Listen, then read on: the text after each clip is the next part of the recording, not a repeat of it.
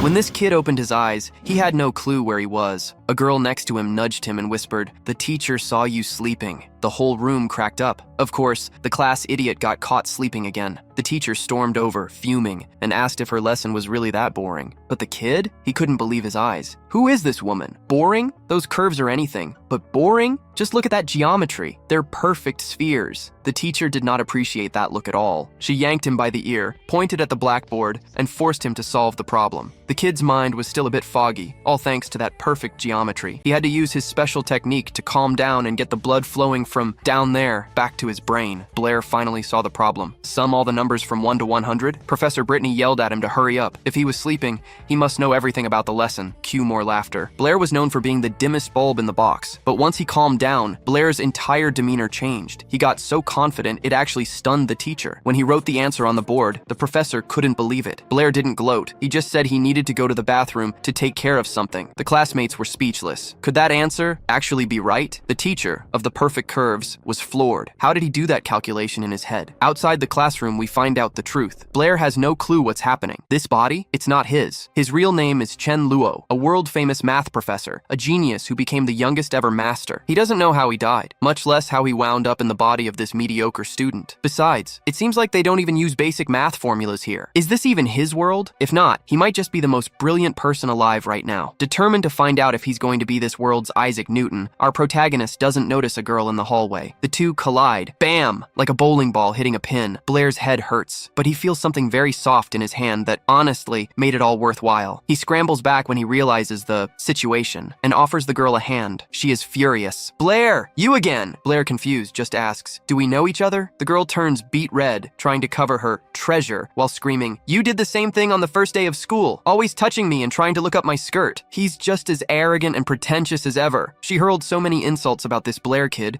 that our protagonist froze in secondhand embarrassment. He tried to explain, but the girl was dead set on erasing his memories, the unfriendly way. She started conjuring fire magic. Blair quickly tried a new tactic. "If I'm really that weak and pathetic, isn't beating me up just cowardice?" The girl wasn't listening. She was ready to barbecue his memories. Out of options, Blair resorted to sincerity. He apologized to the beautiful lady with the incredible geometry. "And I swear I didn't see the color of any white panties." The girl was caught completely off guard. She actually calmed down, but before she could say a word, the culprit had vanished, running away from the blonde as fast as his legs can carry him. As he runs, he starts to process the insanity of this world, where both science and magic exist side by side. Suddenly, a splitting headache hits him, and he collapses to his knees on the grass. His consciousness begins to fade, his body goes limp, and he passes out on the ground. Our protagonist's mind then drifts back to his childhood memories, where he's seen calling out for his dad. The scene shifts to a reflection in a puddle, showing some people in front of a palace. A man hands a beautiful box to a woman, calling her his love and trying to comfort her. Right after, the woman grabs a child by the arm and rushes inside a big 2-story house. Inside, while she's tending to her things, she overhears two women gossiping. They're saying that the lady and the child were nobles, but the man who supported them had died. The memory flashes forward,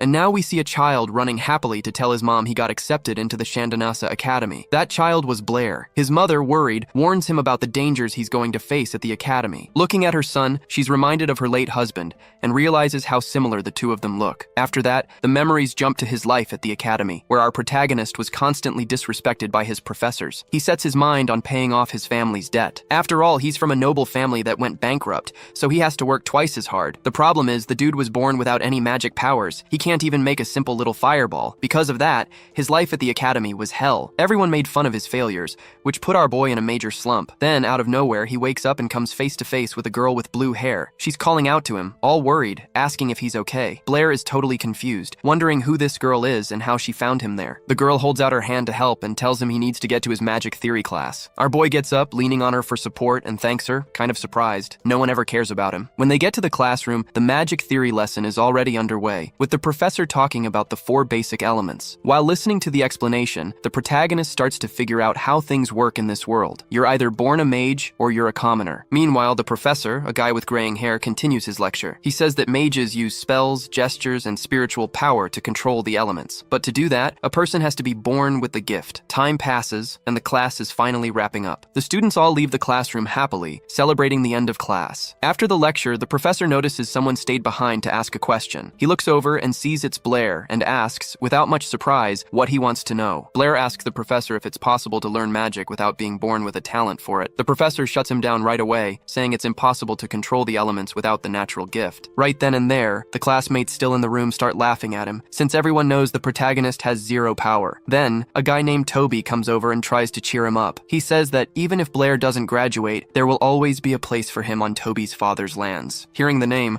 the protagonist remembers that this chubby little guy was the only friend of the body's previous owner. After their chat, Toby gives him a big smile. The two say a friendly goodbye, waving to each other. Out of nowhere, Blair notices the blue-haired girl is looking at him. He asks if she needs something. The girl gets all flustered and runs out of the room, but not before telling him that Professor Brittany told him to go to her office after class. He finds himself thinking about that girl. She was sticking close to him all day. It seemed like she wanted to say something. The guy realizes that even though he's a math genius, that's not going to help much in a world of magic if he doesn't have any powers. With a sliver of hope, he decides to try and use what little magic he has to summon a flame. He looks at his own hand, concentrates, and tries to use the fireball technique, hoping something will happen. His hope was already fading, and despair was setting in because it looked like he had failed again. But then, out of nowhere, his hand erupts in a bright orange flame. The guy is completely shocked, staring fascinated at the fireball in the palm of his hand. He doesn't understand a thing, just sees that yellow light glowing there. He can hardly believe it's real because, as far as he knew, this new body had zero magical power, but there's no denying it. He has to accept reality, and even lets out a sigh of relief. Right after, our boy starts playing around with his new power. Then he stops and starts to wonder how, out of nowhere, this ability appeared. He figures this happened because the worlds crossed over somehow. And out of nowhere, he remembers he needed to talk to the teacher. He goes to her office, knocks on the door, and hears a voice from inside telling him to come in. Apologizing for bothering her, our boy enters the math teacher's office. But when he looks inside, his eyes go wide, and he turns bright red. He finds the teacher, who's pretty hot, in a really weird pose and just stands there staring. But she doesn't even seem to notice his reaction and greets him cheerfully. At this point, the protagonist is still frozen, just staring at her. The teacher, totally chill, tells him not to mind the scene because she always does her calculations in that position. Blair, still a little flustered, asks why she called for him. The blonde then asks him to sit in the chair next to her desk. She backs away for a moment, then comes back and puts a pen and paper in front of him. The boy looks down at the paper and sees it's a new math problem he has to solve. As he's getting ready to start, the teacher says she's gonna step out of the office for a second. But without missing a beat,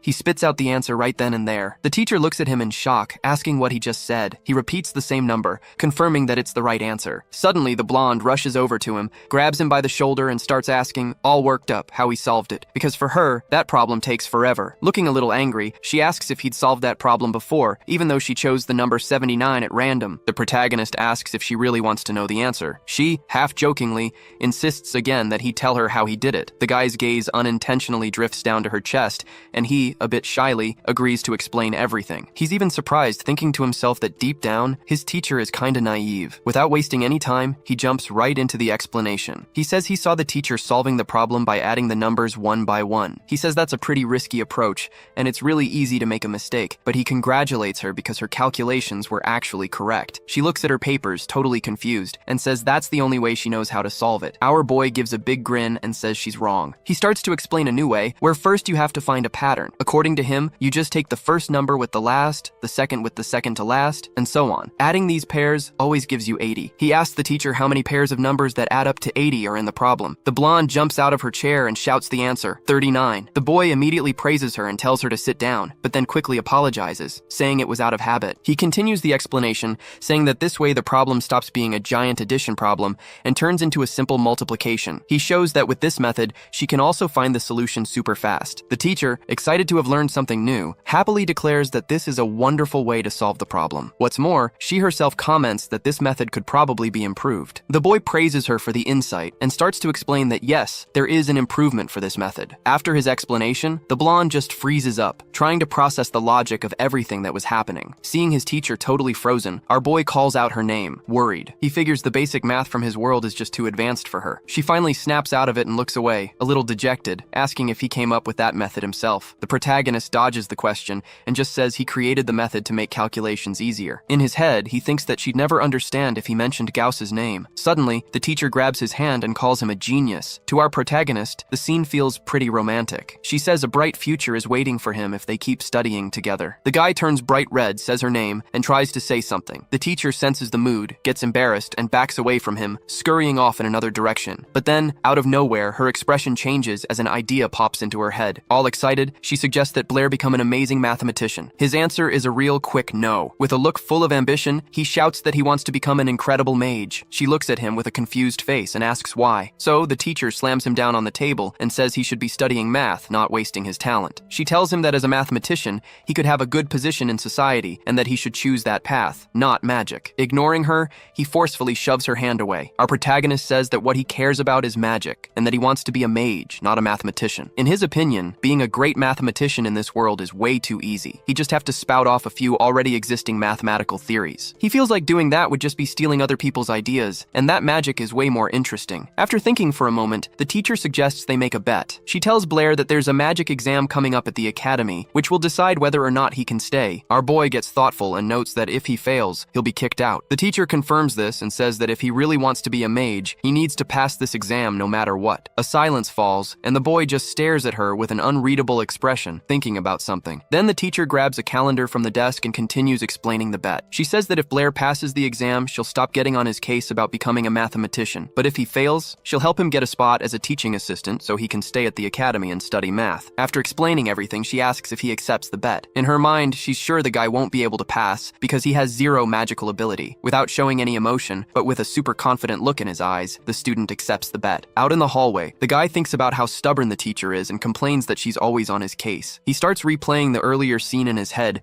imagining it in a much more romantic way than it actually happened. Noticing these kind of dirty thoughts, he decides to distract himself by going to practice some magic. But then, out of nowhere, a girl with ribbons comes running towards him at full speed. They have a nasty collision, and the two of them bonk heads. After that, they both start falling to the ground at the same time. Our protagonist thinks the situation feels familiar, and then he feels something in his hand. When the pain fades, he opens his eyes and finds a girl sitting on top of him. The blonde realizes his hand is on her chest, and right away starts beating the crap out of our boy. Pissed off, she decides to use magic and starts preparing a fire spell. Out of nowhere, an orange fireball appears in her hand, but then she realizes there's no one in front of her anymore. The girl gets furious, cursing about how the guy disappeared again. Far away, our protagonist breathes a sigh of relief, thinking that if he hadn't bolted out of there at the speed of light, he'd be barbecue by now. A little while later, this same girl, who wears ribbons in her hair, goes to talk to the math teacher. She comes in complaining that she ran into a pervert twice in the same day at the academy. After venting, she gets even angrier and swears that the next time she finds that pervert, she's gonna blast him with a fireball without a second thought. The teacher finds the situation a bit funny and lets out a little chuckle. The girl, whose name is Isabella, quickly changes the subject. She says she's already finished the math problem the teacher had assigned. All proud, she mentions that she solved it all in one night and brags, thinking no one could have done it faster. The teacher even praises her effort, but bursts her bubble by saying that a guy named Blair solved the same assignment in just 1 minute. Isabella's jaw drops, completely confused, and she asks how he managed to do it so fast. The teacher explains there's a specific mathematical theory for it and offers to show her. So the teacher starts explaining exactly how the method Blair used works. After the lesson, Isabella has that look on her face like she's still processing everything, you know? But little by little, it starts to click, and she begins to understand the logic behind the theory. Then she realizes something and is shocked. She can't believe that Blair himself was the one who came up with it. Right then and there, Isabella decides she has to meet the genius who created this theory. She asks the teacher about him, her eyes sparkling with excitement as she waits for an answer. The teacher finds her whole reaction a bit strange, but agrees to introduce them. It's not long before Isabella just kicks a classroom door open and storms in. She starts yelling in front of everyone, asking where the guy named Blair is. She makes it crystal clear that she really wants to meet him. One of Blair's friends, completely startled,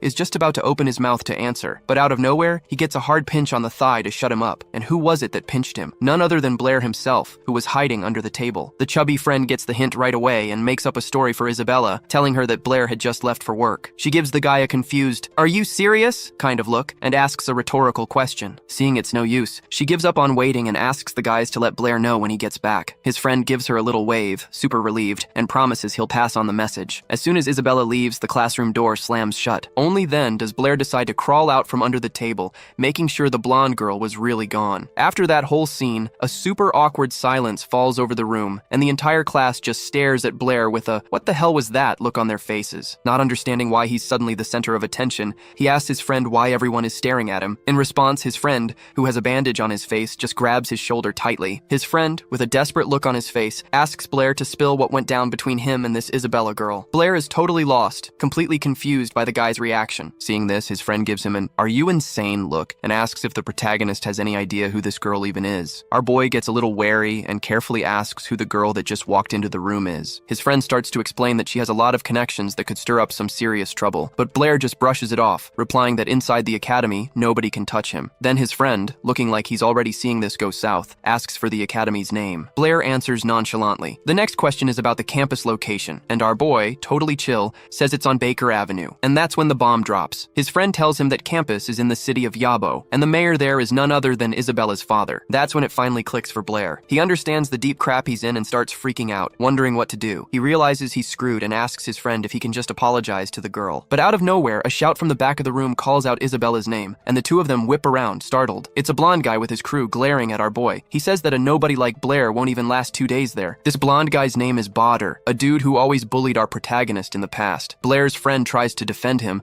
but on the inside, he's thinking the blonde dude is totally right. He thinks this because at that academy, if you don't have any skills, you get zero respect. And to make matters worse, all the second-year students have to take an exam. Anyone who doesn't pass is out, expelled. In theory, the magic exam is super simple. Anyone should be able to pass it easily. There's just one catch. Blair has zero magical ability. For him, this exam means the end of the line. Suddenly, he's snapped out of his thoughts by a loud slam on a nearby table. It's Badr furiously yelling at Blair, asking if he's deaf or something. The air instantly gets heavy, and the blonde guy starts cussing him out relentlessly. Our protagonist's friend doesn't let it slide, his expression hardening as he gets ready to talk back to Badr. The blonde is challenged to a fight right then and there for being such a cocky and rude jerk, but he's totally confused, asking what Blair's friend, a guy named Toby, has to do with any of this. The tension between the two explodes, and they're just one step away from throwing hands. Badr, with a furious look on his face, promises he won't forget this. He turns and leaves with his friends, saying that next time Blair is going to pay for everything. Our protagonist just watches, looking a bit pale,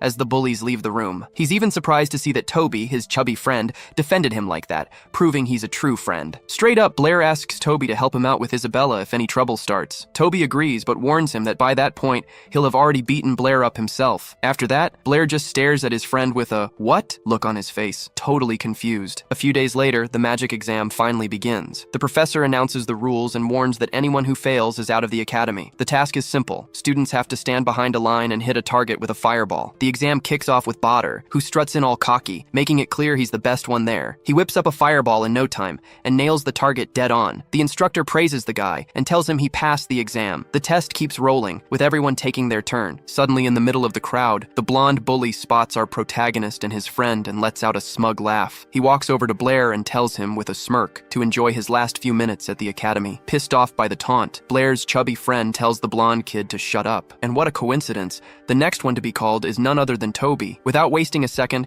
he starts prepping the fireball spell. Out of nowhere, a small orange flame appears in his hand. He shouts the name of the technique and launches the fireball. It flies out and just barely grazes the target. The instructor, without much enthusiasm, says that Toby passed. Even though he just scraped by, the guy is ecstatic that he made it. Next, the instructor looks at his list to see who's up. He was about to call Blair, but then remembers the kid doesn't even have any magic power. The instructor, feeling sorry for our boy, tries to avoid embarrassing him in front of everyone. So, he just starts wrapping up the exam, pretending he forgot about Blair. But then the blonde bully shouts out, telling the instructor not to end the test yet. He points out that there's still one student who hasn't taken the test. The guy points right at our protagonist and yells loud enough for everyone to hear that he's already failed. Blair just stands there silent and still, waiting to see what the instructor will do. The instructor, a bit awkwardly, asks the kid if he's going to take the test. The blonde bully's crew hears this and starts laughing their heads off, mocking Blair. As the crowd murmurs about the protagonist, a math teacher happens to be passing by. Blair's friend tries to cheer him up, putting a hand on his shoulder and telling him to just ignore the jerks. But then, out of nowhere, our boy's entire vibe shifts. With a look full of confidence, he decides he is going to take the test after all. The blonde kid and his crew are completely shocked by this, not understanding what Blair is talking about. The shock wears off fast and they all burst into laughter, clowning on our protagonist and already counting on his failure. All the noise catches the attention of the math teacher, who gets curious and moves in for a closer look. The magic instructor, annoyed by the commotion, tells everyone to settle down. Blair is asked one last time if he's sure he wants to do the test. Our boy, with a determined look, tells Professor Antonio that he's ready. The instructors, still trying to be gentle, tell him not to feel bad if he ends up failing. The protagonist gets in position in front of the target and focuses. He takes a deep breath, thinking about the best way to put on a show for this crowd. He's incredibly confident and knows he doesn't need any incantations or hand gestures to do what he wants. Just to put on a show, he decides to go through the motions anyway. He yells out the name of the fire spell, and everyone looks over at the target, holding their breath. Our MC pretends like he's straining training super hard to summon the magic. The crowd around him even covers their faces from the smoke coming off him, trying not to get burned. When everyone opens their eyes, they look at Blair's hands and see no sign of magic at all. The blonde kid and his buddies see this and start laughing their heads off, thinking our boy totally screwed up. But out of nowhere, a flicker of fire appears in his hand, and fiery circles spread out around him. A massive fireball forms and shoots straight toward the target. When the spell hits the target, there's a gigantic explosion of flames. Absolutely everyone there, students and teachers included, just stares in awe, their jaws on the floor. After the fireball, the target is nothing but a pile of smoldering rubble. The magic professor, in total disbelief, says that Blair has passed the exam. The blonde's face completely changes, and he blurts out that it's impossible, because not even he could get a result like that. Only Tobe is genuinely happy for his friend, asking him why he'd been hiding all that talent. Suddenly, the professor calls our MC over for a talk. The math teacher is also off to the side, completely shocked, wondering how the kid pulled that off. Blair goes to the magic professor's office and starts spinning a tale about how he trained every single day with books, and that's how he managed to master the fireball spell. The professor, Anthony, explains that magic is a gift from the gods, and that people without any abilities were called the God-Forsaken, and they had all assumed Blair was one of them. But now, it seemed the gods had rewarded Blair with this gift, which was an incredibly rare occurrence. He praises our MC and encourages him to keep studying, telling him he has massive potential. Our boy thinks to himself, already tired of it all, that every single teacher at this academy is trying to force him to learn something. Then, out of the blue, he says he appreciates the praise, but he wants to go back to his own world. The professor looks at him, completely confused, and asks what worlds he's talking about. Our MC instantly realizes what he just said and tries to play it off, saying it was just a joke and that he let it slip by accident. But Anthony doesn't quite buy it and just figures he's been studying too hard. He assumes Blair was talking about the world from the legends of the Sacred Master. As soon as he hears about this master, our boy gets super interested in what the professor is saying. According to legend, there was a sacred master who could control space and travel to other worlds, but everyone thinks it's just a myth. Our MC looks at the professor expectantly and starts asking more about these legends. He suddenly grabs the old man by the shoulders and declares that he needs to become a sacred master. Some time passes, and Blair starts to seriously study the history of this world. He stays up late in the library, burning through all his energy as he plows through a ton of books. From the information in the books, he discovers that there are different power levels for mages in this world. In total, there are 7 different tiers. The sacred masters were only ever mentioned in myths and legends. Their magical abilities were only described in ancient texts. A lot of old books say the holy masters had space magic and could just rip open space to travel between worlds. People these days think that's just a legend and that other worlds don't exist, but our protagonist is still holding out hope that this is his ticket home. The problem is, Professor Antonio doesn't believe in any of that, so he's not going to get much info out of him. Just then, the library administrator walks up to Blair and asks how he's doing with his studies. Blair gets a little nervous as the administrator tells him to stop just reading and help out a bit with the library work. Left with no choice, our boy agrees to take a break from the books. After his shift, he's totally wiped out because he had no idea working at the library was so tough. When his shift is over, it's time for class. The moment our protagonist walks into the room, a weird silence falls over the place. Everyone's whispering about his test results since he did surprisingly well. The chatter wouldn't stop, and this sudden popularity was starting to weigh on him. Out of nowhere, he spots Isabella out of the corner of his eye and just freezes. He doesn't get what this girl is doing there and just stares at her, barely breathing. The blonde is sitting in a kind of weird pose, which makes our boy super flustered. He even tries to turn away so he doesn't have to look. Suddenly, Isabella shoots up from her seat and shouts for the whole class to hear that she didn't know that guy was the same Blair. Seeing things were about to go south, the protagonist tries to calm things down and shut down the conversation, but the girl cuts him off immediately and calls him a pervert in front of everyone. Blair still tries to find a way to calm the blonde down, but then he sees fire starting to form around her. She concentrates all her power in her hands, preparing a fire spell. Not knowing what to do, the scared kid can only cringe and cover his face with his hands, but he doesn't feel a thing. Surprised, he opens his eyes to see why the attack never hit him. Right in front of him is the math teacher, who stopped the clueless student. The teacher, with a disappointed look, asks Isabella why she's using magic inside the classroom. The mayor's daughter even tries to explain herself, but the teacher cuts her off before she can even speak. Right after that, the teacher calls Blair to her office. And it doesn't stop there. She decides Isabella has to come along too. Not wanting any more trouble, our boy agrees and quietly heads to the teacher's office. The 2 students and the teacher quickly leave the room, slamming the door behind them. After that crazy scene, all the students are left in silence, trying to process what just happened. A blonde guy in the class was in shock, not understanding why Blair was getting so much attention. Meanwhile, in the teacher's office, our boy explains all the awkward situations that went down with Isabella. The teacher tries to get the 2 of them to make up, saying it was all just a big misunderstanding. With the teacher pressuring her, the blonde girl ends up agreeing to forgive the guy. Then, the teacher changes the subject, bringing up the magic exam and praising the protagonist for his effort, saying the bet between them was officially over. She says she was really intrigued by his performance and asks him to show her how he managed to evolve out of nowhere and gain magic abilities. Our boy turns her down, saying it was just luck and that actually, he's the one who has some questions for her about magic. The blonde doesn't push it and just waits, curious to see what he's going to ask. He then drops the question. To use an element, do you really need to use hand gestures and recite spells? Isabella, who never misses a chance, butts into the conversation to make fun of the protagonist, calling his question stupid. Realizing his question sounded kinda dumb, Blair, a bit awkwardly, asks if there are any exceptions among mages. The teacher starts to explain that even the most powerful mages need spells and gestures. The only difference is that, at their level, they can do it a lot faster. She goes on,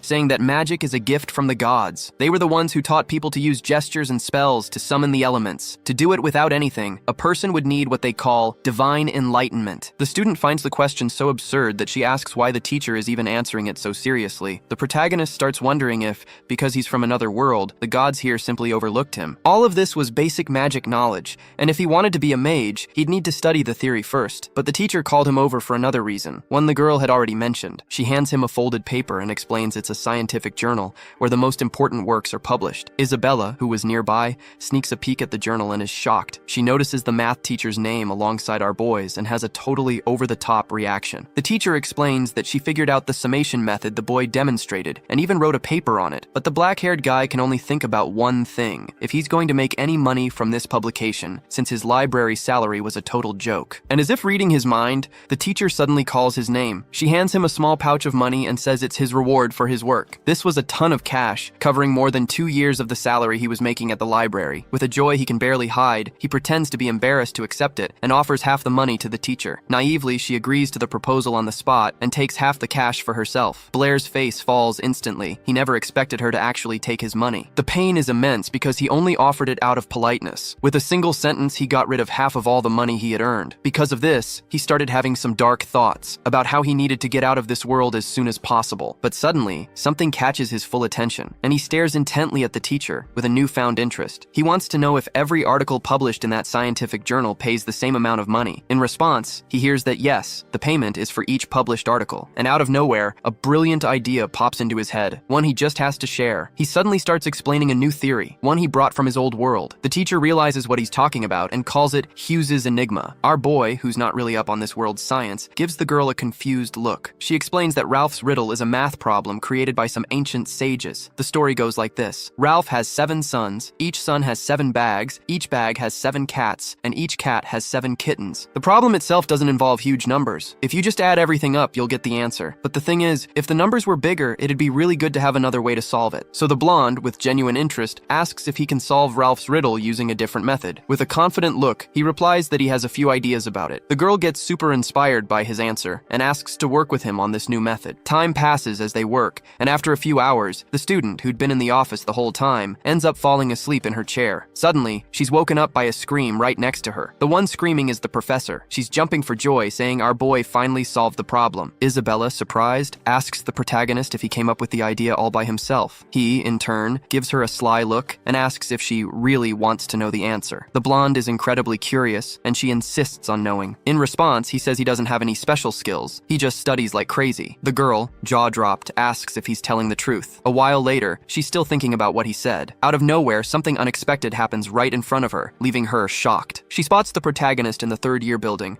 and wonders what he's doing there since he's a 2nd year. She promises herself that she'll catch him in the act this time, but before she knows it, she's lost sight of him again. By this point, the protagonist is already near a high stone wall behind the 3rd-year building. This was the place Toby had told him about, hoping his friend wouldn't do anything stupid. With a light jump, our boy hops over the wall and suddenly remembers his magic teacher. He'd told him that if he wanted to learn about magic, he should go to the Magic Association in the city of Yabo. Behind the wall lies something surprising, and the protagonist freezes for a moment. He takes it all in, appreciating the city's unique architecture. The area feels peaceful and quiet, but the main street is bustling with activity. Merchants on every street are calling out to potential customers, hoping to sell their goods. The black-haired guy casually strolls through the city, taking in all of its beauty. His attention is drawn to an imposing castle with beautiful white walls, right in the center of it all. He recognizes it right away. That's the Magic Association he was looking for. Before heading inside, he carefully pulls a mask of some sort out of his pocket. He needs to be careful. It's best not to reveal his identity needlessly. Since the association's entrance was pretty quiet, he went straight to the main desk. There, he runs into a blue-haired girl who immediately offers to help. Our protagonist instantly recognizes her as Molly, one of his classmates, and wonders what she's doing working there. The girl offers him the services of a high-level mentor, but charges an insane amount of money for it. When our boy hears the price, he's a little shocked. point, not getting it at all. He obviously doesn't have that kind of cash, so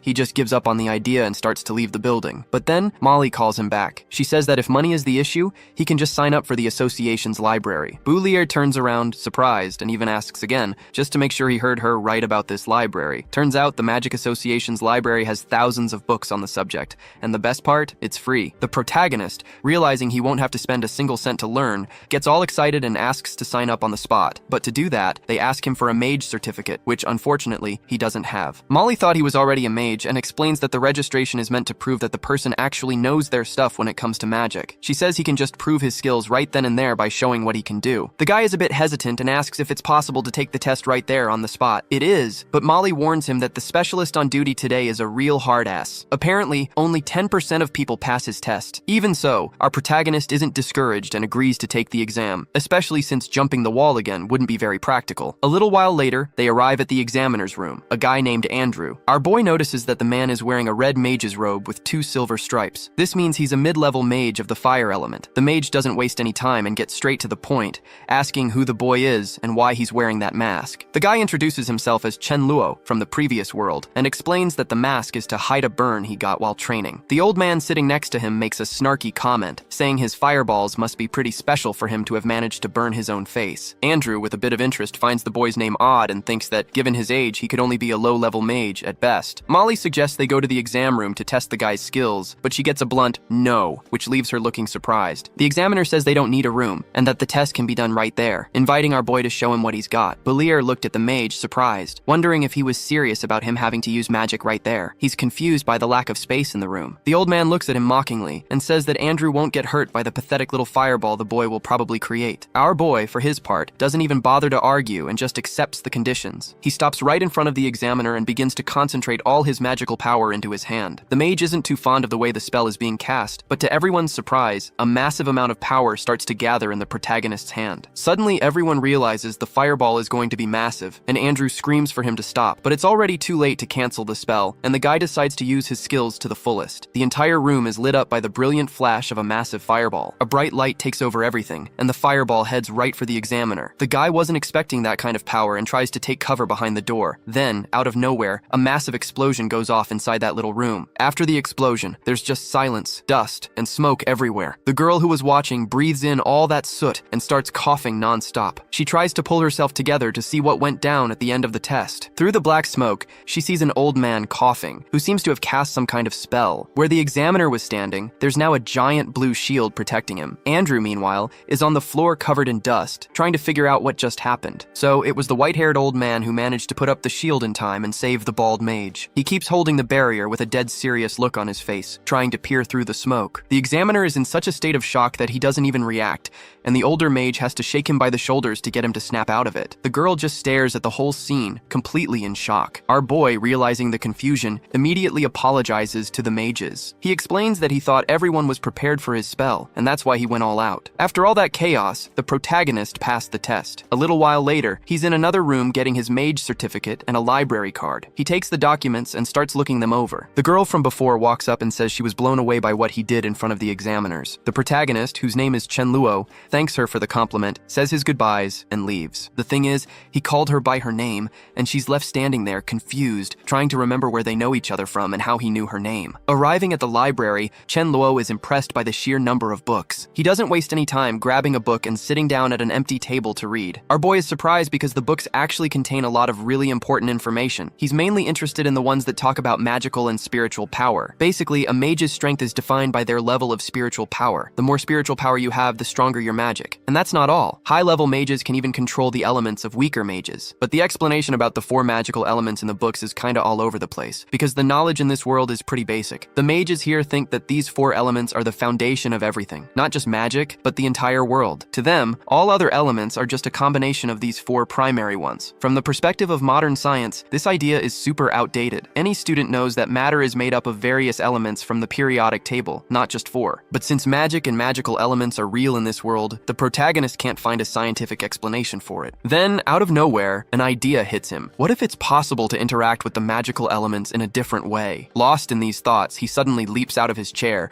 startling everyone in the library. If his theory is right, he might just be able to create a completely new kind of magic. Out of nowhere, he gathers the paper papers that were on the table. Without a second thought, our boy gets his stuff and bolts from the library. He needed to test this crazy idea and went straight to the Magic Association. When he gets to the association, completely out of breath, he runs down a hallway, and the guys who administered his test recognize him. The examiner and an older man were sitting there, still kind of in shock from what they'd seen earlier. To help set the scene, a blue-haired girl was serving them tea. This Andrew guy comments that this Chen Luo has extremely low spiritual power, but even so, he managed to create a huge and super powerful fireball. And the weirdest part is that the old man couldn't even control the element the kid summoned. The gray-robed mage thinks maybe the kid has some secret they're not getting. It was already getting dark, so the protagonist decides to get out of the city and head back to the academy. On the way, he just hops over a high stone wall like it was nothing, and he lands smoothly on the other side, on his feet, without kicking up a single speck of dust. Our boy doesn't want to waste time and decides to try creating that new magic right then and there. A bunch of ideas start popping into his head, and he struggles to focus and create something different. The protagonist takes a deep breath and, out of nowhere, feels a strange energy. A whitish flow, one he doesn't recognize, starts swirling around him. He figures out that this energy is coming from his own body and that he can control it. He tries to direct this flow of chi to create a second element. A ball of magic forms in his hand, and it transforms into oxygen. But then he's not sure if it's actually pure oxygen. There was no way to tell just by looking. So Blair gathers the oxygen he created in his hand, making it denser and more concentrated. He figures if it's really oxygen, all he has to do is set it on fire to be sure. But the first attempt is a bust. He adds fire and only a little puff of smoke comes from his hand. Without losing hope, he tries the crazy experiment again. He creates the oxygen in his hand one more time, compresses it tight, and lights that thing on fire. Suddenly, a giant explosion goes off all around him. The shockwave is so strong it shatters the windows of the nearby buildings. To give you an idea, even a glass that was just chilling on the math teacher's desk started to crack all over. The teacher hears that huge noise coming from the street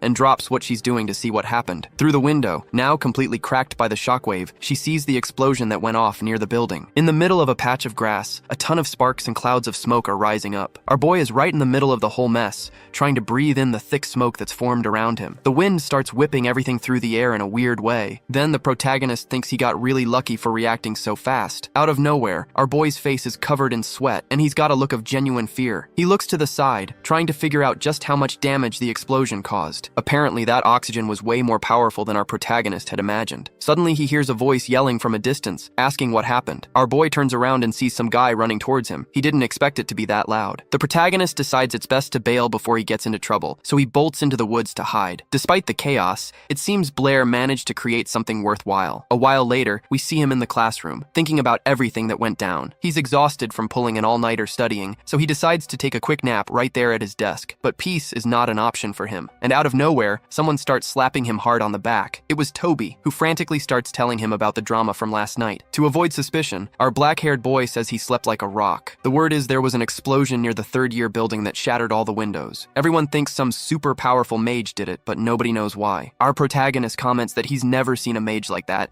and his friend gives him a shocked look, asking what he means he's never seen a high-level mage. After all, their math teacher is a super high-level mage. Hearing this, Blair's face is one of pure shock, and he even jumps out of his chair. A little later, our protagonist decides to go talk to the teacher, and the scene cuts to him knocking on her office door. She opens the door almost immediately and greets her student. Our boy came at the perfect time, because she actually wanted to speak with him. She tells him that the Mathematicians Association has already published an article on Routh's enigma, and since he was the one who proposed the solution, his name is listed first among the authors. The teacher congratulates him for solving the most difficult problem in mathematics, but brushing that aside, he says he's here to discuss something else. To the blonde teacher's surprise, he says he wants to study math with her and asks for her help. After hearing this, she just stares at him, completely confused. The guy wanted to be a mage, but suddenly he decided he also really liked math and didn't want to regret it later. He even says he feels like he must have been an incredible mathematician in his past life. The teacher, overcome with emotion, takes his hand, calling him by his name. She can't control herself and presses his hand against her own chest, saying how happy she is to hear that. She hugs him and says that from now on, they'll study math together every day after school. Dying of embarrassment, the guy tries to pull away from the hug, gently pushing her with his hands, and uses the moment to ask for help with magic too. Still totally flustered by the scene, he hears her agree to everything and decides to get out of there as fast as he can. Our boy is already rushing for the door, dying to get out of there. He opens it, but the blonde teacher calls out to him, reminding him about their arrangement for the next day. He just agrees, wanting to bolt. But then, out of nowhere, she tells him to stop and wait another minute. So, she sits on her desk, clasps her hands, and tries to figure out how to say what's on her mind. Blair is totally confused, staring at her nervously. Then it dawns on the teacher. The black-haired guy only agreed to the math lessons to get help with his magic. She's troubled by this this because she realized his request wasn't sincere. Seeing he's been caught, the protagonist panics, trying to come up with a quick excuse, and suddenly he gets a brilliant idea to get himself out of this. He blurts out that since they're going to be spending so much time together, it'll be easier for him to ask about magic. But before he can even finish his sentence, the teacher's hand comes down hard on his shoulder. She grips him tightly, and the boy gets super confused, scared of what she's going to say now. But the teacher says he has a talent for math and that he can use it as a tool. Apparently, our boy's answer was enough for her. She tells him to go get some rest and not to forget to come back after school. Blair thinks to himself that this girl is both smart and a little silly at the same time. Time passes, and the next evening, Blair shows up for his lesson. He opens the teacher's classroom door without even knocking and just walks right in. Suddenly, he sees two girls up at the front sitting at the desk and chatting. One of them, Isabella, clearly isn't happy to see him there, probably because she wanted to talk to the teacher alone. Without missing a beat, she straight up asks what he's doing there. The teacher then apologizes to Isabella and explains that she forgot to tell her, but from now on, Blair would be having lessons with her too. The teacher asks Isabella to look after the new guy, but from the look on her face, she's not a fan of that idea at all. The blonde then calls the protagonist over to sit next to the other student and says she's prepared a problem for him. The question was this: a stone is dropped into a well. A little while later, another stone, twice as heavy, is also dropped. The question is, when will the second stone catch up to the first one? Isabella starts to answer, saying they need to know the time between the two drops, but before she can finish, Blair cuts her off. Our boy, without hesitating, flat out says the second stone will never catch up to the first. He explains that if you ignore air resistance, a heavy stone won't catch up to a lighter one. His answer leaves the blonde girl sitting next to him really irritated. She accuses him of not even knowing the basics. According to her, everyone knows that an object's falling speed depends on its weight. The heavier it is, the faster it falls. She says that this is what the ancient sages discovered, and that even a child knows it, but our protagonist isn't buying it. The look on his face shows he's getting pretty pissed off too. He shoots back that just because a bunch of ancient sages said something, that doesn't make it true, and asks if she's ever actually seen it happen in real life. The blonde gets pissed that the guy dared to question the wisdom of the ancients. The vibe gets tense between them because neither one wants to back down. So our protagonist tells them straight up that science has to be precise, and that if a truth can't be proven, then it's not a real truth. Another student suggests a bet, but the guy says no. The teacher tries to calm things down so everyone doesn't start a fight, but then, out of nowhere, the mayor's daughter bets 10 gold coins. He instantly agrees. The teacher just face palms, frustrated that she can't stop the black-haired kid. After a while, they find a spot to do the experiment. She tries one last time, saying that one stone is twice the size of the other, and that they should just drop the whole argument. But he holds his ground. After all, he wasn't about to pass up on some easy money. Nobody there thinks he's gonna win, because everyone believes in the ancient sages. The blonde even comments that being confident is one thing, but being this cocky is another. Right after that, some white platforms of wind appear in the air. The teacher steps on them and starts to float. A bluish wind propels her upwards, higher and higher and faster and faster. Our boy, who had never seen flight magic before, is just gawking at the scene. He and Isabella are down below,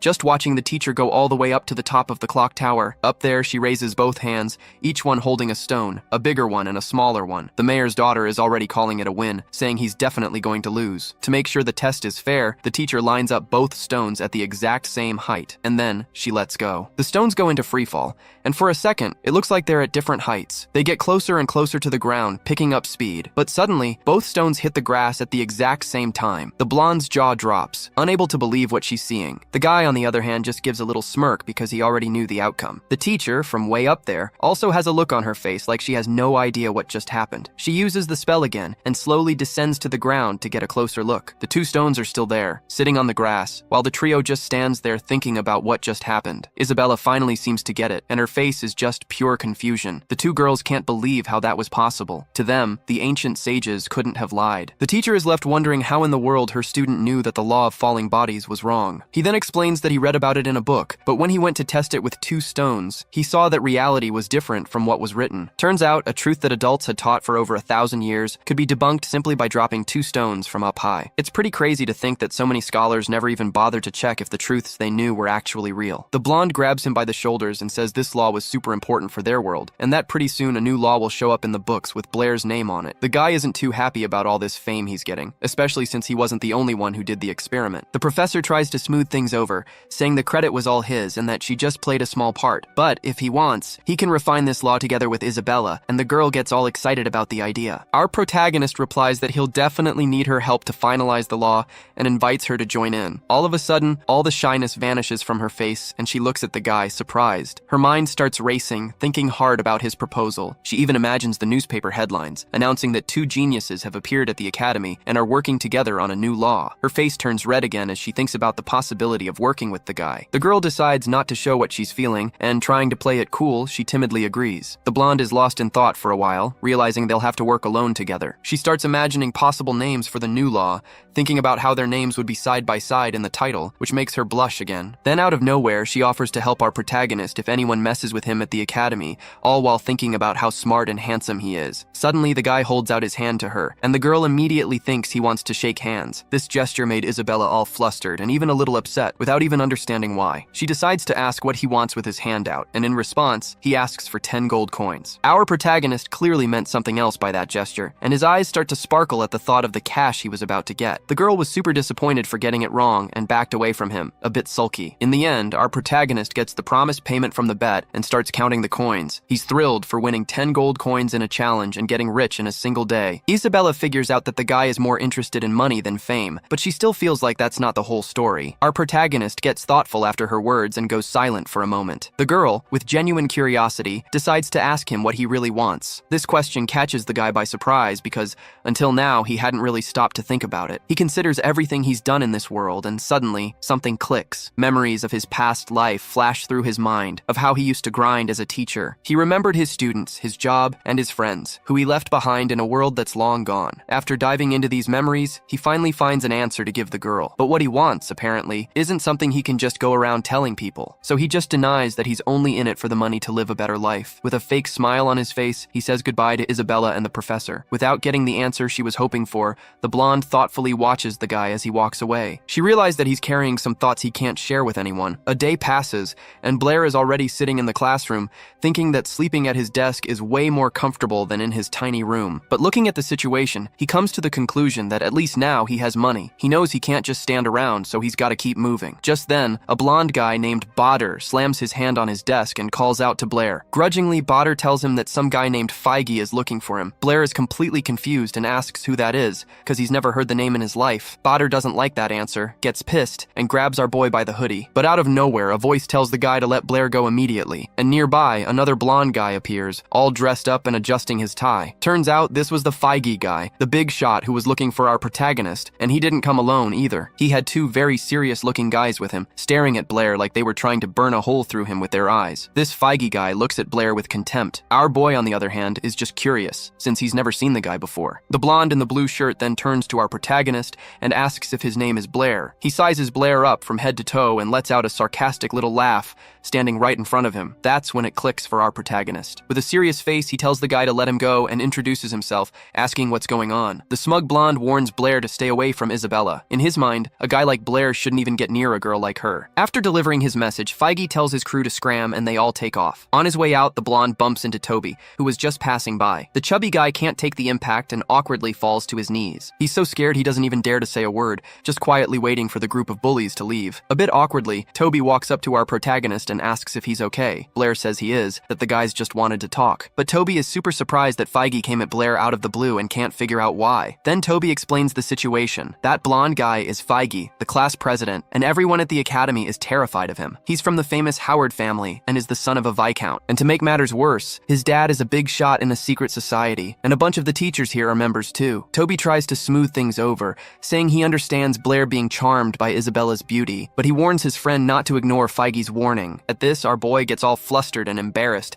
because that wasn't what he was thinking at all. Time passes, and soon it's noon as classes come to an end. Blair is already sitting with Isabella, but he's totally zoned out, thinking about how to properly use his new oxygen technique. The big advantage is that he won't need magic or hand signs, but the problem is, he still doesn't know how to use two elements at once. He's snapped out of his thoughts by Isabella, who tells him to stop slacking off. She tells him to solve the problem the math teacher assigned. Our protagonist, yawning with boredom, simply hands her a piece of paper. When Isabella looks at the sheet, she sees a bunch of formulas and realizes he'd already solved everything a long time ago. She's left speechless, since she only managed to solve half the problem in the same amount of time. Our protagonist then says you can't just solve everything the same way. According to him, the secret is to find different ways of thinking. Ignoring his smug attitude, she looks down at the paper, a bit embarrassed. Taking advantage of the silence, our boy remembers he wanted to ask her something. He's curious how she can summon 2 fireballs at once, and she replies that she can actually summon a whole bunch of them. This information leaves the protagonist shocked, and he just stares at her, confused. The blonde realizes the black-haired guy can only make 1 fireball at a time, and starts making fun of him. He explains that he's read a ton of books about magic but never found anything about summoning multiple spells at once. The girl, in turn, says the books only teach the basics and don't cover these more advanced techniques. To learn that stuff, you'd have to hire a really expensive magic consultant. But, she adds, if someone called her sister, she'd help them learn herself. Without skipping a beat and with a completely straight face, our protagonist calls her sister right on the spot. The girl wasn't expecting such a quick, direct response and is completely caught off guard. The deadpan expression on his face when he said the magic word left her all flustered. But since a promise is a promise, she agrees to teach the guy. After this, they leave the academy and find a more secluded spot to train. The girl focuses and casts the spell. Suddenly, a bunch of yellow fireballs appear, floating all around her. Our boy is completely amazed by the sight, since he can barely even create two. What really catches his eye is how stable her spells are. The girl explains that the main secret to summoning multiple fireballs is the distribution of spiritual power. Most people believe that spiritual power can only be focused on a single point, but once someone masters this technique, they can distribute their power to different points. Each of these portions of power is capable of summoning a spell, and that's how you summon multiple fireballs. The protagonist then asks if it would be possible to summon different spells using each portion of power, and she excitedly confirms. As they're talking, a golden-haired guy watches them from a distance. His name is Bader, and he thinks the two of them have a thing going on. Next to him, someone else is gripping a part of the wall with so much rage that it starts to crack. The boss, who was nearby, also saw the scene and looks on nervously. He vows to himself that the protagonist will pay dearly for this. At that very moment, our boy is training hard, trying to split his spiritual power into 9 parts. The blonde explains that he needs to follow her instructions and split his spiritual power step by step. With a smile, she tells him not to feel bad if he can't get it, because it took even her 6 months of training to learn. Suddenly, just as she finishes speaking, a bunch of fireballs appear all around the young man. The girl stares in confusion at the scene before her and asks how he managed to do that. Totally nonchalantly, he replies that he just split his spiritual power into 9 parts and summoned the fireballs. But the girl isn't buying that excuse and asks how he managed to pull that off so quickly. Blair looks over at her, a little surprised, and just says he simply understood the technique and was able to use it. An answer that simple leaves the blonde completely stunned. She just stands there for a moment, staring at the guy. Her face turns bright red, thinking that he wasn't just a math genius, but a magic one too. Then she starts getting really pissed off, because she trained for way longer than he did. To save face, she decides to lie, saying she's done the same thing before. With her pride wounded, the girl just ditches the training session and runs off. Our boy has no clue why she's so mad, and just chalks it up to another one of those "I don't understand women" moments. He puts his hand in his pocket and suddenly feels something weird. It catches his attention, and he stops to see what it is. Meanwhile, the girl still hasn't cooled off and is stomping angrily toward the academy. Out of nowhere, Blair runs after her and grabs her arm. Isabella is startled by the move and asks if he needs something else. That's when she notices his hand is held out, offering her something. It was a bracelet of sorts with a really pretty golden cat charm on a red string. The protagonist offers her the gift, calling her by name, and tells her to take it. He says the only reason he learned the magic was thanks to her help, and he appreciates it. She stares at the bracelet, breathless, wondering what to do. Her face flushes red again, and she bites her lip, completely flustered, as she stares at the protagonist. Surprised, she says he actually has some sense, and that maybe he isn't so stupid after all. The blonde then snatches the gift out of his hand with a quick move. Trying not to show how she really feels, she runs off in a fluster, yelling that the gift is ugly. Except since she was running with her eyes closed, her legs get all tangled up and she takes a super goofy fall onto the grass. Without even asking for help, she scrambles back up, laughing nervously, totally mortified. Then she turns to see his reaction. Blair is surprised and a little thrown off by her stare, not sure what to do. But before he can say a word, the girl scrambles up and takes off again, shouting a few insults over her shoulder. She vows that she won't give up so easily, but all Blair can do is let out an exhausted sigh. After that whole scene, he decides to take a break and lies down on the grass to chill in the sun for a bit. He figures if she really didn't like it, she wouldn't have taken the gift. After all, he spent 50 silver coins on that thing. The guy was thinking that he originally planned to give the bracelet to his math teacher, but then he suddenly spots something right in front of him. 3 guys walk up to our protagonist, who's just lying there on the grass. One of them, Bader, reminds our boy that the class president had already warned him to stay away from that girl. Him getting close to the mayor's daughter was making the president pretty damn nervous. Without saying a word, our MC just gets up from the grass, looking dead serious. Then, out of nowhere, he turns his back and just bolts from the guys who were giving him a hard time. The blonde dude and his crew weren't about to let that slide and took off right after him. The thing is, our boy saw no reason to fight these guys. But then, one of the 3 decided to run his mouth, saying Blair's dad died a coward, fleeing in the middle of a battle. Hearing that about his family really struck a nerve, and our MC stopped dead in his tracks. The blonde dude, seeing his opening, kept taunting him. He thought Blair had let his guard down and tried to sucker punch him from behind, but as he threw the punch, his fist just stopped in midair, right in front of our boy's face. The bully was not expecting that at all. Since he'd thrown the punch with all his might, the recoil sent him flying backward, and in the end, he was the only one who got hurt. You could see on Blair's face that he was seriously pissed off by the gang's actions. Meanwhile, the blonde blonde dude could barely even get back on his feet. His hand was completely burned, and he was in excruciating pain. This just made our MC even more furious, and he declared that his father was a brave warrior who died for his homeland. He added that his dad was an amazing father who deserved respect, even in death. Blair then threatened them, saying that no one gets to insult his father. Fueled by his rage, 9 fireballs suddenly appeared, floating around him, grabbing the bully's attention. They were completely shocked by Blair's skill, because as far as they knew, he had 0 magic. The thought of being burned alive terrified the guys, and they bailed immediately, leaving their leader behind. Now alone with a furious Blair, the blonde dude looked up at him, terrified. What he saw was enough to make him panic and start begging for his life. The bully tried to save his own skin, saying that fighting was forbidden at the academy,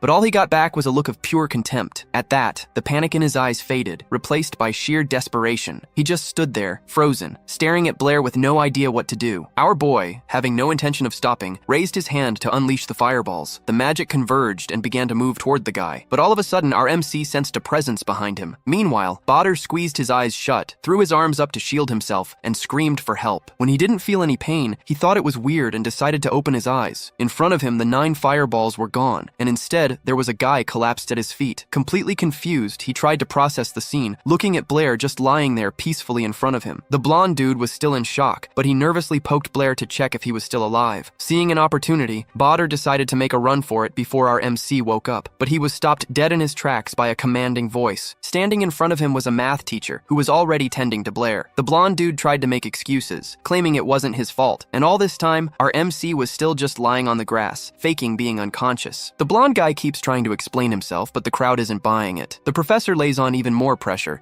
saying she knows exactly how he feels about Blair. The whole argument, which was going nowhere, is cut short by a guy with a beard and mustache who just shows up out of nowhere. He tells Badr off, since our black-haired boy was right there, passed out on the ground. This just proves that the blondie was lying the whole time. The man then orders Badr to go straight to his office and wait to face the consequences of his actions. He goes to talk to the vice president, saying this is all the academy's administration's fault and apologizing for the scene. The 2 men walk away, discussing the situation, while the girl tries to wake Blair up. She's worried about his condition, but suddenly she feels a weird chill. The protagonist pulls away from her a bit, and his face just freezes in a mix of embarrassment and a certain excitement. The girl sees this and thinks he's genuinely not feeling well, but he replies that he was fine, right up until she was practically smothering him. She then gives him one of those big motherly hugs and says she was really worried about him. Just then, an older gentleman approaches and says this whole mess will be sorted out, but that they came for another reason. The girl takes the lead and decides to introduce the 2 men to Blair. The older one's name is Archil, and the younger one is Calvin. Our boy bows respectfully, greeting the 2 academy employees. Apparently,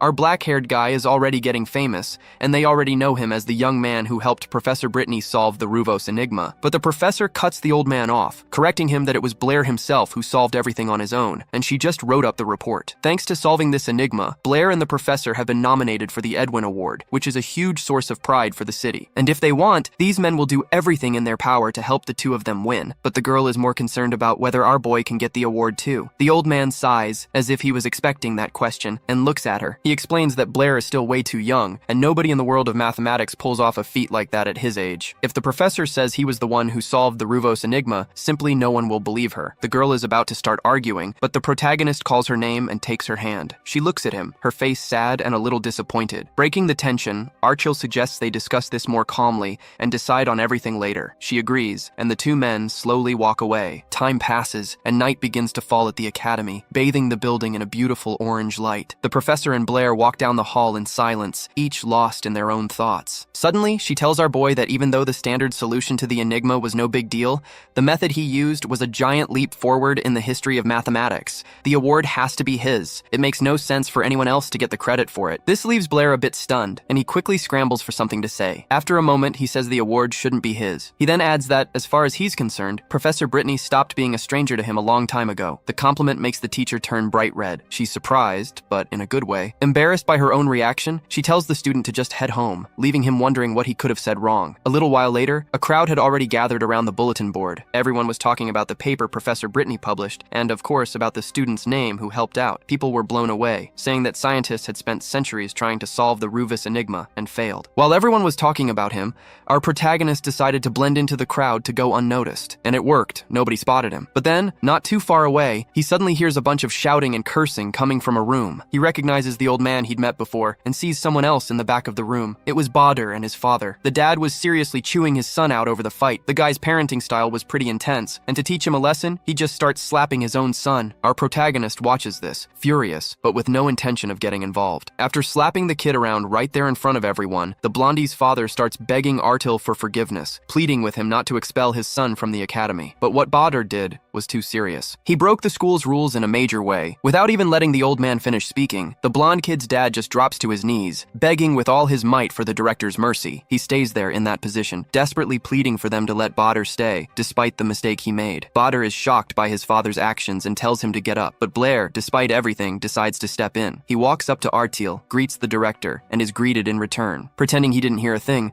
our boy asks the director what happened with Badr. Instantly, the blonde kid's face fills with rage when he sees the black-haired guy decided to get involved. Artil explains that the student started trouble, broke a major rule, and the academy had already decided to expel him. Swallowing his pride, Badr's father, still on his knees, grabs Blair's sleeve, thinking he can help. He says he'll teach his son a lesson and begs for forgiveness, explaining how hard it was to get his boy into this academy. If he got expelled, his life would be over. After all this drama, the black-haired guy just sighs, getting ready to speak. He turns to Artil and calmly asks him not to punish the blonde kid so severely. The bully, hearing this from the very person he'd been provoking, is just completely shocked. After hearing the request, the director says the academy can suspend the expulsion for a while. Badr and his father are totally surprised and relieved, but Artil warns that if Badr pulls anything like this again, there won't be a second chance. In response, the blonde kid's father forces his son's head down, making him bow in respect. Then, he orders Badr to thank Blair and Artil. Too scared to disobey his dad, the blonde kid bows and thanks the principal and Blair. The old man accepts the apology and tells them both to get to class. They get to the auditorium door, and our boy is just about to open it. But then the blonde kid stops him, asking why he decided to defend him. With his hand on the doorknob, our protagonist stops and thinks for a bit. He explains that he only did it because he didn't want Badr to disappoint his own father. The kid stares at the floor, thinking about what Blair said. After that, he turns around and gives him a genuine thank you. He also tells him to watch out for FaZe because that guy isn't gonna let this go. He adds that FaZe's uncle is the academy's vice principal. Later, after class, Blair heads to the library like always, thinking about the complicated day he's had. Out of nowhere, the librarian shows up at the door with a really serious look on his face, making it clear this wasn't going to be a good talk. Our protagonist wasn't expecting to see him there and asks what he's doing. The librarian gets straight to the point and asks if Blair has gotten into a fight with anyone lately. Our boy is surprised and totally confused, asks if something happened. Then he gets the news. He can't work in the library or live in his room anymore, and to make matters worse, it's a direct order from the vice principal. After this bombshell, our protagonist decides to find Professor Brittany, the one who's wanted to take him and Isabella to a math seminar from the start. Blair explains he can't go, since he got kicked out of his room and now has to find a place to stay. In response, the professor invites him to live at her place, saying she has a spare room. Our boy gets all flustered by the offer, already imagining what it'd be like to live with her. Worried, he asks if it would be a bother for her to have him living there. She calmly replies that it's no problem at all, because that way they can study math anytime. Her answer kinda makes sense to him, but he's still beat red anyway. They seal the deal, and she tells Blair to meet her after the ball. Suddenly, Isabella barges into the room without warning and immediately asks what our boy is doing there. The professor explains that Blair is also going to the seminar with them, and that from now on, he'll be living with her. This last piece of news makes the blonde furious, and she immediately starts complaining. Not understanding her student's reaction, the professor says that Blair isn't a bad person, and there's nothing to worry about. Meanwhile, our protagonist just stands there,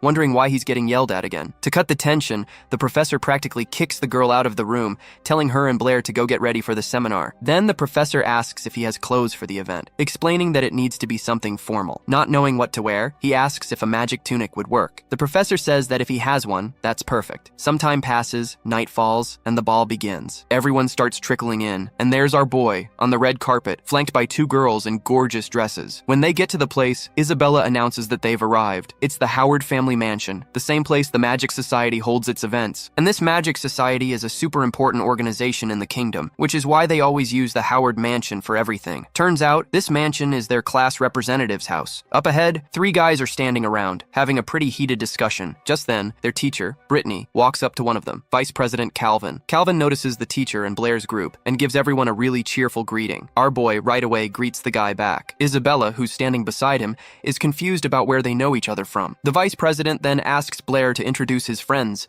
mentioning they were just talking about him. Professor Brittany decides not to interrupt their chat and backs away, saying she'll catch up with them later. Blair and Isabella walk into the mansion and their jaws just drop, looking at everything around them. Our protagonist is blown away by how fancy the party is and makes a beeline for the food table. Without a second thought, he starts grabbing a ton of snacks and drinks, scarfing it all down in a flash. But Isabella is not happy about this scene scene at all, thinking he's embarrassing them. Suddenly, something catches Blair's eye, and he looks over in one direction with a lot of interest. He sees a huge painting on the wall, showing two rivers connected by several bridges. The blonde girl explains that this is the Howard family's greatest pride, the painting called The Seven Bridges of the Royal Capital. Blair, kinda confused, asks for the painting's name again, making it obvious he had no clue what it was. Their conversation is overheard by the homeowner's son, a playboy who, making fun of him, starts insulting our protagonist for the way he's acting. Isabella can't stand the guy's attitude and defends Blair, saying he's their guest and deserves respect, but the blonde dude couldn't care less. He keeps insulting Blair for his ignorance, since he didn't even know such a famous painting. Isabella decides not to start any more trouble with this Feige guy and grabs Blair by the hand to get out of there. The class representative sees her holding our boy's hand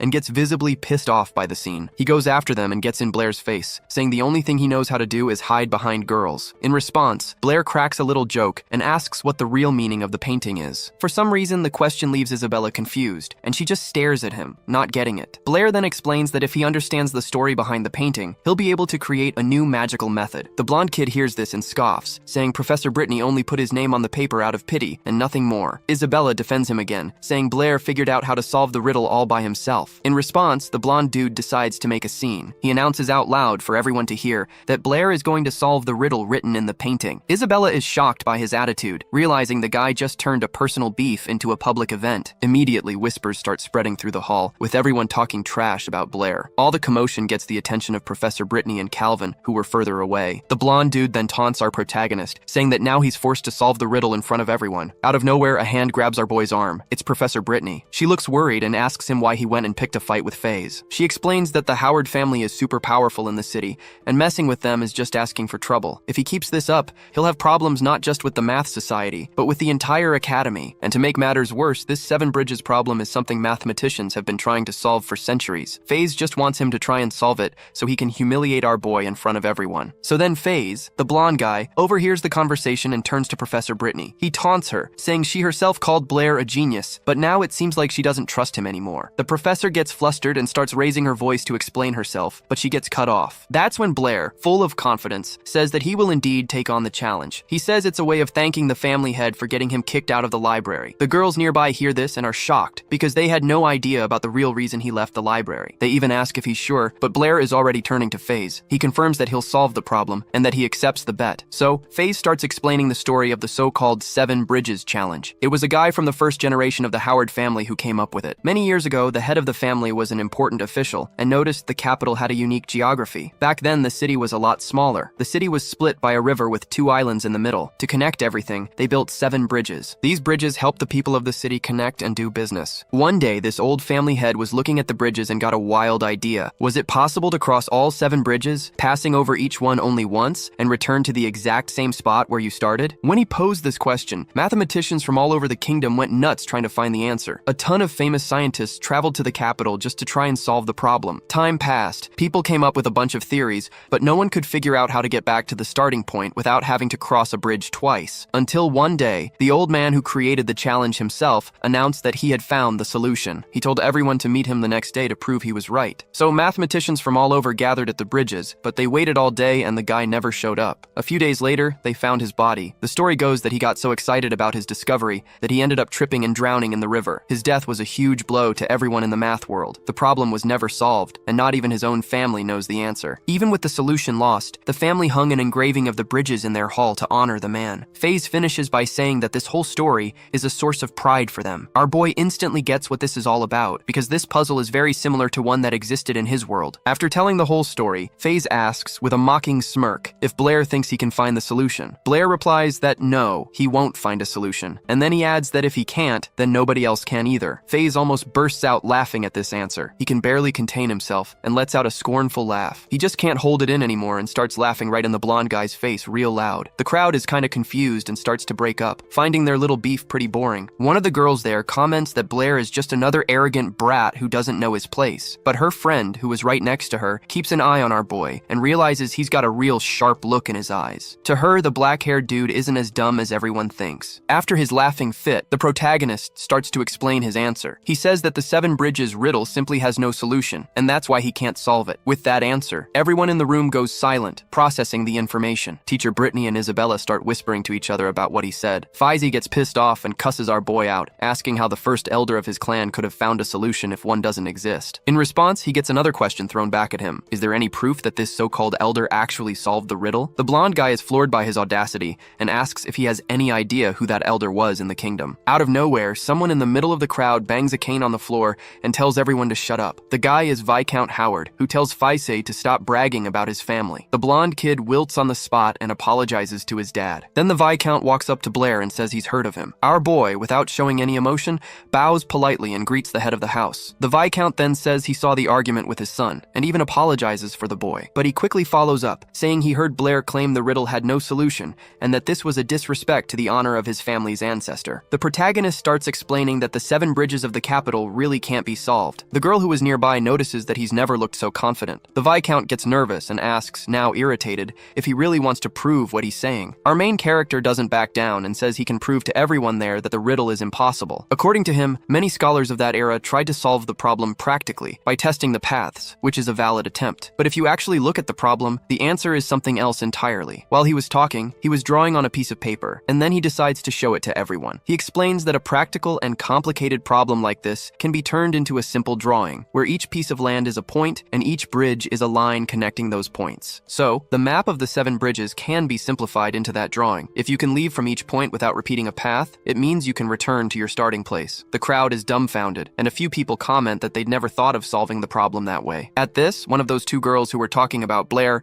admits he's not so simple after all and that her friend was right. The other girl just gives her an "I told you so" look, totally satisfied with being right. The protagonist continues his explanation. He says that, aside from the starting and ending points, whenever you cross a bridge to get to a place, you need another bridge to leave. So he simplifies the math. Points that have an odd number of lines connected to them are odd points, and points with an even number of lines are even points. Brittany figures out the logic. To leave the starting point and make it back, they have to pass through every single point, and to do that, all the points need to be paired up. Our boy confirms her idea and says that's the key. Just then, some guy with glasses gets what Blair is saying and starts to ask a question out loud, but Blair cuts him off right away. He explains that the 4 points of that puzzle are singular, or in other words, odd. So, no matter what method they use, they'll never be able to get back to the starting point. He drops the bomb. The 7 bridges puzzle doesn't have a solution and never did. The whole crowd is in shock, processing what he just said. The guy with the glasses admits there's no flaw in the theory, which means the problem really is impossible. The blonde boy, who's totally embarrassed by the revelation, yells that Blair is wrong. Then it starts dawning on everyone.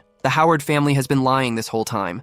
He tells everyone to shut up and insists he's wrong. But after such clear proof, no one doubts anymore that the puzzle has no solution. The other girl, who trusted Blair's intelligence from the very beginning, says their ancestor was just a con man. Unable to handle the pressure from the crowd, the blonde guy, Feige, panics and starts calling for his father. But instead of support, he gets a massive punch to the face. His father, Viscount Howard, slugs his son with all his might, sending the kid flying several meters back. The head of the family starts blaming Feige for not keeping his mouth shut. He says that if it weren't for him, the Howard family wouldn't have been humiliated in front of so many people, and he swears to himself that the guy who dared to dishonor his family will pay for it. The Viscount tries to slip away, moving out of everyone's sight, but out of nowhere, he hears a voice telling him to stop. It's Blair. He says that, by the rules of the Mathematics Society, since he helped Feige with the question, the Viscount now has to help him in return. The Viscount stops, thinks for a moment, and ends up agreeing. He asks what question Blair wants answered, and our boy's question is pretty simple. He wants to know, if the sides of a square are 1, what is the value of the diagonal? The head of the house looks at him, completely stunned, not knowing what to think. Brittany chimes in and asks if Blair knows that it was the Howard family who created the Howard theorem. According to their theory, if the sides of a square are equal to 1, then the square of the diagonal's length will be equal to 2. That's correct. But Blair points out that's not what he asked. His question was about the value of the diagonal itself, not the value the Viscount gave. The head of the house turns pale at this detail and starts to panic. The crowd listening in also starts to wonder what the value of the damn diagonal is. They're all waiting for the Viscount to explain. After thinking for a long time, the man breaks into a cold sweat and gets nervous, because he simply doesn't know the answer. Our protagonist then realizes that, just as he suspected, the Viscount knew about the existence of this number the whole time. In Blair's old world, scientists were respected, but nobody really cared about them. In this world, though, science isn't as advanced, but scientists are treated like celebrities. The guys who make big discoveries get famous worldwide and earn the respect of even royalty and nobles. So, the scientists teamed up, gained economic and political power, power and became a massive force. The Howard family is kind of like the head honchos of the math community, so what they say goes. And in this mathematical society, there are all sorts of people, scientists, politicians, and even folks from the church. They believe that everything in the world can be explained with numbers. Basically, their whole idea is pretty similar to the Pythagorean school, the one founded by a super famous scientist from ancient Greece. The Pythagorean school had a ton of followers, but they had one flaw that made it all come crashing down. The problem was, they thought everything could be represented by whole numbers or fractions. They believed that with those numbers, you could explain anything in the universe. But then, one of Pythagoras' students, a guy named Hippasus, discovered a massive hole in that way of thinking. He proved it was impossible to calculate the diagonal of a square using only fractions. This discovery shattered the very foundation of everything they believed in. The group got so desperate that, instead of solving the problem, they decided to just get rid of the guy who found it. They took poor Hippasus, tied a rock to him, and threw the guy into the sea. But it was no use because the truth always comes out. More and more people started talking about Hippasus's problem, and in the end, the Pythagorean school was finished. These numbers that couldn't be written as fractions were called irrational numbers. And from there, the knowledge of numbers just exploded, creating a whole new field in mathematics. From the Viscount's face, Blair realizes he's known about irrational numbers for a long time, and our boy gets curious about how this world dealt with the whole thing. The question put the Viscount in a tight spot, and he started to break out in a cold sweat. The audience got super curious, and people started trying to calculate that diagonal right then and there. Brittany gets intrigued too, and asks what the problem is with this number, since it can't be expressed. Our protagonist explains that it's a completely new type of number, and that there are plenty of others like it. He says someone had already found a number like this before, but the discovery was hushed up because of Feige. At that moment, the Viscount realizes the mess he's gotten himself into, and it was all his own son's fault. He heads toward the boy and shoots him a death glare, but the blondie wasn't in the mood to get beaten up again, so he starts desperately looking for a way out. Feige then decides it's all Blair's fault for dishonoring the Howard family. With hatred in his eyes, he charges at our boy to give him a beating. The blonde lunges forward, blind with rage, his fists ready for a fight. Blair, seeing the trouble coming, braces himself to defend. But out of nowhere, just as Feige's punch is in midair, a hand shoots out and grabs his wrist tight, stopping the attack. The one who stopped the blondie was that girl who'd been keeping an eye on Blair. Feige looks at the red-haired girl, completely confused, and screams at her to let him go. The girl, unfazed by the blonde's freakout, politely apologizes and says she has to stop him. Feige tries to break free, but it's no use, because for some reason this girl is crazy strong. Out of nowhere, he hears his father's voice calling him, and the boy just freezes in fear. The Viscount is not happy at all with his son's behavior, which has stained the family name. Expecting a serious scolding, the blonde guy tries to explain himself, but his mind goes completely blank. Then the head of the house raises his voice, getting ready to say something to everyone there. He apologizes to the crowd for the trouble his son caused, saying it's all his fault. And as for the number Blair mentioned, he tells everyone not to worry, because their math community will figure out a way to find an explanation. He politely thanks Blair and says he has to leave. But all that politeness was just an act, and he gives a mocking look, wishing our boy a good night on his property. Blair, savoring his small victory, also wishes the Viscount all the best. As he went to handle his business, the Viscount thought he never imagined he'd go through such an embarrassment. Our protagonist then genuinely thanks the woman who defended him from the blonde guy. She's surprised that he's forgotten her, his own lover, and asks how he could be so forgetful. Suddenly, Isabella smacks the back of Blair's head with all her might, catching him completely by surprise. Annoyed, she asks why he was hitting on other women. This little playful spat makes the redhead girl burst out laughing. She apologizes for interrupting the couple's flirting. The two, surprised, look at the woman, who says it was just a joke, but that she's a little jealous of their relationship. Isabella gets super flustered by the comment and says the woman got it all wrong. The blonde then asks what Alice, the redhead girl, is doing there. Alice explains that she always goes to these events, but she didn't expect to see the mayor's daughter there. Then Brittany chimes in and explains that Alice's family is well known in the city's math community and that she's been attending these seminars representing her family for years. She introduces herself to our boy, stating her name and holding out her hand. The girl says she's a third year at the academy and a classmate of Isabella's. Blair shakes her hand back and says the pleasure is all his. Alice then gets right up close to his face and stares at him with a curious look. With her being so close, our boy can't help himself and ends up checking out her chest, turning bright red with embarrassment. As Alice stares at the protagonist, Isabella gets dejected, realizing she can't hold a candle to the other girl's beauty. The mayor's daughter's classmate says she liked Blair's presentation and suggests he start studying math more seriously, but out of nowhere, Blair shuts her down, saying he'll have to decline. He suggests she go see Professor Brittany, since he learned a lot from her. Alice realized right away that he wasn't going to fall for cheap tricks and was impressed by his boldness. Alice says her goodbyes to the group and tells Blair she wants to have a word with him alone later. This makes Isabella a little bit jealous. She was curious about his reaction when she asked him to go with Alice, but Blair just looked at her, completely confused, asking why he should go with the other girl. In Isabella's mind, all guys are the same. They see a pretty girl girl and immediately start chasing her. Not wanting to drag out the conversation, Blair blurts out that Alice can't even compare to Isabella's beauty. This gets her all flustered, and she asks if he's being serious. Our boy, with a total deadpan expression, replies that yeah, he genuinely thinks she's more beautiful. The protagonist is relieved to have dodged that bullet, while Isabella gets all shy thinking about the compliment. Out of nowhere, a guy in a white suit approaches them. It was President Calvin, and the group asks what he's doing there. The president says they're the stars of the night and that he just had to come and say hello. Not realizing the scale of what he'd done, Blair humbly says he just helped solve the problem and mentioned that number. But Calvin explains that the problem and that number were no small thing. The Howard family took great pride in that Seven Bridges enigma. Except today, it was proven that the problem has no solution. Because of that, the family's reputation went down the drain, and the number Blair mentioned could turn the entire world of mathematics upside down. So, the president wants to know who this guy really is. He's curious where a talent like this came from out of nowhere, and what the real intentions are of the kid who shook everything up with a simple explanation. Blair decides to play dumb. He says everyone saw Fizey asking him for help. He just had an idea and said it out loud. And as for the number, it was just curiosity. He even adds that the Viscount would surely have found that number eventually with the help of the Mathematics Society. Calvin decides not to press the issue and admits that maybe he overthought it. But he warns Blair to be careful with the Howard family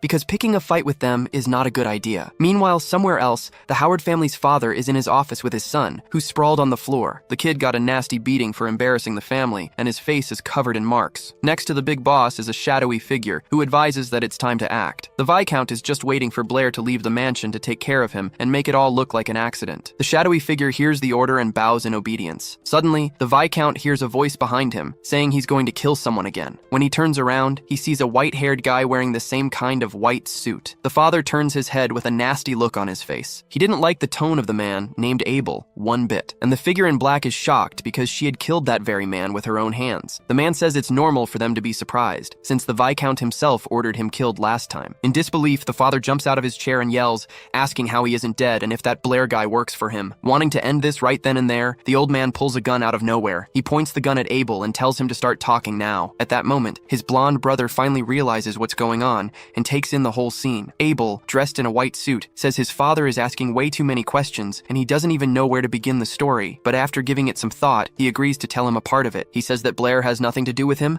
but that he, Abel, had one hell of a reason to come back. Cool as a cucumber, even with a gun pointed right at him, he announces that he's going to change the Howard family completely. The head of the family looks at the kid, totally confused, and asks how he plans on doing that. Instead of an answer, he just gets another question thrown back at him. Abel wants to know what, in his father's opinion, is the foundation of their family. The Viscount, without missing a beat, replies that their foundation is their reputation. But Abel immediately shuts that down. He claims their family was actually built on lies. The man starts getting pissed off and demands to know what he means by that. Abel then drops the truth bomb. His father always knew the Seven Bridges problem had no solution, but to protect the family's glory and their name in the Mathematics Society, he chose to hide the truth. For years, whenever someone got close to finding out, his father would find a way to get rid of them. That even included him. Not even his own son was an exception for the old man. The Viscount tells the boy to shut his mouth, tired of hearing truths he didn't want to face. He's ready to kill his son all over again, under the excuse that he's doing it for the good of the family. But Abel isn't afraid of him and says it's already too late, because the truth can't be hidden forever. And as of today, that guy named Blair has already exposed everything to every mathematician in the entire city. His dad might be able to take care of a few of them, but he's not going to be able to kill all the witnesses. Out of nowhere, our white-haired boy grabs the barrel of the gun and pulls it against his own shoulder. He says that if he doesn't kill every single witness, by tomorrow the entire state will know the truth. Abel then asks if his father really thinks he'll be able to keep the family together when everything comes crashing down. With nothing left to say, the Viscount drops the gun, and Abel picks it up. His father, completely defeated, asks what he's supposed to do, and his son suggests that he become the new head and change the family. It's the only way the Howard name will continue to exist. According to him, his father knows damn well that no one but him can save the family. The Viscount, with the pressure mounting, desperately starts to consider the proposal, and those words finally get through to him. Several days pass. Then, our boy wakes up at his teacher Brittany's place. He's really enjoying the room, mostly because it has an actual bed and doesn't have that horrible smell from the closet where he used to sleep. He decides to go say good morning to her, but then, out of nowhere, he stops in his tracks, his jaw wide open. In Brittany's room, he sees a giant pile of papers, all scribbled on. Right away, our protagonist puts two and two together. She must have spent the whole night looking for that number he mentioned at the ball. After the seminar, word about the theory of the so-called unsolvable problem spread across the entire country. With that, the Howard family's reputation started to go down the drain, and that mysterious number that nobody could find now even had a nickname, the Devil's Number. Basically, every mathematician in the country was trying to solve this mystery, but no matter how hard they racked their brains, nothing worked. The truth is, in this world, math is still pretty basic. It hasn't reached the level of explaining things in physics. In fact, physics hasn't even been discovered yet. Even so, scientists are super respected there and are always pulling all-nighters. Our boy is sure that sooner or later, they'll find the answer. They might make a ton of mistakes along the way, but in the end, the truth will come out. While Brittany is still sleeping,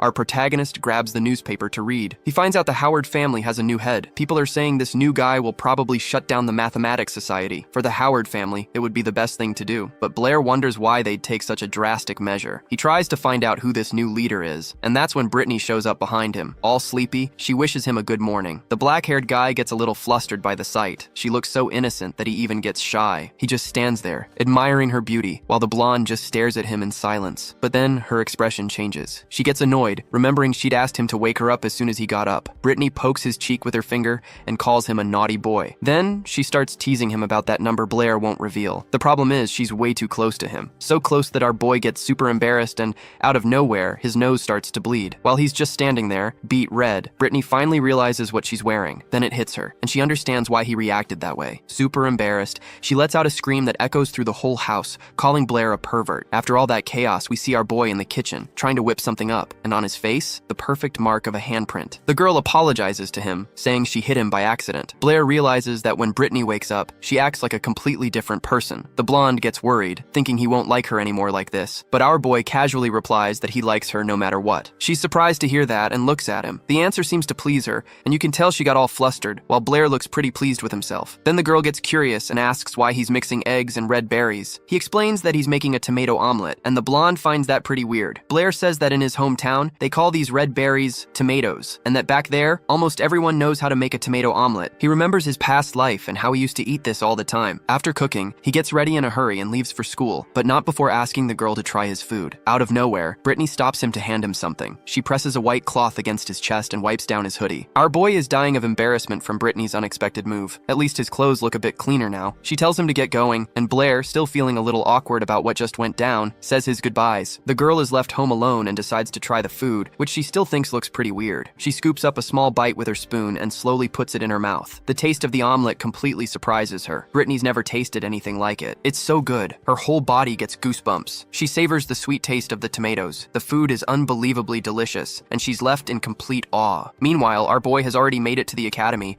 and suddenly realizes his stomach is growling like crazy. While he was busy making food for Brittany, he completely forgot about himself and ended up leaving without eating. In Blair's classroom, the girls are gossiping about the new head of the Howard family, who had the math society shut down. They're talking about how handsome this mystery guy is, how he solved the family's biggest mystery and then just vanished. One of the girls even says that her uncle from the math society told her the guy was around their age. The only thing is, the guy himself asked for his name to be kept a secret. The girl can't understand how that's possible. A guy their age shocking the entire world with that number. Blair is half listening to the conversation when he spots Isabella standing right beside him, asking about the devil's number. But our boy just keeps denying it, saying he doesn't know a thing. The blonde isn't buying it and tells him so to his face. Out of nowhere, another third-year student walks into the room and tells Isabella to leave Blair alone. It's Alice. She greets Blair cheerfully. He returns the greeting, while Isabella just glares at her. The guys in Blair's class watch the scene in shock, totally jealous of him. One of the dudes is just standing there, racking his brain trying to figure out why Blair is so popular with the girls. Just then, Alice gets closer to our protagonist and asks if they were talking about the devil's number. But instead of an answer, the only thing she hears is a super loud growl coming from our boy's stomach. The two of them stare at him, confused,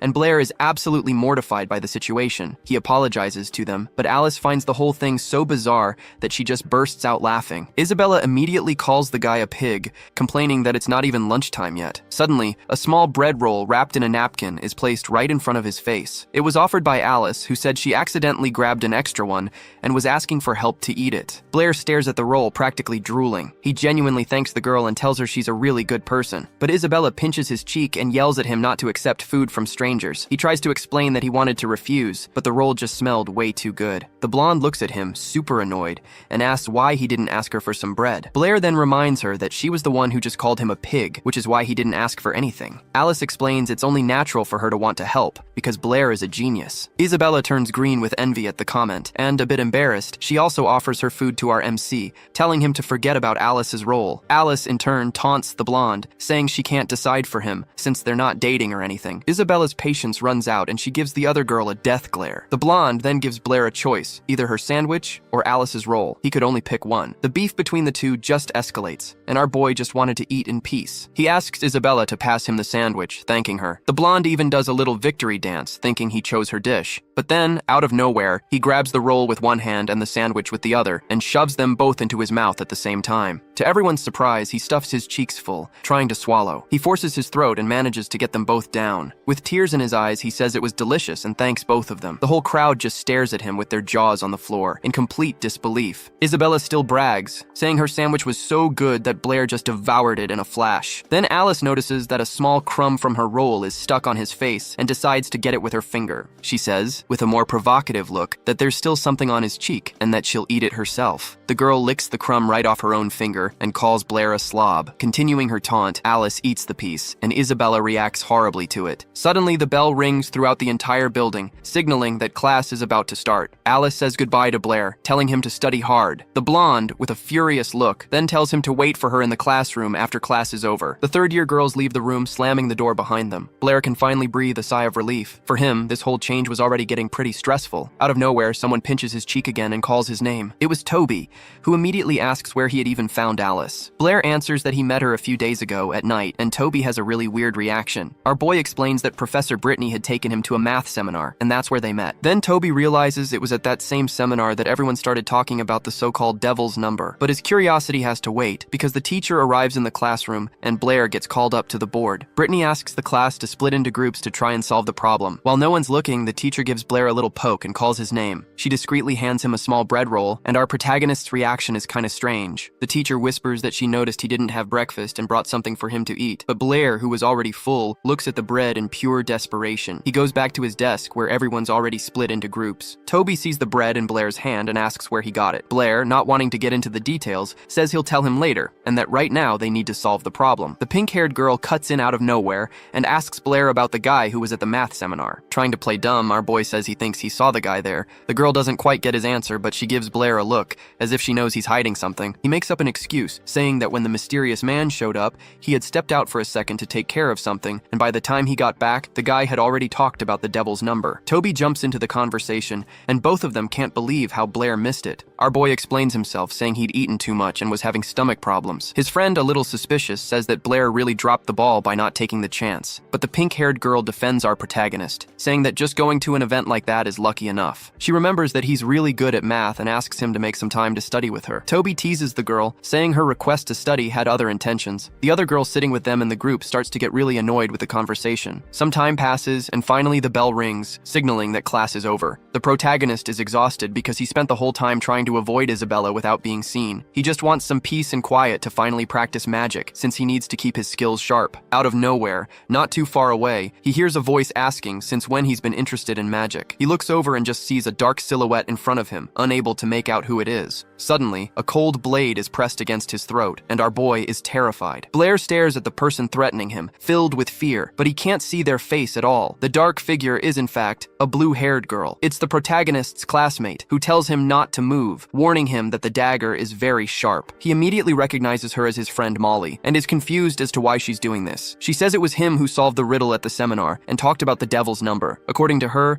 the Blair she knew never had this kind of talent, and she demands he tell her why he's impersonating her friend. Our boy, without showing any fear, replies that he is Blair, and decides to keep the whole body-swapping story to himself for now. Molly moves the dagger away from his neck and starts pinching and yanking at his cheeks, convinced he's wearing a mask. She pulls hard, annoyed, trying to rip off whatever disguise he's got on. But then, out of nowhere, it hits her that it's not a mask, it's his actual skin, and there's no point in forcing it. Getting fed up with her whole intimidation routine, Blair kicks her in the leg, knocking her off balance. Unable to stay on her feet, she goes tumbling backward. But our protagonist is quick on his feet, and manages to grab her by the arms, breaking her fall before she can get hurt. All flustered, Molly yells for him to let her go. He says he will, but only on the condition that she never points a knife at his neck again. He glares at her, waiting for an answer, and the girl stares back, terrified. The guy tells her she's already seen for herself that he's not wearing a mask. He's the real Blair. Molly can't handle the pressure, and with her face beet red, she again begs him to let her go. Then she asks him where he got these new skills and why his way of speaking has changed so much. Our protagonist decides to tell her a half-truth. He says he is Blair, but at the same time, he isn't, because one day he just woke up like this. He explains that he comes from a world with no magic, but where science is incredibly advanced. The people there don't even know how to use magic. To them, it's just the stuff of fiction. In that world, science is so advanced, it even surpasses magic. People can do things that not even the mages here could pull off. With all that technology, they've already explored the universe and even traveled to other planets. He tells her that, in this other world, he was just a math teacher. That's why he has knowledge that nobody here could even imagine exists. Molly is just floored, asking if it's true that you can cross the skies and if other planets really exist. The guy confirms that yes, they do. He continues, saying that there are countless other planets out in space. And at the end of the day,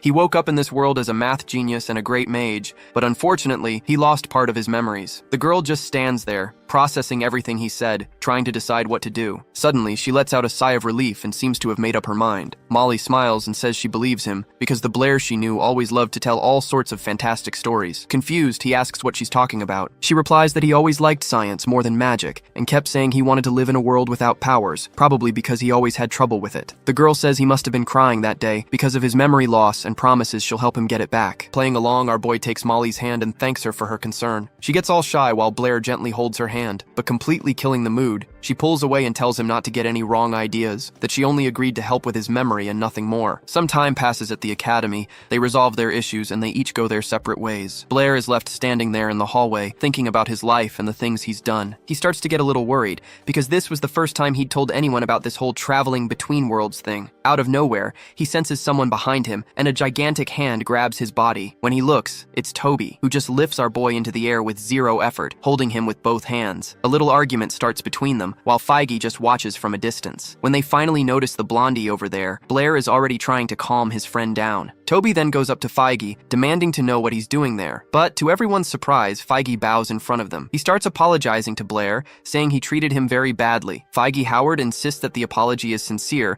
and asks for forgiveness again. Blair, who wasn't expecting this at all from the arrogant blonde, just stands there looking at him, completely shocked. The vibe gets weird, and the crowd around them starts to notice their boss's bizarre behavior. But instead of saying anything, our protagonist just stares at Feige with a "what the hell" look on his face. The crowd that had already gathered had no idea what was going on. Why on earth would Feige Howard be apologizing to Blair? Out of nowhere, Feige takes out a fancy-looking paper and hands it to our boy. It was an invitation from his older brother, FaZe, who is now the new head of the Howard family. Turns out there was a conference happening that night with all the mathematicians in the kingdom. FaZe wanted to discuss the Howard family's reputation. Feige, looking like he was being forced to do this, asks Blair to please attend. Toby, sensing a trap, warns Blair that this could be a setup. Our protagonist stands there thinking, deciding whether or not to go to this conference. Time passes, and night falls. The sun has set, and the Howard mansion starts to fill up with important and scholarly people. And of course, Blair couldn't resist his curiosity and showed up too, to see what the deal was with this conference. Suddenly, someone pulls his ear, and he thinks that this scene feels awfully familiar. It was Isabella, super pissed because Blair had ditched her earlier. And right behind them, Professor Brittany shows up, who was also there. She greets them both and says she was also looking for him at the academy. Our protagonist is surprised to learn that the professor was called to the conference. According to her, news of the event had spread throughout the entire kingdom. Basically, almost all the mathematicians in the city were there. Some even came from far away. But here's the kicker. No one else got a formal invitation. Apparently, Blair was the only one to receive an official invitation to the so-called conference. Out of nowhere, someone touches Blair's ear again, and he gets all flustered. It's Alice asking what's up with his ear. Then the whole group surrounds our protagonist and starts talking loudly. It's total chaos. Our boy already knows where this is going. The two girls are going to spend the whole night arguing. Before things could get any worse, Brittany tells everyone to head inside the mansion. And there goes Blair,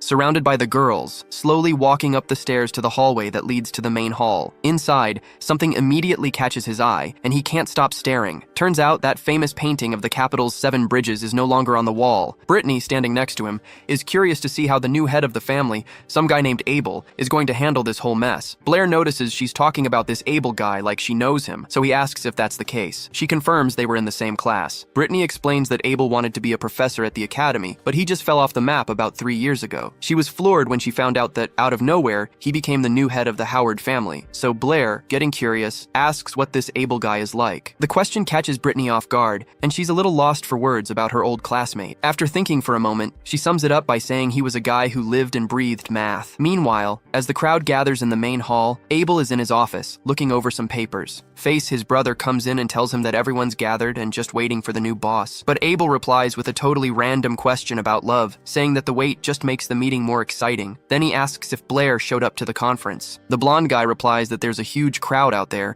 and it's impossible to tell if Blair came, but that he did what he could. Abel notices his brother is tense and tries to calm him down, telling him to relax, that he's not their father and doesn't need to be afraid. Finally, he tells his brother it's time to go meet everyone, saying this is the beginning of a new era for the Howard family. Back in the hall, the crowd has been waiting for a while and had even started to relax a bit. Bader is also in the middle of the crowd when suddenly he sees the back doors swing open, and out walk Abel and his brother. The guy with the scar walks down the red carpet with super confident posture. Some people in the hall are a bit shocked to see how young the new leader is. He walks up to a spot where everyone can see him, greets the crowd, and thanks them all for coming. He introduces himself as Abel Howard, the new representative of the family. Brittany looks at him and realizes the guy has completely changed. He's not the same kid from 3 years ago. The way he dresses, the way he talks, everything is different. Turning to the crowd, he says he knows everyone is anxious to get to the main event. But first, he takes out a book and asks permission to tell a story about the family's past. Our boy Blair looks at the book, super curious, trying to figure out what it is. Abel then explains that it's the diary of the clan's first ancestor. He says this book holds the entire truth that the family has hidden for centuries. The story goes that, just like many other scientists, his ancestor went to the 7 bridges to solve that famous problem. He spent a long time there, racking his brain, but he couldn't find the answer. Even so, the old man had no intention of giving up. And then one day, the ancestor finally thought he'd found the right path. He got so excited that he ran off to tell everyone. The very next day, he showed off the path he'd supposedly found. The old guy was so happy he didn't even stop to check if his theory was right. He just went around spreading the news. But later that night, he decided to actually test it. And that's when he realized the huge mistake he'd made. He hadn't found the right solution at all. In fact, he'd just taken a wrong shortcut in his research. The guy realized the gigantic error he'd made and that, come morning, he was going to be completely humiliated in front of a ton of people. In the end, unable to bear the shame, the old man decided to throw himself into the river. He wanted to pay for his guilt with his own life. He left behind a notebook where he explained everything that happened and, in his notes, asked his descendants to tell everyone the truth. But he never imagined his family wouldn't do as he asked. Instead, they hid the book and made up a story, claiming the ancestor had solved the problem, but that the proof sank with him. All that just to protect the family's honor, and that lie held up until now. But you can't hide the truth forever, and now the family has to face the consequences. After that whole heavy speech, Abel took a deep bow in front of everyone at the conference. He said he wanted to apologize to everyone for hiding the truth for so many years. Then, a bunch of people in the audience started yelling at him, asking how his family had the nerve to hide it for so long. Sizing Abel up, Blair realized the guy was pretty determined. Once it became clear that the 7 bridges problem had no solution,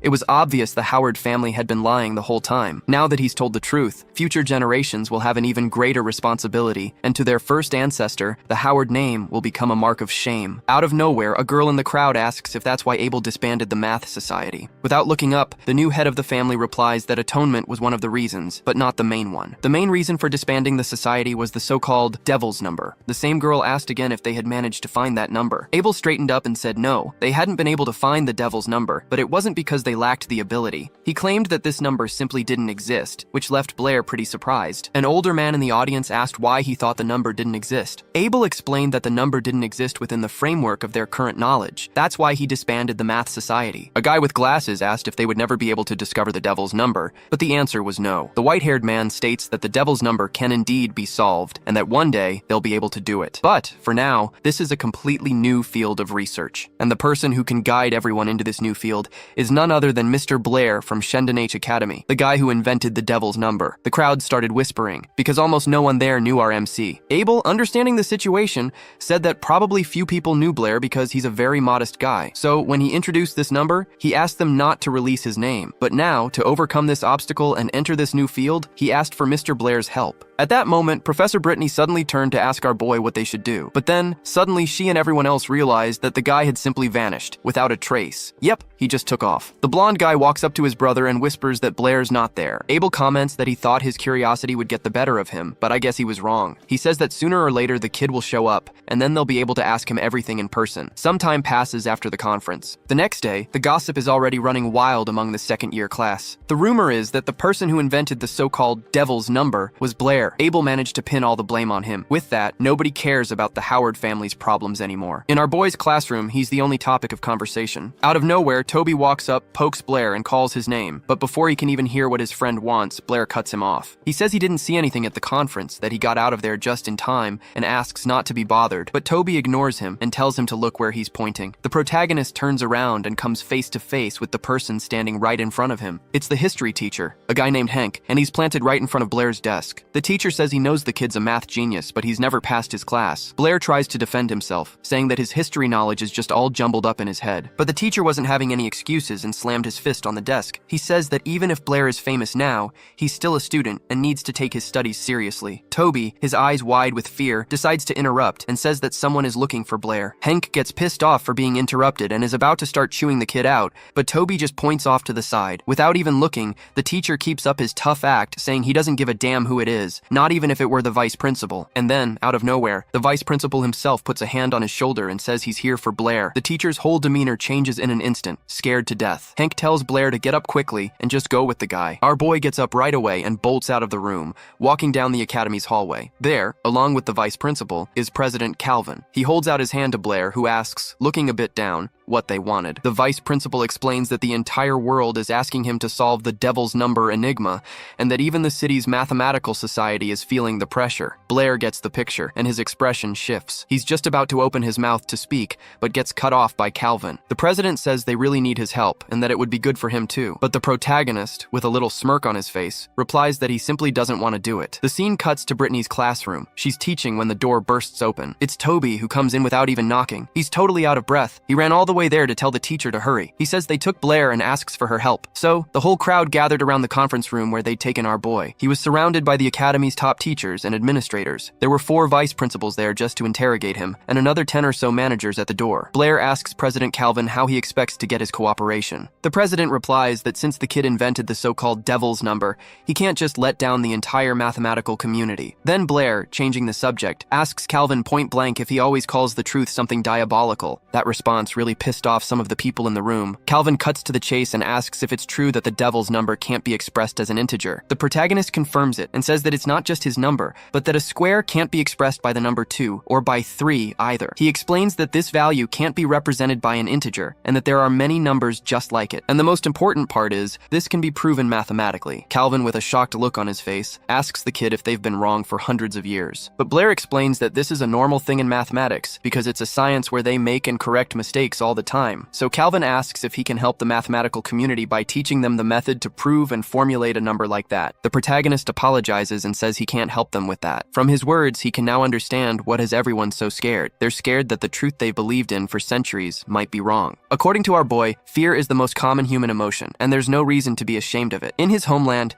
entire wars were fought just to get to the bottom of the truth. He says that only by overcoming their fear can they move forward and find the truth. They need to fight this devil step by step, and if he just tells them everything himself, it'll hurt the entire world of mathematics. He believes they can summon the courage to face their fear head-on and overcome this challenge. After all, people have always valued courage. The old president is completely stunned by this phrase, feeling the weight of everything that's happening. Out of nowhere, everyone around the boy bows sharply and respectfully, thanking him for the lesson. The president agrees with Blair, saying he's right and that they were too hasty. They thank the protagonist for his guidance and promise that the mathematical community will never forget his contribution. Afraid of becoming even more famous, Blair tries to get the president to change his mind. Suddenly, the room's door is torn from its hinges, and a man in white comes flying out along with it. The door goes whistling to the opposite side of the room, and a few chairs go flying after it. Everyone, including Blair, just stared in shock at the person who managed to knock down the door with so much force. Everyone sees teacher Brittany in the hallway, looking at the administrators with pure rage in her eyes. She unleashes all her power into the air, getting ready to tear apart anyone who wants to hurt her student. Her face was frozen in an expression of incredible fury, and she slowly asked the people around why they took her, Blair. Our boy, on the other hand, just started waving and smiling at his teacher, calling out to her. He says that everything's fine, and that the guys just wanted to talk to him. Realizing what she'd done, Brittany was instantly mortified and dispelled all the magic she had prepared. She apologizes to the president and the others and starts making up some excuses. But the guy didn't even care. He said it was their fault for going too far and not telling her about their chat with the student. A while later, it was already noon, and the whole situation with Blair finally got sorted out. He and the teacher walked down the hall in silence, each lost in their own thoughts. Breaking the ice, she tries to explain herself, saying she was scared those people would do something to him. But the protagonist tells her to relax, because with so many students at the academy,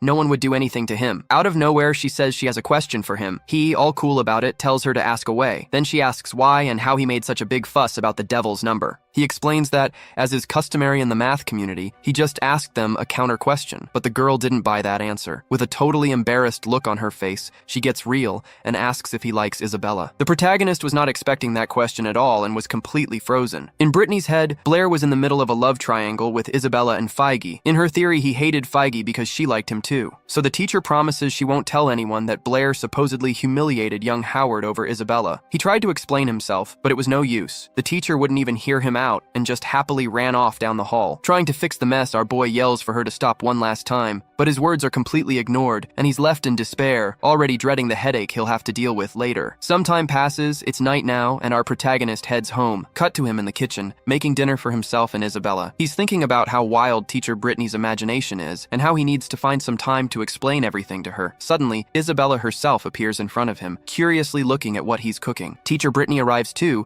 and explains she was the one who called the student over, so they could research the devil's number together. Changing the subject, Boulier asks if it's true that Brittany's main magic is wind-based. He explains that he wanted to make a refrigerator to store food, but for that, he needed high-level water magic. The teacher, hearing a new word, asks what a refrigerator is. He hands her a piece of paper and says it's like an icebox for storing food. She and Isabella huddle together to see what the guy drew. Brittany looks at the drawing, surprised, while her student gives a sarcastic little smirk. Isabella, on the other hand, finds the drawing hilarious and starts laughing non-stop. Our boy, as you'd expect, gets annoyed by her reaction, snatches the paper back and starts complaining. But the teacher takes his drawing seriously, and using a water spell, she creates something exactly like what he drew. Our protagonist is floored and asks how she managed to do that. Then she explains that she hasn't just mastered air magic at the highest level, but water magic too. Isabella is shocked by this, because mages who can master 2 elements are extremely rare. You can count them on one hand. After seeing this display of power, our boy gets curious and asks why the teacher is still at the academy. The question makes her a bit flustered,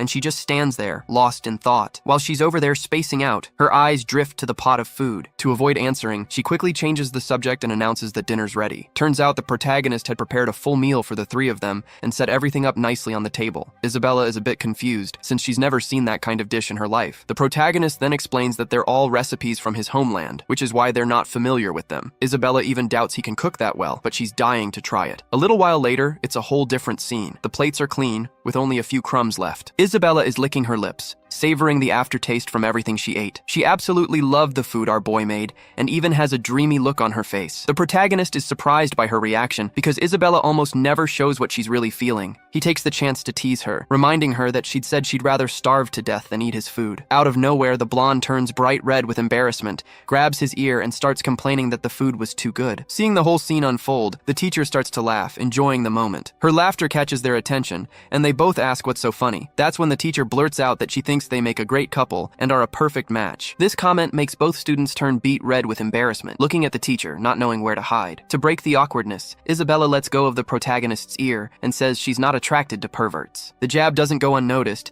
and he claps back that he's not into arrogant girls like her either. To break the ice, the teacher changes the subject. She reminds Isabella that she's moving up to the beginner level of magic and asks which element she wants to train. The girl replies that she wants to practice the wind element, just like her teacher. But the master explains that although wind is powerful, it doesn't help much in combat at the lower levels. She says the most important thing for Isabella right now is to learn how to defend herself. And for that, she suggests the earth element. But Isabella wants nothing to do with it, because she thinks earth mages' attacks are super ugly. Hearing this, our protagonist sarcastically thinks, wow, what a great reason. But then, out of nowhere, she grabs his ear again, hard. He jumps and immediately starts yelling at her, asking how she knew what he was thinking. She simply replies that she didn't need to know, because it was written all over his face. Then the teacher asks Blair which element he wants to study. Our boy strikes a thinking pose, finger on his chin, and after a moment, he says that ever since he was a kid, he decided he liked all the elements. Isabella immediately shoots him down, telling him to keep dreaming, because in her opinion, there's no way in hell he has the talent to master all 4 elements. But as she looks at Blair, Professor Brittany notices something different, and suddenly, even gets goosebumps. She says that he not only can, but he will achieve the impossible and master all the elements. Isabella thinks that's the biggest load of crap, but the teacher explains why. She says that when Blair uses magic, a dense and chaotic aura forms around him, so he might actually have the knack for controlling all 4 elements. To change the subject, she says they'll talk about it later, and that now they're going to start the real magic lesson. The whole group starts cheering. After all, their teacher is a super high-level mage, but she warns them that to be great mages, they can't rely on magic alone. She explains that even with the gift of magic, casting spells and making gestures takes too much time. To compensate, mages need to train in martial arts to defend themselves when there's no time to conjure anything. While the teacher is giving this whole lecture, our boy is more interested in how practical it would be to use water magic to wash the dishes. The teacher emphasizes that often, hand-to-hand combat is more useful than magic. That's why, before teaching them spells, she wants to show them some martial arts. That's when it hits Blair. His teacher is a fighter too. Right away, Isabella volunteers to fight the guy, saying she's already trained in martial arts at home. Brittany just warns him to be careful not to get hurt. Isabella promises she won't go full force and immediately taunts Blair, saying that if she's not good at math or magic, at least she'll be better than him when it comes to a fight. So the two of them get changed and head to an empty room to fight. To try and scare him a little, Isabella tells him he's gonna leave this room crying from the beating he's about to get. With that said, she charges forward, rushing in to land the first attack. Her movements are crazy fast. In a matter of seconds, she's right in front of our boy and throws a powerful punch straight at his face. Their fight drags on. It's gotten dark outside and the sky is full of stars, but the fierce battle between Blair and Isabella is still raging inside the house. But it turns out Blair was on his guard. He times it perfectly, and instead of taking the hit, he snatches her hand right out of the air. The blonde is completely stunned, not knowing what to do. Our boy seizes the opportunity, pulls her in, throws her to the ground, and immediately pins her, twisting her left arm behind her back. Pinned down, the girl starts getting all dramatic, pretending she's lost and asking him to let her go in a tearful voice. Blair falls for it. He eases up a bit and, relieved, tells her he'll let go. He barely even gets a word out before he's interrupted by a foot flying straight at his face. The blonde had used the fake tears as a trick to break free and counterattack, but he was expecting something like that. Blair makes a quick move, causing the girl to lose her balance and fall again. This time, she can't recover in time and goes down hard. She panics, because a fall from that height and at that speed was gonna hurt, big time. But then, out of nowhere, her fall stops. When she opens her eyes, there's Blair holding her tight just inches from the floor. He looks down at her and apologizes, which leaves the girl totally flustered. The teacher, Brittany, is just standing there with her jaw on the floor. How on earth did this guy manage to beat the mayor's daughter, a girl who's been training since she was a kid? Blair explains that he's never taken any formal martial arts classes, but back where he's from, he was really into it and practiced something called sanda. The teacher comments that she's never heard of it and that his homeland is pretty mysterious. Meanwhile, Isabella, still in his arms, starts pinching our boy's cheek, basically saying, "Put me down already." Not wanting to admit defeat, she blames it on the floor, saying it was too slippery. After watching the whole thing, Brittany the teacher gets hyped up too and calls Blair over to train with her. He's a little hesitant, explaining that with sanda, it's hard to control your strength and he's afraid he might hurt her, but the teacher tells him to relax and not to worry about that. So, Blair accepts the challenge and faces the teacher with a serious look. He builds up speed and throws a kick straight at Brittany's head. She focuses completely to track the movement and dodges at the last second, using all of her reflexes, except the attack never actually lands. Why? Because mid-swing, our boy got completely distracted by the teacher's boobs. He remembered a piece of advice from his old master, who said that against a true master, you won't even see what hits you. For a long time, Blair thought that was just a bunch of nonsense, but now he was learning firsthand that his master was right. With his guard wide open, Brittany knocked him out without even breaking a sweat. She catches the guy mid-air and gently lays him on the floor. Isabella rushes over, shouting in concern and asking if he's going to be okay. The teacher explains that he just passed out for a second and would be waking up any moment. The blonde replies that for all she cares, that pervert could stay knocked out forever. Seeing that Blair is out cold and won't hear anything, Brittany takes the chance to drop a bombshell. She says she knows Isabella has a crush on him. The girl is shocked by what she just heard and starts yelling, bright red with embarrassment. She tries to deny it, saying the teacher is crazy and that she would never like a creep like him. But Brittany insists, saying it's not just a hunch. She's positive about the girl's feelings. Isabella was about to say something back, but right at that moment, she's interrupted. Still a bit groggy, Blair yells the teacher's name and, without even looking, grabs the first thing his hand finds. Isabella gets even more mortified when she sees the guy, still unconscious, squeezing the teacher's boobs. Then his eyes start to open. He's coming to, trying to figure out what's going on. The next day, our boy is already at the academy, sitting in class and rubbing his bruises. Toby looks at him with a mischievous grin and asks what went down at Brittany's house, already implying something. Blair just angrily remembers everything that happened after he passed out. After that scene of him accidentally grabbing the teacher, Isabella totally lost it and went after the pervert. Blair, all beaten up, tried to get away, yelling that she was going to break his arm. The teacher had to step in,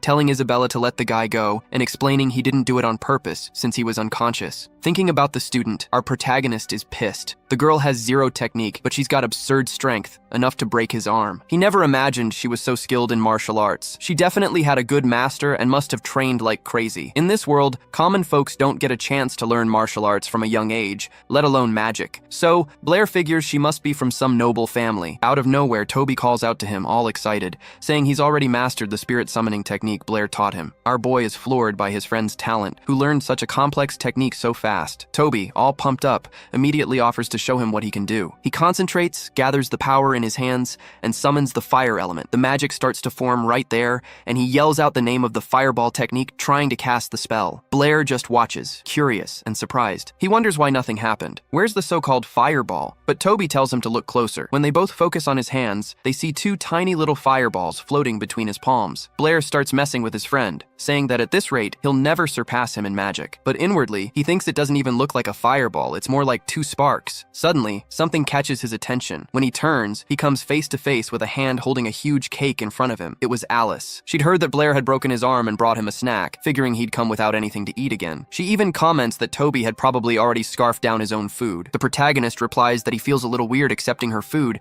but at the same time he can't stop staring at the cake. With a smile on her face, the girl asks if it's good. As soon as Blair starts eating, he admits her food is the best ever and asks what she's doing there. She says she has a question for him. Blair promises to be honest and tells her to just spit it out. So Alice gets straight to the point. She wants to know if he likes Isabella. The question catches our boy completely off guard. Instead of answering, he asks her back why she wants to know. But the girl ignores him and insists, wanting an answer. Blair, trying to play it cool, says that right now the only thing he's interested in is magic. She finds his answer pretty lame, but in the end she seems satisfied. Before the guy even had time to recover from that question, Alice leans in and gives him a kiss on the cheek. Blair gets even more flustered, and as she's leaving, she tells him she'll be coming to see him more often. At this point, all his classmates, who were just watching the scene unfold, are shocked at how easily girls seem to get interested in the black-haired guy. Classes finally end, and Blair decides to head to the library, still thinking about what Alice meant by all that, but he decides to just let it go, remembering that he's already read all the magic books on that floor. After finishing the last one, he stretches out in his chair and yawns, completely exhausted. So, the plan was to head to the second floor, which is where the more advanced books are kept. He walks over to the main desk and spots a girl with purple hair, totally absorbed in a pink-covered book. Guess she's a fan of romance novels, huh? Our boy walks up, says hi, and asks how to get upstairs. The girl glances at his ID badge without much interest and sees he's just a student. Then she immediately shuts him down, saying that to go to the second floor, you need to be at least a beginner-level mage. He explains that he doesn't have enough spiritual power yet and asks if there's any other way. The girl says no, and even takes a jab at him, asking how he'd be able to read the advanced books anyway. Our protagonist gets offended by her snobby attitude and is just about to clap back. But out of nowhere, Molly shows up at the desk. She recognizes our boy and asks if he needs help. The purple-haired girl couldn't care less what was going on. She just turns her back and tells Molly to handle it. So Molly explains that to go up, he needs a mage ID, even if it's the most basic one. She says he could try to get a new certification, but the chances are slim since his spiritual power is so weak. Even so, the guy decides to risk it. He tells her he just discovered a way to improve water element magic. Molly warns him that this is serious. If he fails, he'll be blacklisted and will never be able to use the library again. But Blair seems dead serious. Molly thinks for a moment and decides not to push it, agreeing to his request. She politely asks him to follow her and points to a nearby room. Molly enters the examiner's room and explains Blair's situation. One of the guys is stunned, saying he can't believe a student wants to improve water magic. The other examiner thinks it's a load of crap, just an excuse to fool them, because the water ball technique has been around for centuries and there's nothing left to improve on it. The blue-robed mage sends a warning for the student to think it over, because if he's bluffing, it's game over for him. But Molly stands her ground, saying she trusts the kid and asks them to let him take the test. Seeing how insistent she is, the guys don't argue any further. The man in blue agrees and tells our protagonist to enter. Blair strolls into the pretty beat-up room and adjusts his mask before speaking. The two mages don't even pay him any mind. They're just sitting there, sipping on a red drink and shooting the breeze about life. Our protagonist greets the two of them, introducing himself as Chen Lo and saying he's a magic student. He explains that he's come to show them a way to improve their water ball magic, a method that can seriously boost its power. At this, the red-robed examiner starts staring at the kid, looking all flustered, and it's like his brain just short-circuited. Out of nowhere, the guy in red jumps up from his chair Blair and yells that he recognizes the black-haired kid. He says it was Blair who broke into their office using magic. Turning to the other mage, he says they'd better head to the testing room because last time the kid nearly wrecked the place. The other mage, the one with the mustache, doesn't get this reaction at all and protests, saying he's just a student and poses no threat. The mustached guy then tells the kid to hit him with this so-called improved water ball technique. Blair then starts gathering all his energy around his body. He channels mana through himself, creating both fire and water elements at the same time. And then, a huge flame appears in his left hand, and in his right, a water ball quickly starts to form. The water mage sees what our boy just did and is stunned, waiting to see what happens next. He immediately starts complaining to his brother that the kid can use 2 types of magic at once, and already gets ready to cast a spell. Blair, after gathering enough mana in his hands, starts to combine the 2 elements. Under pressure, the fire and water begin to fuse forcefully. Suddenly, as the 2 spells mix, a wave of water spreads everywhere. The fire mage, who had already put up a shield, instantly realizes the same thing as before is about to happen again. A pressure explosion goes off in the room, sending everything flying. Thick steam rises, and as it starts to clear, Blair's silhouette appears in the middle of it all. Brushing the dust off his clothes, the water mage angrily calls out to the kid. He glares at him furiously and asks, all worked up, how the black-haired guy managed to pull that off. For our protagonist, this technique is pretty simple. First, you create a water ball, and then a fire one. After that, you just mix the 2 elements, compressing them with your hands and bringing it all together. And when they merge, they release way more energy than either one does alone. The man in the blue robe catches his breath, thinking about how the kid managed to use 2 elements. He's pleased with the result, and asks him to wait there for a bit. Molly decides to take care of their guest, and prepares a cup of tea for him, and he thanks her in return. He feels a bit awkward with the girl just standing next to him, and invites her to sit down. To keep the conversation going, the young man asks if Molly is also a mage. She replies that her skills aren't as good as his, recalling, impressed, what Blair had just done. But our protagonist is humble, and says he's not all that great either, since he hasn't even reached the initial level yet, and that the power of the energy balls comes from the technique he uses. He can use 2 elements, but that has nothing to do with his skill. According to him, it's easier than it looks. It's like doing 2 different things at once, one with each hand. He even shows this off by drawing on a piece of paper with both hands. Handing the paper to the girl, he shows her that he managed to draw 2 animals at the same time. The girl says the dog and cat are cute, and our boy replies that they're actually a wolf and a tiger. Looking embarrassed, Molly says she can also do 2 different things at once. Meanwhile, the 2 mages who tested him show up at the vice president's office to tell him about the student. He doesn't believe a word they're saying and claims that someone at that guy's level just couldn't create 2 elements at once. The guy in the blue robes, named Brady, insists that he and Andre saw the whole thing with their own eyes. A thought crosses the vice president's mind. Maybe this guy could show a new path for magic. But the question is, how many people could actually use this kind of magic? If the technique can't be widely used, what's the point? On the vice president's orders, all the managers and staff were gathered in one place. A lot of them were annoyed by the sudden order, since some were in the middle of their own business. Out of nowhere, the president shows up with 2 mages. They explain that one of them has come up with a new technique. But there's a catch. You have to create a ball of water and a ball of fire at the same time. The guy Brady says he gathered everyone to see if this technique is something people could use in their daily lives, and tells everyone to give it a shot. Some of the mages immediately start doubting, wondering if it's even possible. The purple-haired girl looks at our protagonist and wonders if he's the one who created this magic, but she quickly dismisses the idea. After all, he's just a student. Then, all the mages in the room focus and start trying to summon both elements at once. One of them looks like he's about to get it. Fire starts glowing and water begins to form in his hands, but then, out of nowhere,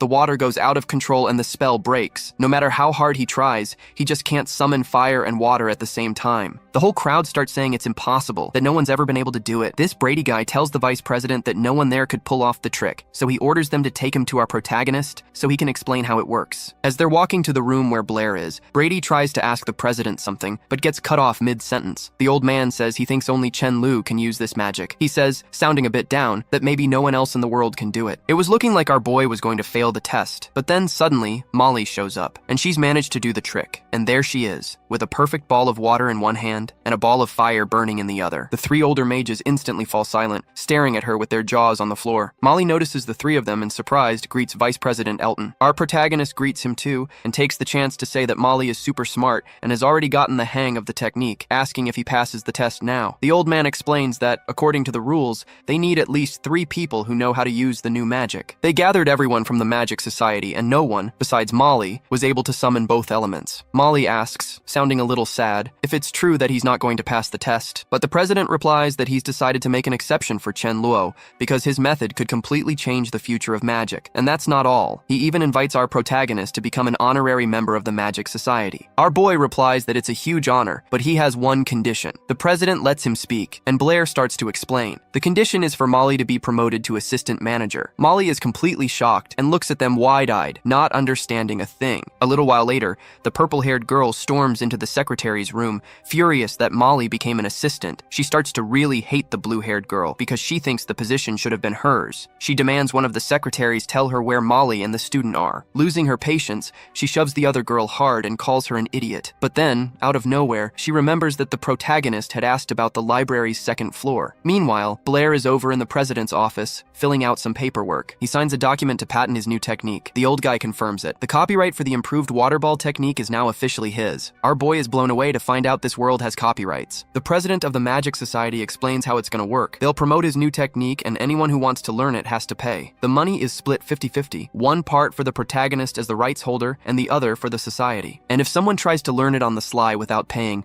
the society finds out right away. The offender goes straight onto a blacklist and, depending on the case, could even be arrested. Blair thinks to himself how crazy it is that their science is so backward, but their intellectual property protection is super advanced. Then the old guy drops the price for the technique, 100 gold coins. The protagonist nearly falls over because to him, that's a fortune. But the president gets it all wrong. He thinks Blair thought it was too little and immediately starts explaining that the technique is for highly skilled mages, and if the price is too high, the people who buy it and can't use it will get pissed off at them. The guy says he's cool with the price, but he has a solution for that problem. He suggests adding a special disclaimer at the end of the instructions. Basically, the disclaimer would state that the technique requires a high level of skill, that people should think twice before buying, and that there are no refunds. He even adds a clause stating that the final interpretation of the rules is up to the Magic Society and him. The old man asks what that means, and our boy explains it's to get them off the hook for any problems. The president is impressed with how thorough Blair was, thinking of every little detail. Blair tosses out a sarcastic comment, saying the old man is no fool either, and that they both think alike. A while later, Molly takes the protagonist to the second floor of the library. He's shocked to see that the place is way bigger than the first floor. She explains that only higher-level mages are allowed in there, which is why it's usually empty. Up there are a ton of books on advanced magic and new techniques that he can study to his heart's content. Molly notices his reaction and asks what he's staring at. Our protagonist, being super direct, tells her he likes her new uniform. The girl gets all flustered by the out-of-the-blue compliment and thanks him. Right after that, he changes the subject and asks if there are any books on how to increase one's spiritual power. Molly says there are only a few books on that, but she has a look around and quickly finds what he was looking for. The book is called Theory and Practice for Increasing Spiritual Power. But as she's climbing down the ladder, Molly trips and just comes tumbling down. She squeezes her eyes shut, bracing for the impact with the floor, but she feels nothing. He opens his eyes to see that the guy managed to catch her mid-air and is now holding the girl in his arms. There's a bit of a moment between them, and Blair asks if she's okay. The girl gets super flustered, and for some reason feels like she's been in this exact situation before. But they weren't alone. A redhead who had just gotten to the second floor was spying on the whole thing from a corner, and of course she completely gets the wrong idea, and her mind starts racing. The redhead assumes Molly seduced the guy to get the promotion, so she walks up to Blair and starts messing with him, calling him Chen Luo, but he just snaps back, clearly annoyed. She congratulates him for passing the exam and,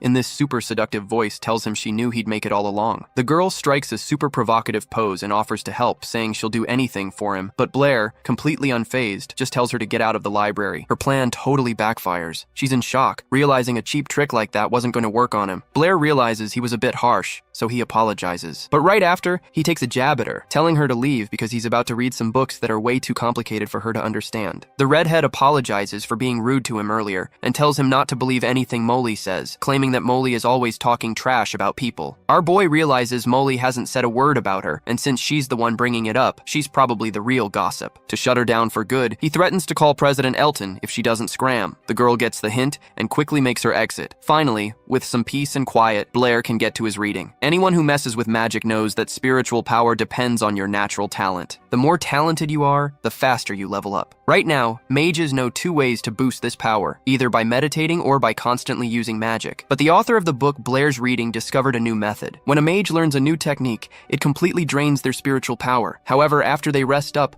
not only does the power come back, but its maximum capacity gets a major boost. So the logic is simple. Blair needs to completely exhaust his magical energy and then let it recover over and over again. By doing this, he can get way stronger, shattering the limits of his own talent. The protagonist is super hyped about this and decides to test out the technique today. This is his shot at becoming a true mage. Without wasting a second, he rushes to his favorite spot, over by the academy fence. But then, out of nowhere, a weird thought pops into his head and he stops in his tracks, looking thoughtful. He gets a nagging feeling that he forgot something super important and rushes back home. When he gets there, he finds the two girls with incredibly annoyed looks on their faces. The reason? He forgot to make their dinner. Blair is shocked by how dependent they are on him. He thinks to himself that they're like helpless little pets who can't fend for themselves. Isabella jumps up from the table and starts complaining, demanding to know why Blair is so late and hasn't made them anything to eat. Without arguing, he just grabs an apron and puts it on. He explains that he was handling some things at the Magic Society and figured the professor would cook something. Our boy then asks what the blonde is doing there, and she, looking super excited, hurries to share the news. She drops the bombshell. Starting today, she's going to be living at the professor's house too. Blair is completely blindsided. The news is so shocking he drops the frying pan on the floor. His awful reaction annoys the girl, who can't understand why he isn't thrilled to be living with someone as awesome as her. So, Brittany, the teacher, explains that Isabella is moving in with them so it's easier to study magic and math together. Our MC doesn't buy that story at all and turns to the stove, grumbling nervously. The blonde, Isabella, notices he's talking to himself and immediately starts threatening him. Blair decides to ignore the chaos for a moment. He figures that one way or another, he needs to get his magic experiments done today. Finally, dinner is ready and everyone sits down to eat. Isabella is the first one to finish her plate. She lets out a sigh, tired but happy,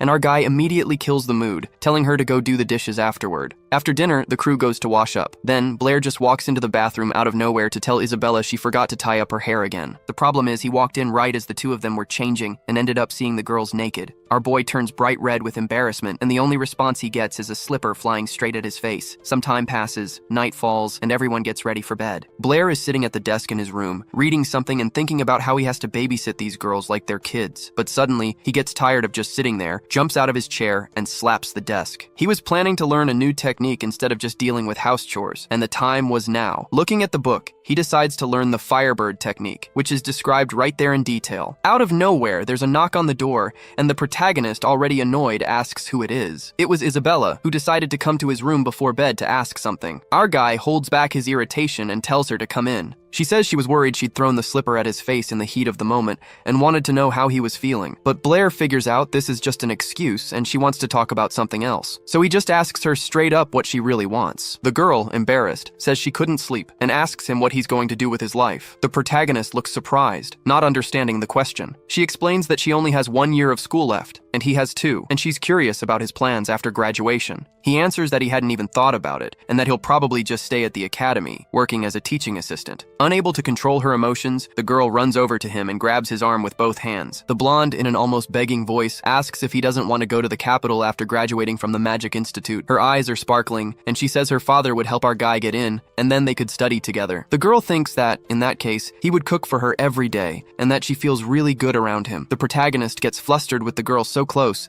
and says that more studying would be a waste of time. Right now, he just wants to stay at the academy and study magic. Isabella gets worried and asks if he'll really be able to learn magic properly just at the academy. The boy explains that they have Professor Brittany there, and that her talent and knowledge are more than enough to teach him. The girl gets all embarrassed hearing the teacher's name because she immediately sees her as a rival. That's when her tone changes, saying that actually, the protagonist just wants to stay there to be close to Brittany, not her. She doesn't even wait for an answer and starts putting pressure on our guy, and at that exact moment, the teacher walks in to see what's going on. Brittany enters the room and asks why they aren't in bed yet. Suddenly, it looks like she really wakes up, her eyes go wide, and she sees the girl and our guy sitting there in that very weird position. Night passed and morning arrived. Brittany made breakfast for everyone, and they all sat down to eat peacefully. Our guy thinks back to the night before, when he tried to exhaust his powers by learning new magic. In the morning, he felt his power had grown, which means the method actually works. Suddenly, his thoughts are interrupted by the teacher. She starts saying it's way too early for them to be doing that thing she saw in the guy's room. But our protagonist rushes to explain himself,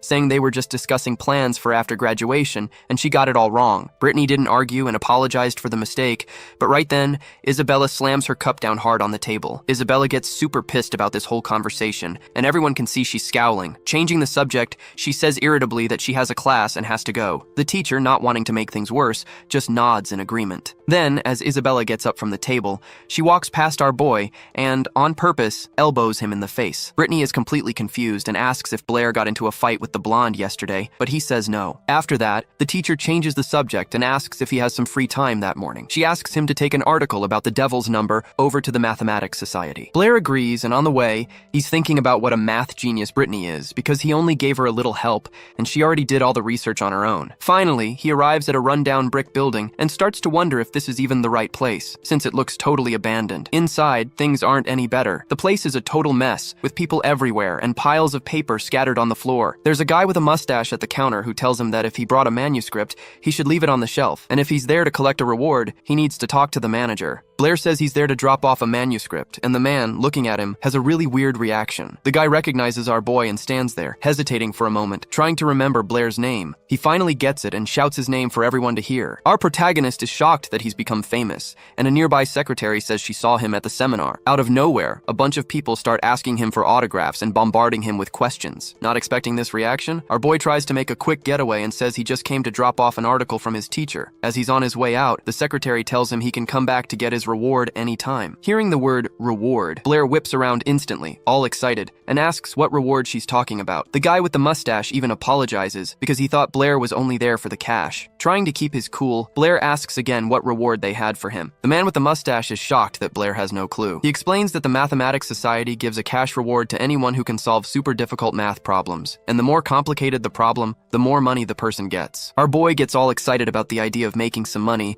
and says he wants to take a look at these problems. The guy invites him to follow, showing him the mysteries that no one has ever solved. They approach a wall that looks like a bulletin board, plastered with papers displaying various figures and equations, like wanted posters. The guy says these problems were already there even before he joined the society, and that he doesn't expect to live long enough to see anyone solve them. Blair decides to take this seriously, and asks the crowd to leave him alone so he can think about a solution. He then strikes a pose, leaning against the brick wall and pretending to gather mana around him. A guy from the society, all surprised, asks Andre's representative what's going on with Blair. The other guy explains that they can't distract him, because inspiration can strike a genius like him at any moment. While the guy's just standing there, anxiously waiting for a miracle, the dude next to him tells him to look ahead. Pointing at the wall, he says it looks like Blair has already bounced. The man starts to panic, looking around all confused and wondering where the genius he'd put so much faith in went. Meanwhile, the black-haired man had already taken off, thinking happily that he could rake in about 500 gold coins just by solving those problems, which were so easy a kid could do them. He was broke and couldn't buy new techniques, and he had no idea there was so much gold just sitting there at the Mathematical Society's building. The truth is, he couldn't care less about advancing mathematics in this world. He just wants the cash. Our protagonist runs off, dancing through the street, even scaring some kids along the way. He figures the best plan is to solve everything in secret and then just show up to collect the reward. A day goes by, and everything is super peaceful over at the Mathematical Society. The brown-haired guy even asks Andre why this Blair dude is considered a genius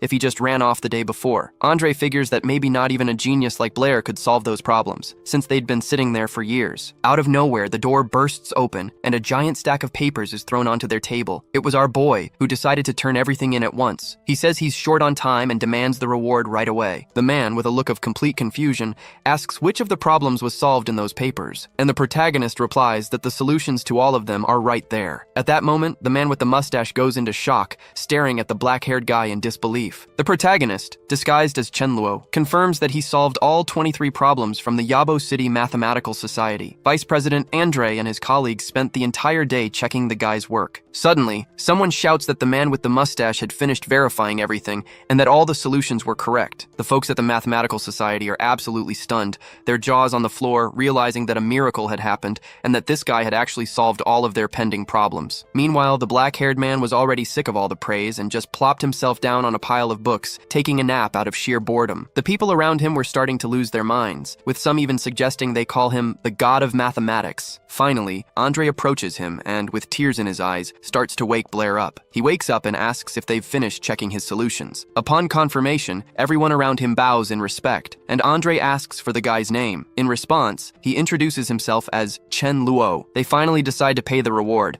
but the guy politely refuses a small portion of the money, just to show that their partnership was only just beginning. Blair, still as Chen Luo, doesn't waste any time and heads straight to the Magicians Association to blow his cash. He slams the money down in front of Mo Li and says he wants to buy new magic. Far away, a knight gallops at full speed on a horse through a rainstorm. He urges the animal on as if he's in a huge hurry to get somewhere, afraid he won't make it in time. Up ahead, he can already see the palace of Yabo City's lord, which sits between several mountains. The knight finally reaches the gate, but the guards stop him. The messenger then announces he has an order from the capital and must deliver it personally to the city's leader. Arriving at the lord's office, the knight hands the letter to a gray-haired gentleman. This man is Ozdem Clavios, the lord of Yabo City. As he reads the letter, he gets a confused look on his face and asks if what's written in it is true. The messenger confirms that some guy named Baird is already in Yabo City. The capital has confirmed it, but nobody knows his exact location. The mayor's wife hears the name Baird and says he's a traitor and a top-tier mage who vanished 3 years ago. Clavios doesn't get why this guy is back in town and says, worried, that if he uses his powers, it's over for Yabo City. While all this is going on, our protagonist is sitting in a classroom and, out of nowhere, drops his pen on the floor. He let it go out of sheer weakness, since he'd used up all his energy the day before learning the new magic he bought. The 500 gold coins weren't enough, and he's already thinking of a way to get more money. Toby, just to mess with him, comments that Blair always seems tired ever since he moved in with Brittany. Meanwhile, most of the girls in the class are all huddled around one of them, who drew a picture of the so-called math god. On the paper, you can see Blair, disguised as Chen Luo, striking a very manly pose. Annoyed by the scene, Toby calls the girls foolish and starts grumbling. Seeing this, the protagonist asks what god they're talking about. Toby explains that recently, a guy named Chen Luo showed up and solved 23 of the hardest problems from the Mathematics Society. He's all anyone in the entire kingdom of Lonen is talking about. Blair is secretly pleased with this popularity, but at the same time, he's annoyed that his fake name has basically been turned into a deity. Toby remarks that a guy that good at math must be some old man, not a young guy. Then he changes the subject and asks Blair who he's going to team up with for the magic training after class. Our protagonist is surprised and asks why Toby isn't going with him. His friend explains that he's not participating because his level is still too low for it. He also warns him that the second and third year students will be there too, and Blair has a strange reaction to this information. Finally, night arrives, and it's time for the training to begin. The instructors explain that the goal is to develop the students' magical abilities by giving them a chance to put what they've learned into practice, but they make it very clear that even though practice is important, safety comes first. That's why most of the dangers in the mountains have already been eliminated, but the students need to be careful and not stray too far from the designated area. Now, they need to split up into teams of 3 or 4. The task is to spend a night in the mountains and return by noon the next day. As soon as the explanation is over, Isabella and Alice head right over to Blair. Isabella asks who he plans on teaming up with, so he doesn't have to choose between them and make things awkward. He suggests they all stick together. Alice laughs, finding it cute, and says he has a big heart for wanting to stay with all his friends. She likes the idea. Isabella, on the other hand, gets pretty annoyed because she won't get to be alone with Blair. Seeing the look on her face, the other girl asks if she's down to join the team. Without much of a choice, the blonde ends up agreeing. Our boy is relieved that the situation didn't turn into a fight. Suddenly, the scene cuts to a distant place behind a mountain. A gray-haired man appears, looking out at the horizon. He turns and informs a certain Mr. Baird that the sun has set. Baird is quiet for a moment, thinking about what to say to his men who are waiting for orders. Finally, he announces that they've reached their destination. Looking at the fog-covered mountain peaks, he says that the city of Yabo will not see tomorrow's sunrise. Back in the mountains where the exam is taking place, night has fallen, and the sounds of nature take over. A little white rabbit chilling in the grass suddenly senses someone approaching. Wasting no time, it starts gathering fire magic in its mouth and launches a fireball at the intruders. But out of nowhere, right before it hits its target, the fireball just fizzles out in midair. The one who stopped the magic was Isabella, who snuffed out the attack with a simple gesture. The girl gets super excited that she managed to control the magic released by a wild animal. Blair, who was nearby, starts explaining that if the rabbit were to lose control of the fireball, it wouldn't be able to move. Then, out of the blue, our boy jumps as someone grabs his ear without warning. It was Isabella. She decides to teach Blair a lesson, telling him he shouldn't grab rabbits by their ears. She takes the little critter from him and holds it against her own chest, petting it. Then, someone grabs Blair's ear again, but this time it's a much gentler pull, not meant to hurt. This person was Alice. She excitedly gets close to Blair and asks if it hurts. Picking up the conversation, our boy decides to ask Alice if other animals can use magic too. She confirms it. Alice explains that over on the Divine Grace continent, people and most animals possess magic. However, they usually only control a single element and can't do anything too complex. For example, the rabbits only control fire and, at best, can conjure up some pretty weak little water bubbles. She also mentions that nobody knows the answer to that question Blair asked Professor Anthony. Elsewhere, a man is out in the middle of the forest, near a boulder, just lost in thought. Turns out this man is Professor Anthony, and a shadowy figure is approaching him. Akel walks up to the professor and asks why he isn't patrolling the mountains. Anthony replies that he's still thinking about the question Blair asked. The vice president gets curious and asks what the question was. He explains that our protagonist found out that rabbits can spit fireballs from their mouths and wanted to know why humans couldn't do the same without using spells and gestures. Akel pauses and starts mulling it over too, getting all worried and racking his brain about it. Now both of them are just standing in the middle of the forest, completely overthinking the whole thing. The gray-haired man, Akel, snaps out of his thoughts and tells Anthony he needs to get going and protect the students. The professor, however, is still totally fixated on the puzzle, pointing out that Akel didn't answer the question. But the vice president gets annoyed, raises his voice, and just orders Anthony to go protect the students already. Meanwhile, Blair's group has decided to take a break and rest by the fire. Isabella, holding her shirt in a pretty suggestive way, says that our boy has already felt something before and asks, who has more, or Alice? Blair sits there, dying of embarrassment, and says it's really hard for him to say, but Alice suggests he touch hers again, just to be sure. Isabella raises her voice, declaring that her rabbit is bigger and demands our boy admit it. She hands him the critter she caught and asks him to touch it again. But the rabbit doesn't want to go on his arm and starts thrashing around to escape. The girl can't hold on to the critter and just watches in surprise as it runs off into the forest. She saw that it ran towards a hollow stump, and now only the critter's tail is sticking out. Getting closer to the hole, she realizes the animal has run deeper inside. While Isabella is trying to peer into the darkness to see the critter, Alice slowly approaches her. But suddenly a strange sound starts coming from the hole, and the ground starts to shake. Blair's whole group realizes this is bad and that something is about to happen. The ground beneath them cracks open and the gap starts to widen. Right under the girls, a funnel starts to form, pulling them in. They fall into a weird room and a bunch of dust and dirt rains down on them. Then, Isabella, like a zombie rising from the grave, sticks her hand out of the dirt and starts to crawl out. She manages to pull her upper body free,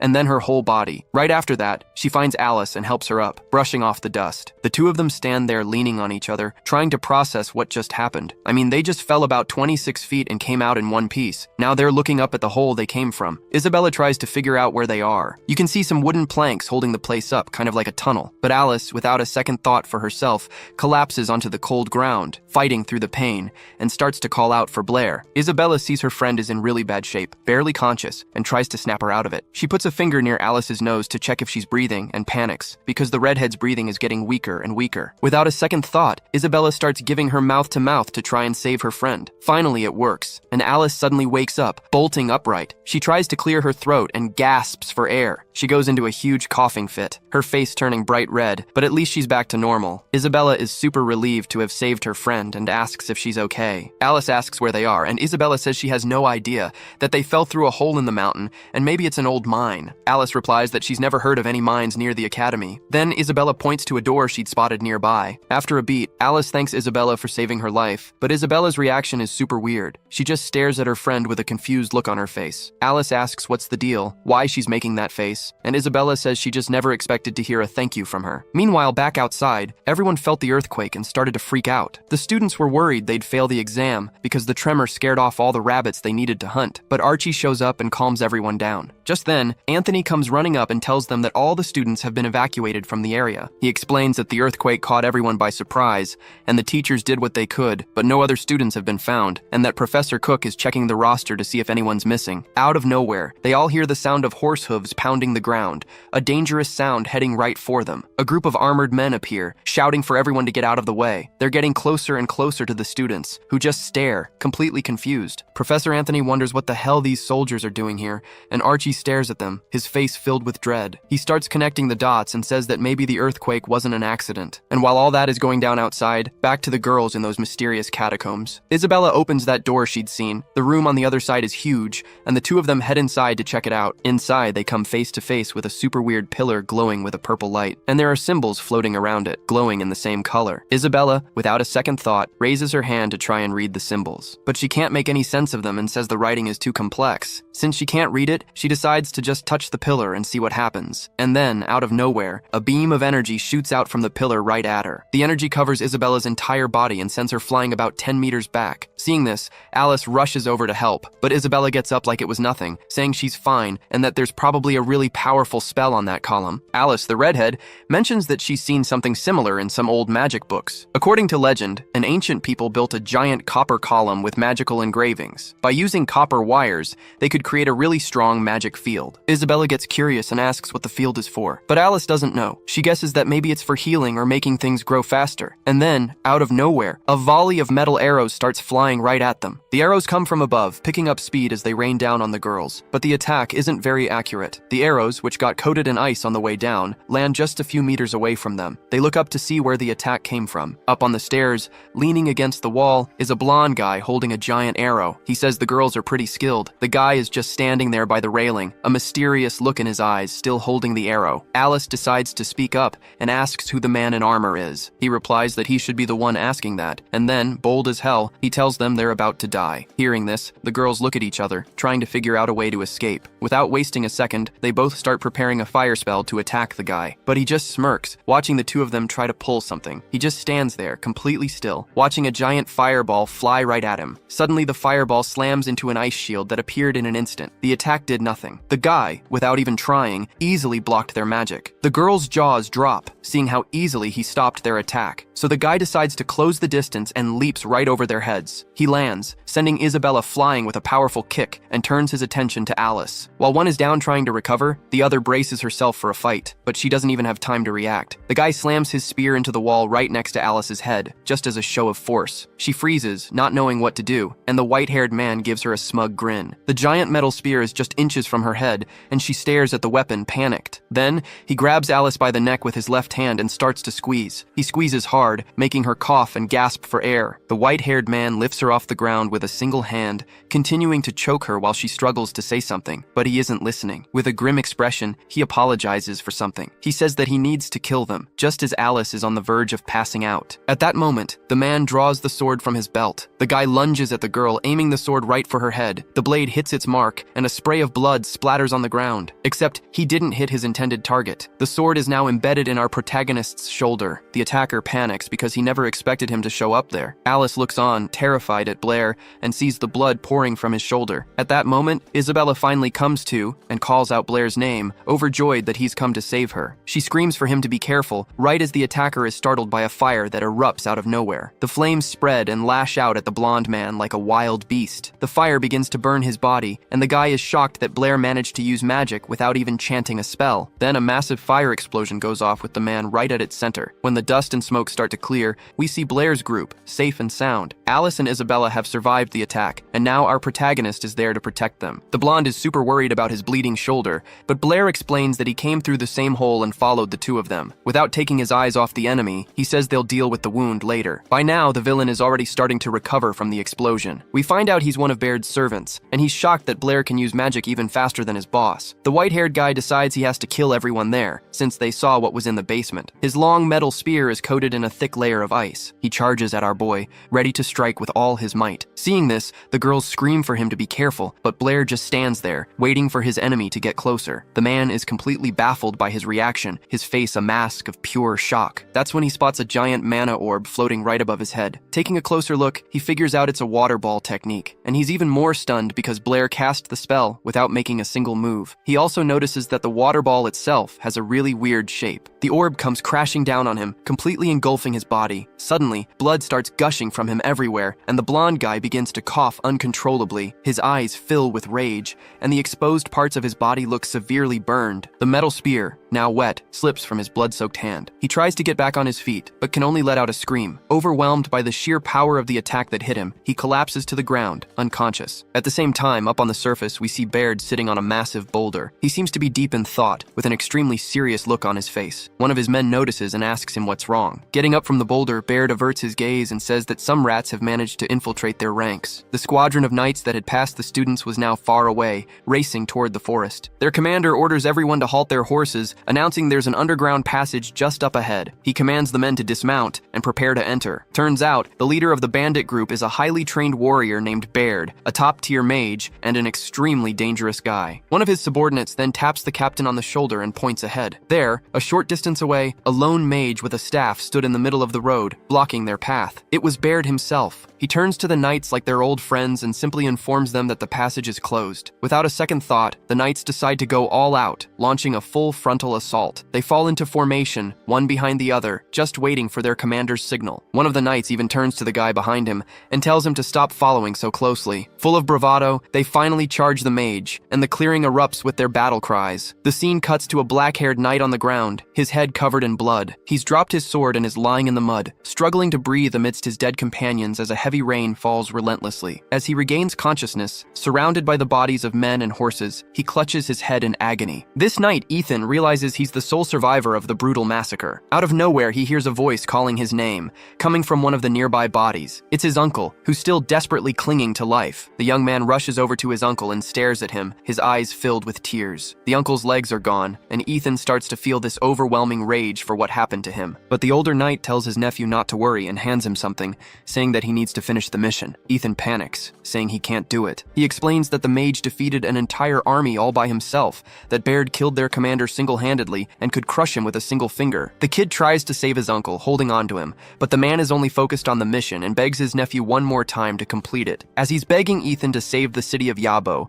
the uncle's hands go limp and he collapses to the ground. The young knight realizes his uncle has finally died and is completely overcome with emotion. Filled with despair and rage, Ethan starts screaming like a lunatic. Meanwhile, deep underground, in the same dungeon where Blair's group was, something else was going on. After taking down Baird's goon, the girls finally got a chance to tend to our boy's wound. Isabella was super curious about how the protagonist could use magic without an incantation, but he denied everything. Unable to get a straight answer, the girl just pressed down hard on his wound. Blair, having just taken that hit, let out a scream of pain and started writhing on the floor. After that, Alice advises Isabella to be gentler, but the blonde replies that he didn't need to be bragging about his skills. Anyway, their focus now was a mysterious pillar in the middle of the room. The redhead says she read in a book that the pillar created some kind of magical formation. They didn't know exactly what it was for, but they were sure the earthquake from before had something to do with it. Alice also comments on the guy who attacked them, and apparently this whole system is more complicated than it seems. Blair says they need to figure out a way to get out of there quick and report everything they've seen. He says he doesn't want to handle this alone, but out of nowhere, a sword is pressed against his throat. The girls look over to see a man standing right behind Blair, and they start to panic. A knight had snuck up on them without anyone noticing, and now the blade of his sword is pressed right against our protagonist's neck. The armored guy then asks the group who they are and what they're doing there. Realizing the knight was distracted for a split second, Blair moves fast. He shoots out a hand, grabs the guy's forearm, and in one swift motion ducks out from under the blade. The knight's face is one of complete surprise at the skill of our black-haired boy. Taking advantage of the guy's hesitation, Blair instantly goes on the offensive. He grabs the knight's arm, twists it behind his back, and puts him in an arm lock. With the guy restrained, he warns the girls that the knight isn't alone. He's got a partner. Isabella just stares at the brown-haired knight,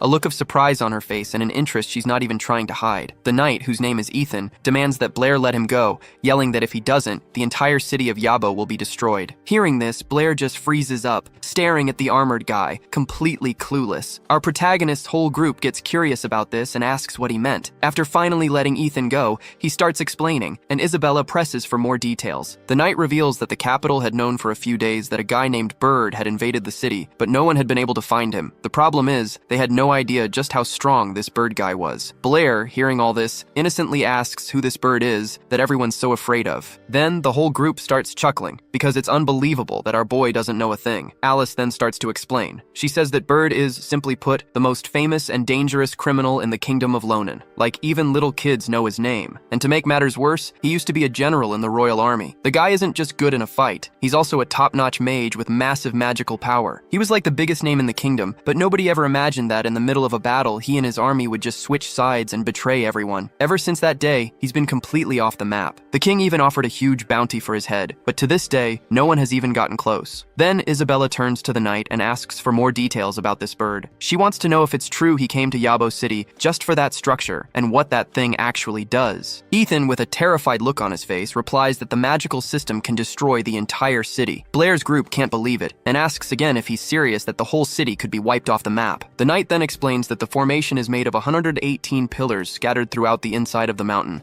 and nobody nobody knows who put them there or why. What they do know is that this structure has been there for over 1,000 years. 10 years ago, the city's leader found out about it and called in a group of mages to investigate the thing. The mages discovered that this formation is way more powerful than modern-day magic. If it's activated at full power, it'll generate so much energy that it's capable of destroying all of Yabo. Since there was no safe way to dismantle the thing, they sealed off the area and made it a top-secret location. The knight has no idea how this bird guy managed to turn it on, but the fact is, the formation is now active. Blair starts wondering how they're going to shut this thing down. That's when Ethan shows them a magic stone in his hand and says that it will help. Our MC's crew just stares at the stone, totally confused. So Ethan explains, the formation has a bunch of pillars, but there's one main one, the one that connects everything. And this stone he's holding was found right next to that master pillar. The mages ran some tests and saw that just bringing the stone close to the pillar drastically reduces the formation's power. And if you touch the stone directly to the pillar, it loses all its power. Blair gets it right away. Their mission is to find that main pillar. Ethan agrees, but warns them that Bird is much stronger than they think. Our protagonist suggests that the knight call in as many soldiers as he can to help with the mission, but he replies that it's already too late to call for reinforcements, and that they need to handle this fast. That's because in 1 hour, the formation will reach its maximum power. He puffs up his chest and says that he's the only one who can find the pillar, and that everyone else needs to hide in a shelter since they're civilians. But right in the middle of this heroic speech, Blair, holding back a laugh, points at the guy's pants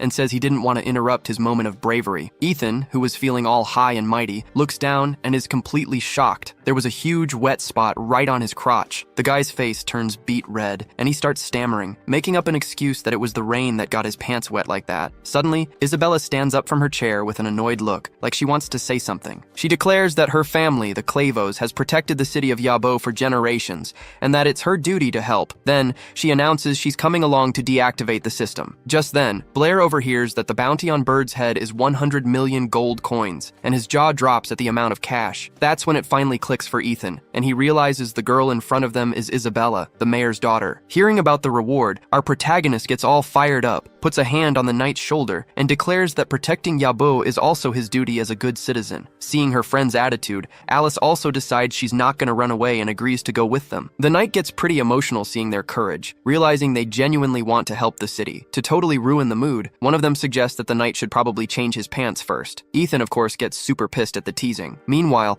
a bunch of mages are gathered around a mysterious magical barrier. They're using all sorts of spells to try and punch a hole in it, but nothing's working. The giant dome just tanks all their attacks. One of the mages turns to a guy named Elton and says their magic isn't having any effect on the barrier. Another one named Andre says they should just wait for the president to get back. But the vice president rains on everyone's parade, telling them the president is heading to the capital and won't be back until tomorrow morning. Out of nowhere, the mayor of Yabu shows up in front of them and asks how things are going. Elton explains to him that even with all the mages gathered, they haven't been able to even scratch the barrier. The group's leader explains that the vanguard already managed to get past the barrier and found a plaque with something written on it. Now all they can do is hope for the best. Meanwhile, walking through some underground tunnels with the crew, Ethan suddenly blurts out that this mission of theirs is way too dangerous. But suddenly Blair turns around and smacks him on the back of the head. The knight is not happy about being treated that way and asks why he hit him right there near the web. Just then, he feels something move on his neck and reaches for it. He looks at his hand and sees a yellow spider with a white head. The guy can't even stand to look at the thing and just takes off running and screaming like a madman. In his panic, his foot hits a plate on the ground, which sinks under his weight. At the last second, Blair manages to yank Ethan back by his clothes, saving his head from an arrow that whizzes by. Realizing he was almost killed, the knight thanks our protagonist. Our boy then warns the group that the place is full of traps and asks if they're sure they want to keep going. Ethan, however, is super confident. He says he knows a secret path from Core. According to him,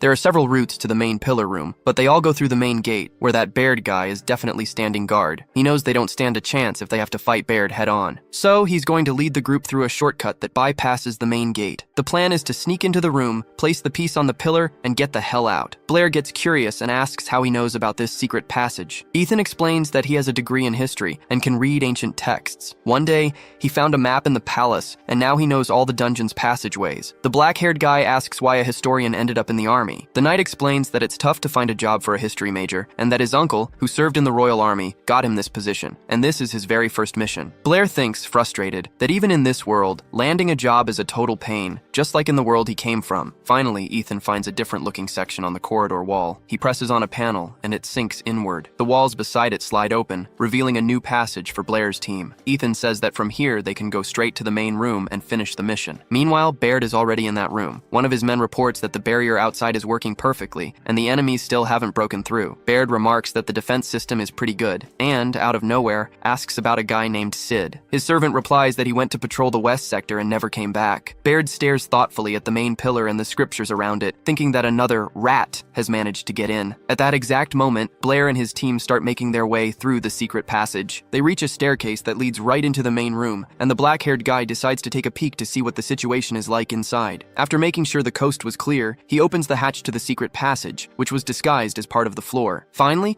the gang gets out of that tight corridor and their jaws drop at the size of the room. Isabella comments that the place is huge, but there's only an energy orb there, and not the pillar they were looking for. Apparently, the pillar turned into this orb after being activated. Then, Ethan finds a plaque on the floor with instructions on how to raise the pillar again. He starts reading what's written out loud, and something strange begins to happen. Out of the blue, a small pillar appears, completely shrouded in a purple glow. Ethan explains it'll take a few minutes for it to rise completely, while Alice celebrates that they brought the knight along. She's surprised that even though he's such a scaredy cat, he's taking the task seriously. Wanting to show off for the girl, Ethan immediately starts bragging, saying he's a soldier from Yabo City and that the safety of the citizens always comes first. Blair smacks him on the head to get him to stop pretending to be someone he's not. With a serious face, the knight says he's doing this for his uncle. He explains that his father died when he was a kid, and his uncle raised him, becoming a second father, but Baird killed his uncle and the rest of the soldiers. Now all he wants is to protect his uncle's only daughter, who lives in Yabo City. Trying to break the heavy mood, Blair jokes that he thought Ethan was doing all this because he has a thing for his cousin. The guy turns bright red at the suggestion and says he's not good enough for her. Suddenly, the two girls grab the guy in the most painful places, teasing him for getting a little too excited. But then they notice a photo in Ethan's hand with a girl in it. He explains that it's his uncle's daughter named Lena, and that as soon as the mission's over, he's gonna rush off to meet her. Blair, ignoring the photo, suddenly grabs Ethan by the arms and pulls him close, telling him not to say something like that. He warns that if he does, he'll be cursing his own fate. Ethan is confused by the expression, and Blair explains that it's a saying from his homeland. You shouldn't celebrate a victory before the task is done. The girls also comment that they've never heard that word, Nakarkat. Finally, the pillar finishes rising and everyone stops talking. Ethan announces he's going to activate the seal and asks Blair's group to wait. Blair, surprised, asks about the seal again. The knight explains it's a simple spell placed on the fragment to prevent Baird from finding it. He channels some of his power into the stone, and it rises into the air, covered in a purple glow. Ethan holds the fragment in the air and tells everyone to run as soon as the stone connects with the pillar. Suddenly, his face changes to one of total panic. In the spot where he applied the seal,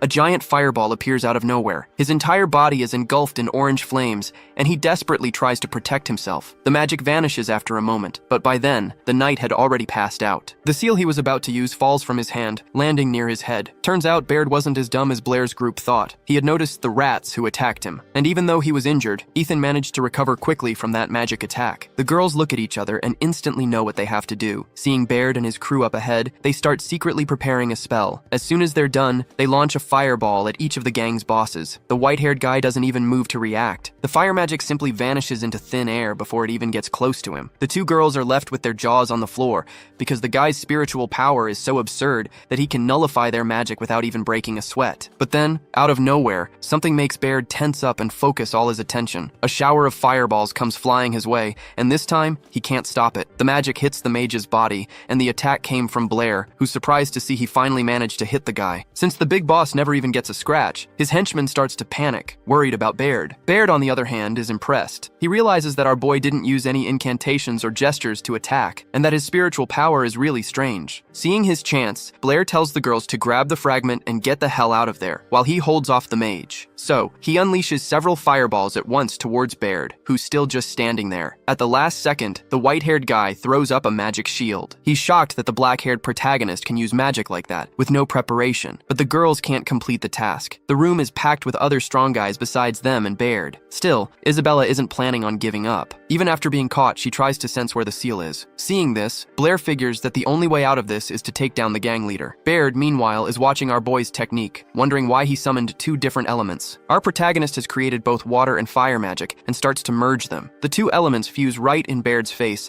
and a massive explosion engulfs the room. The white-haired guy's crew sees the explosion and gets all worried about their boss. Blair, full of confidence, thinks his attack landed a direct hit on Baird, but before the smoke can even clear, the white-haired guy comes flying flying out of it, fists ready to go after our protagonist. This catches Blair completely off guard. He never expected the mage to completely block his attack. While wailing on our boy with everything he's got, Baird even schools him, saying that before you attack someone, you need to know their weak points, and that Blair wasn't remotely prepared for a counterattack. After landing several heavy blows to key points, Baird knocks his opponent out. He says the kid's got a lot of talent, but knows nothing about real fighting, and that if this were a war, he would have been dead a long time ago. At that moment, Ethan finally wakes up and yells that Baird is the one who's got it all wrong. The mage, for his part, didn't expect the knight to get back up after taking such a powerful magic attack. Ethan's face is all messed up, but he's filled with courage, ready to die if necessary, and in the middle of all the chaos, he managed to grab the seal that was near Isabella. His body is completely wrecked and he can barely even stand, but out of nowhere he raises his hand holding a stone. Before anyone can stop him, he rears his arm back, ready to chuck the seal straight at the pillar. Trying to stop the guy ASAP, Baird yells at a blonde dude named Oslo to throw his spear. So Blair, seeing what's about to happen, tries to save her new friend, screaming for him to get down. But when Ethan hears his own name and all the commotion around him, he just freezes, lost in an old memory. All of a sudden, he's remembering when he was a kid,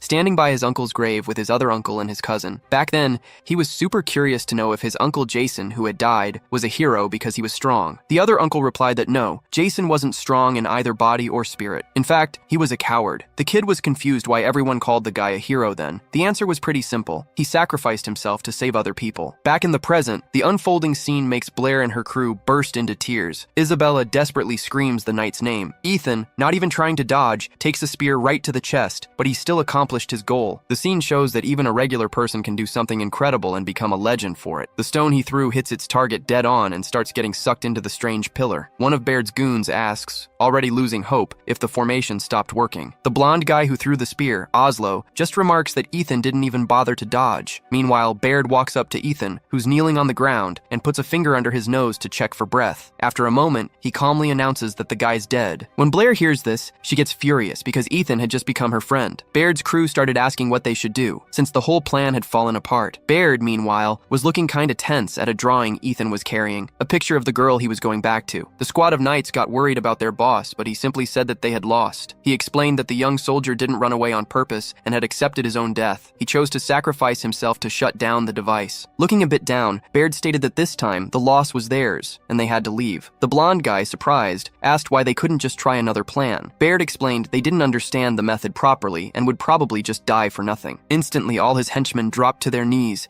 begging him to try again, saying they were ready to die for him. They needed revenge for everything that had happened. If there was even the slightest chance, they wanted to take it. But just as they were about to start a new plan, another squad of knights shows up and ties up our protagonist and his team with ropes. The girls were tied to chairs, while Blair was tied up tight around his chest and arms and simply tossed at their feet. Isabella and Alice started to worry about him, because the guy was still all banged up. But with a concerned look, he told them he was fine and already recovering. At that moment, the knights informed their boss that all the preparations for the plan were ready. After thinking for a bit and gathering his courage, Baird slammed a fist on his chest and, full of energy, asked his soldiers to help him one last time. And his crew didn't even think twice, immediately agreeing to their leader's order. They all walked over to the purple pillar, placed their hands on it, and began to recite the spell. The magical energy from each of the knights started to merge, forming a giant mist. Blair, who had never seen anything like this, asked his friends what was going on. Alice immediately replied that it looked like a sacrifice spell. Apparently they were doing it to reactivate the barrier, but the price was that they would never be able to get their magical power back, and as they poured all their magic into the pillar, it started to react. Up on the surface, the people also felt the change. Elton informed the city's mayor that the barrier had weakened, but now it was back to normal. The boss didn't pay it much mind, but he figured that something really bad was starting to happen down below. Back in the underground, one of Baird's men shouts with joy, celebrating that they did it. But then, out of nowhere, he realizes that his body, along with his friends, is slowly starting to disappear. With a smile on his face, the guy says goodbye to his master. In exchange for this sacrifice, Baird promises that the city of Yabu will be destroyed. Just hearing that, the disappearing soldier is at peace and thanks his leader. Alice and the rest of Blair's group realize that the barrier has been activated again. Isabella can't hold back her emotions and desperately asks why Baird is doing this. She doesn't understand why he wants to destroy an entire city and kill hundreds of thousands of people. Baird, still reeling from the death of his comrades,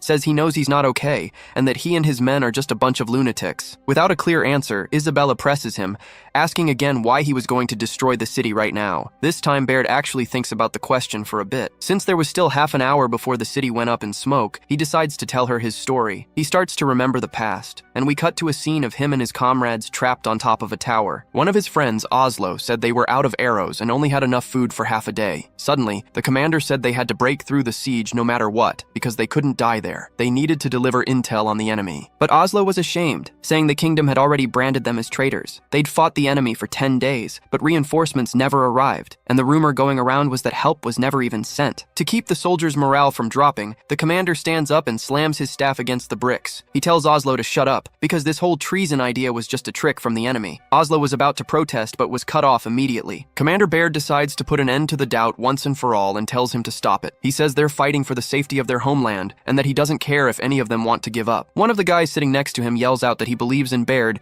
and will follow him to the end. Oslo does the same, entrusting his life to the commander. The mage managed to boost everyone's morale, and everyone started shouting that they would follow him to the end. Looking triumphant, he tells them not to worry about the kingdom abandoning them and orders everyone to attack. 3 days pass. On the walls of Yabo City, one of the guards spots a group approaching on the road. It was none other than Baird and the surviving members of his squad. The white-haired guy, Baird, still has the strength to celebrate that they've finally made it home, but he immediately collapses from exhaustion. But when he wakes up, the situation is completely different. He's in a prison cell. He tries to explain himself, saying he's a commander in the Royal Army and needs to give an urgent report to the king. Then the prison warden shows up and hits him with the hard truth. Baird has been branded a traitor. To make matters worse, he reveals that our guy's wife and son have already been punished by the law, and that the next day it'll be his turn to be executed. Baird is in complete shock. He desperately grabs the man by the collar, screaming that he never betrayed his country and demanding they release him and his family. The warden breaks free and tells him straight up that everyone knows he's not a traitor. The problem is that someone powerful, way up top, wants his head, and because of that, he and his family had to die. After dropping that bombshell, he just turns his back and walks away, saying there's nothing more to talk about. Baird is completely shattered. He defended his homeland with everything he had, and in return, he was betrayed. A short time later, another guard doing his rounds hears a strange noise. Out of nowhere,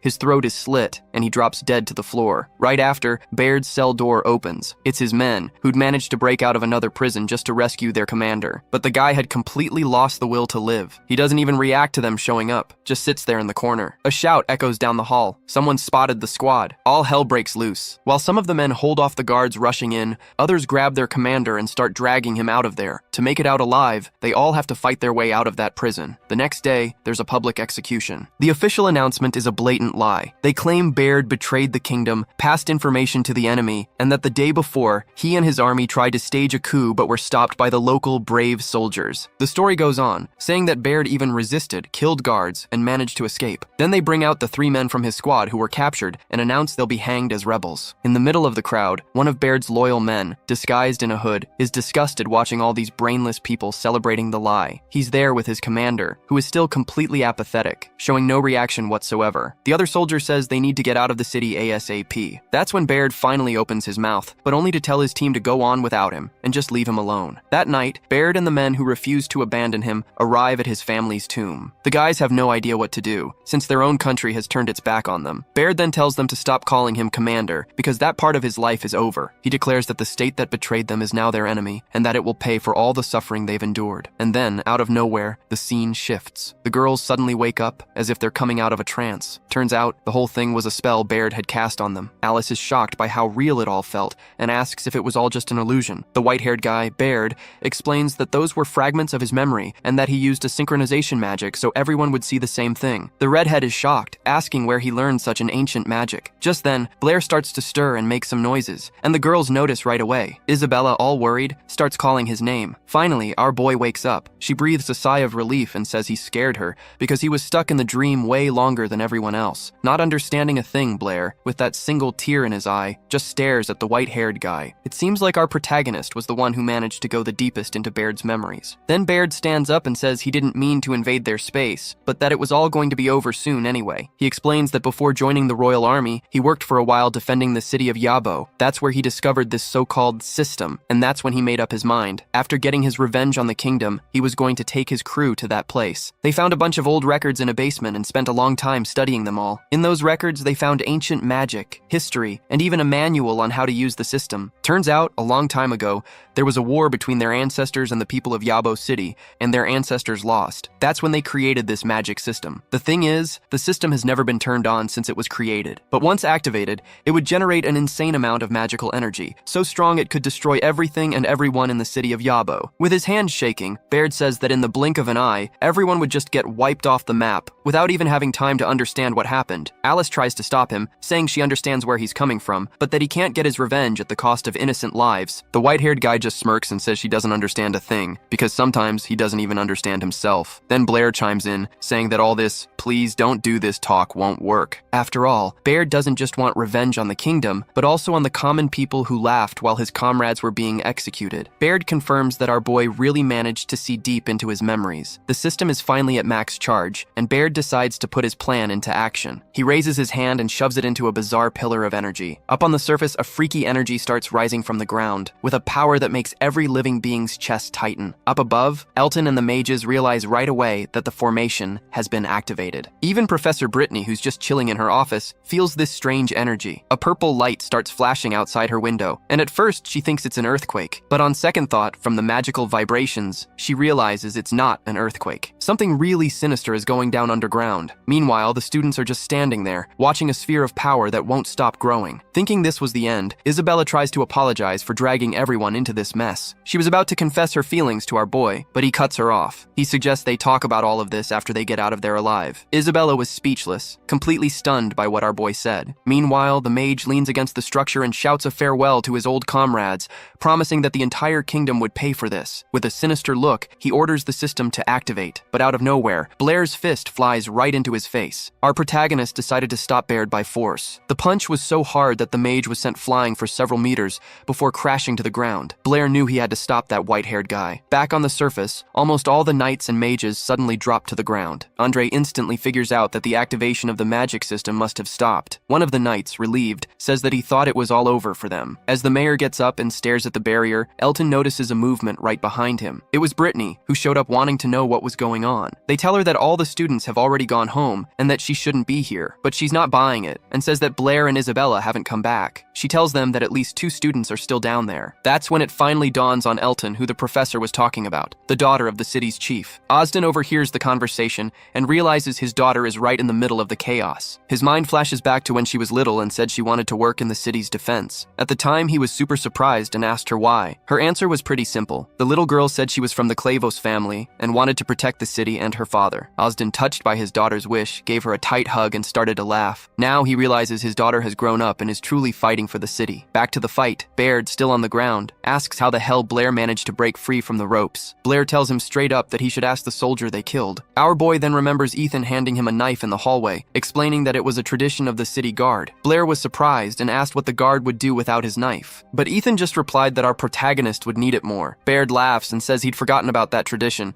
calling Ethan a respectable soldier. He then faces Blair and asks if he's really going to fight, even after seeing his memories. The protagonist confirms right away, saying he needs to save his friends and stop that psycho from blowing up the city. Baird says they just think differently and that it's enough talk. He immediately starts preparing a spell and creates a giant fireball. The red-haired girl warns Blair that the mage is incredibly powerful, but our boy isn't fazed and says he's already figured out how to beat Baird. The mage then finishes his spell and unleashes a shower of fire at Blair. The fireballs come at him with full force, ready to incinerate their enemy. But just before the attack hits him, Blair manages to raise a barrier to protect himself. The flames slam into the shield, trying to break through, but it's no use. The fireballs simply extinguish as they pass through the barrier. The girls are stunned because Baird's attack actually went through the shield, but it never managed to touch the protagonist. Turns out, Blair didn't just create the shield, he also removed all the oxygen from inside it to extinguish the flames. Seeing this, Baird panics, thinking this guy can control his element and is way stronger than him. Out of nowhere, he whips his head to the right and sees another fireball heading straight for him. The fire speeds towards the white-haired man, ready to engulf him. At that moment,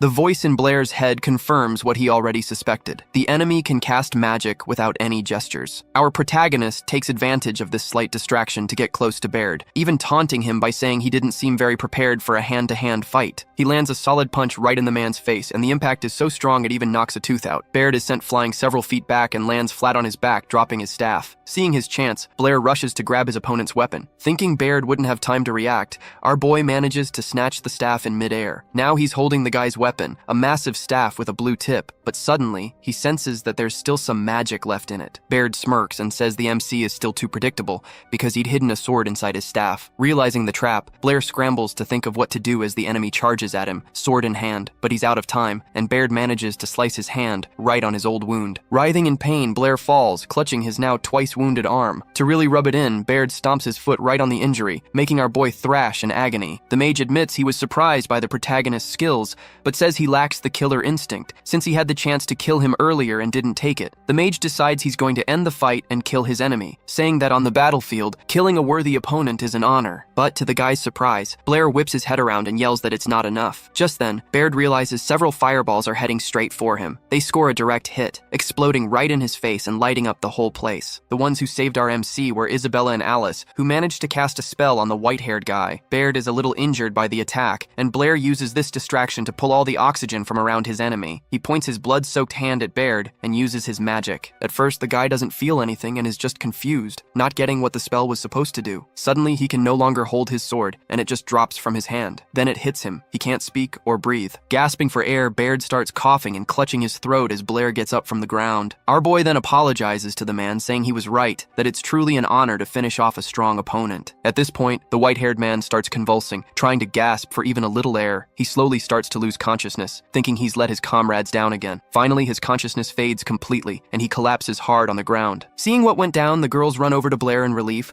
asking if he's okay. Meanwhile, the energy built up in the pillar starts to fade away. Apparently, this trap deactivates on its own if no one triggers it after a while. Isabella, all excited, asks if they really managed to defend the city. Realizing they did, she runs over and gives Blair a huge hug, even though he's still all beaten up. Then, out of nowhere, chunks of earth and debris start falling from the ceiling. Alice explains that many of these ancient ruins self-destruct after being used, to stop enemies from using the place. Isabella doesn't quite get it and asks her friend again, so Alice just spells it out. The entire system is starting to fall apart. Suddenly, a giant block of stone breaks loose from the ceiling and comes flying right at them. Blair acts fast, grabbing both of them by the hand and making a run for it so they don't get crushed. In the middle of the escape, he chews out Alice for not warning them sooner that they needed to get out of there. The main pillar starts to crumble, threatening to fall on top of them. On the way, our boy sees his dead friend, sitting right in front of one of the collapsing pillars. He decides he'll honor his memory, and Baird's, so he turns for a sec to say goodbye to the two of them. Outside, the knights and mages standing near the magic barrier watch it vanish. The whole crowd starts cheering, because the barrier's finally gone, but Professor Brittany doesn't even hesitate. She takes off flying right away to find her students. She casts a flight spell and zips over to the dungeon entrance. Watching this, Elton smirks and comments that she's pretty impatient. At this point, the head of the city orders his knights to the fallen barrier to handle the situation. With a worried look on his face,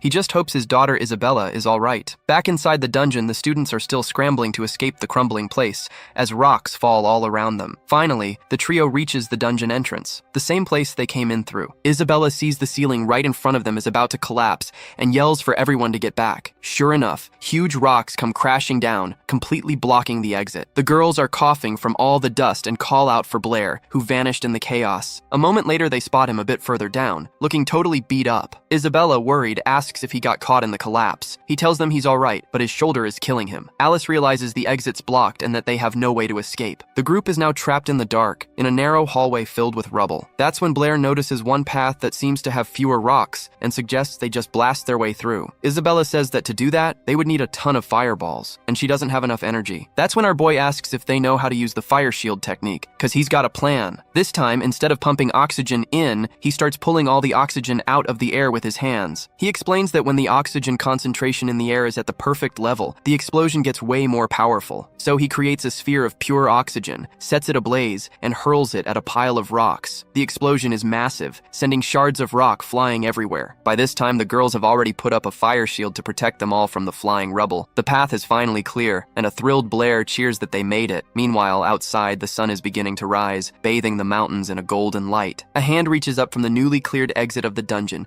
trying to find a grip. It's Alice, the first one out, struggling to pull herself up. Isabella reaches down and helps her friend to her feet. Blair is the last one out, and he's completely wiped. Both girls offer him a hand, and Isabella asks how he's feeling. He tells them he's fine, but internally, he's thinking that he can't go on, that he's hit his absolute limit. Out of nowhere, his legs give out, and he stumbles on his way up. The girls can't grab him in time, and he starts to plummet back down. In what he thinks are his final moments, he's certain the fall is going to kill him. Suddenly, someone manages to grab his hand, saving him from death. It's Brittany's teacher, who came flying in with magic just in the nick nick of time. Some time passes, and our boy wakes up in a hospital room with all the girls gathered around him. He finally opens his eyes, trying to make sense of what happened. He's a bit lost, trying to figure out where he is, and in a lot of pain. Isabella, who was dozing nearby, wakes up at the sound and tells him not to move. All the girls are super happy that the protagonist has finally woken up, especially Isabella. She gets so excited that she grabs him by the shoulders and starts shaking him with joy. Brittany explains that the wound wasn't fatal, he just lost a lot of blood. Changing the subject, our boy tries to tell them something about Baird, but she cuts him off immediately, saying that Isabella and Alice already told her everything and that it doesn't need to go in the report. He agrees, since there's nothing more they can do anyway. Suddenly, the door to the room opens and someone else walks in. The girls and Blair turn around, surprised to see who it is. It's the chief of Yabo City, who has decided to pay our boy a visit. Blair, completely curious, immediately asks why such an important man would be there. The man bows before Blair and thanks him for saving his daughter. Our boy wasn't expecting that at all and gets super embarrassed. Without even looking up, the man continues, inviting him to dinner at the Clavius family home. Hearing the invitation, Blair is just completely shocked. Isabella, who also heard the invitation, immediately assumes the dinner is for him to meet her parents. Getting the complete wrong idea, her face turns beet red with embarrassment. The next evening, Blair is all dressed up for the event, ready to go to dinner with Isabella. She lets him know there will be other families and a bunch of important people at the dinner, which is why our boy is already getting a little nervous about the crowd. Isabella explains that their family dinners are always like this. That's when Blair realizes that the title of city chief is passed down through her family. So it makes sense that their family dinners are actually high society parties. Out of nowhere, Blair thinks that one day Isabella is going to be the next city chief, and if he married her, he could do whatever he wanted in Yabo. Their son would also become the city chief, but to do that, he'd have to take her last name, Clavius. He continues getting lost in this fantasy of having kids with Isabella, but suddenly, she grabs his left ear and gives it a hard tug, saying he was thinking about something dirty again. She asks him what he was thinking about. Not having the guts to tell the truth,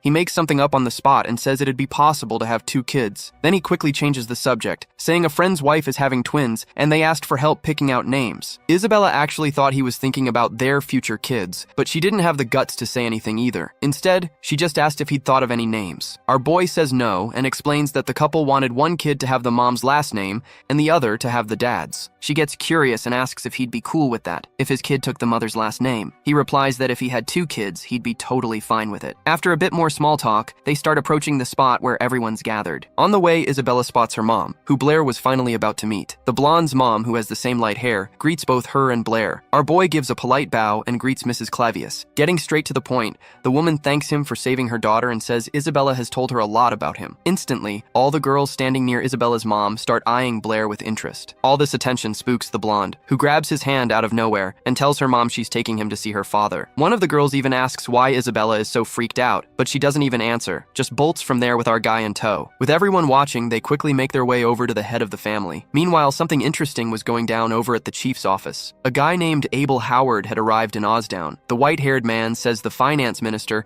some guy named Walter, is up to something. But the old man just replies that a measly official like him wouldn't be able to challenge their power. Abel retorts that it used to be that way, but in recent years the capital has started to strip power from the city leaders. Now, the money and the army of each city are no longer controlled by the mayors. The king himself sends his own people to manage everything. And to make matters worse, the finance minister is the queen's younger brother. Every year around this time, auditors from the capital show up. These guys have a ton of power, and if they find even the smallest thing wrong, they can arrest even the head of the city. Abel already knows that this Marcus Walter is going to show up in the city of Iabo. He mentioned that the two of them talked a few days ago, and it's almost certain they're going to pull something against Osdown. The mayor thanked him for the heads up and promised to keep an eye out. After dropping all that intel, Abel says his goodbyes and gets ready to leave. But the mayor gets suspicious and asks why Howard decided to tell him all this. Abel explains it's for his family's safety, since the Howards will need some time to get back on their feet. The city leader instantly gets what he's implying and gives him a suspicious look. Right at that moment, Blair and Isabella arrive at the family office looking for Abel. He sees the black-haired boy and thinks that wherever there's trouble, the protagonist always shows up and mentally wishes him good luck. The students finally make it to Isabella's father's office. After greeting the old man, they take a seat. Isabella, a little surprised,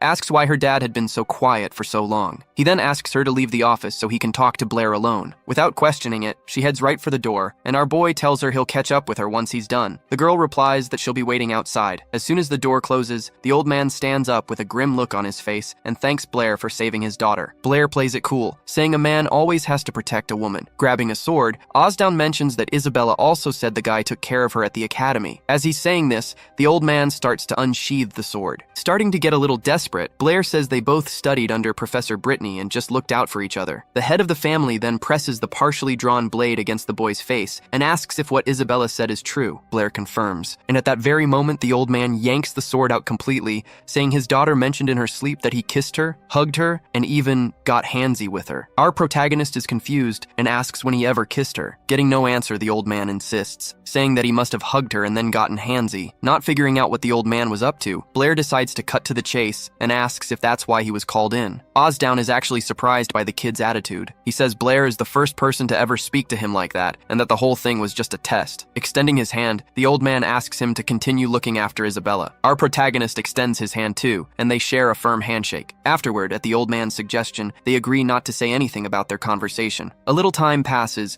and the whole family finally gathers for a meal at a table near the mansion. Isabella, curious, keeps wondering what her dad and Blair talked about so much in the office. While picking out his silverware, our boy seriously said that he couldn't tell her as it was their man's secret. The girl, who can't stand being left out, pouts in anger that he's hiding something from her. She even decided to playfully punch Blair a bit as revenge for not telling her the secret. Out of nowhere, a subordinate calls for old man Osdom. The guy informs him that the finance minister and the tax collector have arrived. The minister, dressed in blue, went straight to the head of the city and asked why he wasn't invited to such a fancy dinner. In response, Osdom said he didn't want to bother him, since it was a family dinner. The minister said it was all good because the tax collector had already told him about the problem. And speak of the devil, the collector walks right up to the table. He says that he suspects the Clavios family of tax fraud and that he wants to launch an investigation. Osdom's expression soured. He politely asked if they could at least finish their dinner first, but the tax collector wasn't having any of it. He said this wasn't up for debate and that he was there representing the capital's interests. All the guests at the dinner started whispering about the situation, everyone clearly worried. Isabella started shaking all over. She placed her hand on Blair's knee, looking for support. You could see on her face and in her posture just how worried she was about her dad. The minister then spoke up. He said it wouldn't be good for Osdom to make a scene in front of so many people, and that it would be better for him to just cooperate with the investigation peacefully. The old man got pissed that they were trying to boss him around and started raising his voice. His wife decided to calm the situation. She announced to everyone that dinner was over and that Osdom needed to handle some business. Blair also tried to calm Isabella down and suggested they leave. That's when he noticed that Calvin and Brad had arrived for the dinner and were standing in the back behind everyone else. The blonde grabbed Blair's hand and led him away from the crowd, trying to calm herself down. She looked completely distraught. Our boy decides to ask how she's holding up, pointing out that the city's leader is in serious trouble. If they dig up anything, he'll be stripped of his title and thrown in prison. And according to him, since this Walter guy is the queen's younger brother, he pretty much does whatever he wants in town. As the two of them walk past some other girls from the dinner, they overhear them gossiping about the mayor. One of the girls says she never imagined the Clavia family would fall so easily. Hearing this, Isabella squeezed Blair's hand hard, which made him look at her instantly. His face grew dark, filled with concern for her. Before him stood the beautiful girl, now crying. This really got to Blair. He started asking, almost in a panic, why she was crying, but Isabella didn't say anything. She just threw herself into our boy's arms. She started sobbing, terrified of what would happen to her father, and just became hysterical. The protagonist decided to calm her down. He gently told her not to worry. In his head, Blair vowed that he wouldn't let anything happen to her dad. A little while later, our boy managed to calm Isabella down and decided to go talk to Calvin and Brad. He greeted the guys, and they asked what he was doing there. Blair answered that the clan chief was his friend's dad. Anyway, the guys changed the subject and thank our boy for saving the city. Curious, our protagonist asks what they're doing there and if they came along with the tax collector. Calvin explains that the tax collector guy is the vice president of their mathematics society, which is why they had to tag along, and Brad's job was to be the collector's bodyguard. Our boy then asks why the collector went after the city chief for money problems, since the finance minister should be the one handling that. Calvin explains that the minister works for the city chief, so at the end of the day, it's all his responsibility. Our protagonist then calls him out on it and asks if Calvin really believes what he's saying. The guy gets a little awkward and replies that they're just scientists. They don't work for the government collecting taxes. He says they can't get involved in this. So, our boy changes the subject again. He asks if they remember that guy who solved all the problems for the Mathematics Society and even created a new technique in the Magic Society. They say they remember him very well. Out of nowhere, it hits Brad, and he says they never told anyone about what went down in the magic community. That's when our protagonist drops the bomb. He is that guy, the one named Chen Luo. The two presidents are in complete shock, unable to believe that such a genius was just a student. They think he's joking and politely ask our boy to stop messing with them. To prove it was really him, the protagonist tells them how much money he made from the riddles and reveals the secret of the new magic technique. It finally clicks for the presidents. They apologize profusely to the guy. Brad immediately starts sucking up, saying that now it makes sense how he managed to defeat Baird. Calvin kneels and says he's willing to do anything, even give his own life if our boy asks. And the only thing he asks for is help with the tax collector. With dead serious expressions, the two presidents say their task is to protect protect the ministers, but that they could make a mistake maybe even tonight. Our boy realizes that these two, who have always been super polite, are now acting like a couple of teenagers. It seems the image of the god of mathematics, Chen Luo, really got to their heads. The two decide that, for Chen Luo, they're willing to kill even this Walter guy. Going along with the plan, our boy says the tax collector is the main problem and needs to be taken care of. But the presidents completely misunderstand. They immediately declare they're going to kill the collector's entire family. This blind faith they have in their idol leaves our protagonist completely stunned. But he quickly explains that he doesn't want anyone killed. He just wants to make the guy leave Yabo City. The two presidents are super embarrassed about what they assumed and finally understand what our boy wanted. He also asks them not to tell anyone about his identity as Chen Luo because that would cause a lot of trouble for him. The conversation ends there, and the two presidents head off to carry out their mission. Calvin walks over to the crowd and calls Chief Caesar aside for a private chat. The blonde guy asks the Ozdun chief to wait there for a moment. He says he's going to handle this and will be right back. Taking a step back, Calvin declares flat out that Walter is not fit to be the finance minister of Yabo City. Hearing this, Caesar's expression turns much more serious. Caesar tells the president that it's not his call. Then Brad, who is standing nearby, cracks a smile and says the rumors must be true. The blonde dude is totally confused, looking over at the president to try and figure out what's going on. Out of nowhere, Brad puts a hand on his shoulder and leans in. With a smirk, he asks if Caesar has a thing for this Walter guy. The blonde guy doesn't appreciate the joke, shoves Brad's hand off him and says he's just doing the right thing. But then the president cuts in. He says that actually the decision really isn't up to Caesar. There are some big shots, people high up, who want Walter out of town. And if that doesn't happen, he can't guarantee Caesar's safety. Calvin also throws it in his face that, before being a tax collector, he's the vice president of their math society. All this pressure makes the blonde guy stop and think. He looks over at Walter, who's just chilling, enjoying the party, completely clueless about what's coming. And just like that, Caesar gives the order to the guards. Arrest the guy in the blue suit. The guy starts freaking out, screaming that they're supposed to arrest the head of the Ozdum family, not him. Having no patience for the shouting, Caesar tells the guards to shut him up. Then he walks up to Ozdum and explains they've secured proof that Walter was embezzling money from the king. And with that, he takes his leave. The family head just stands there, shocked by this sudden turn of events. As he watches the chubby minister get dragged away, his wife spots Blair nearby. At that moment,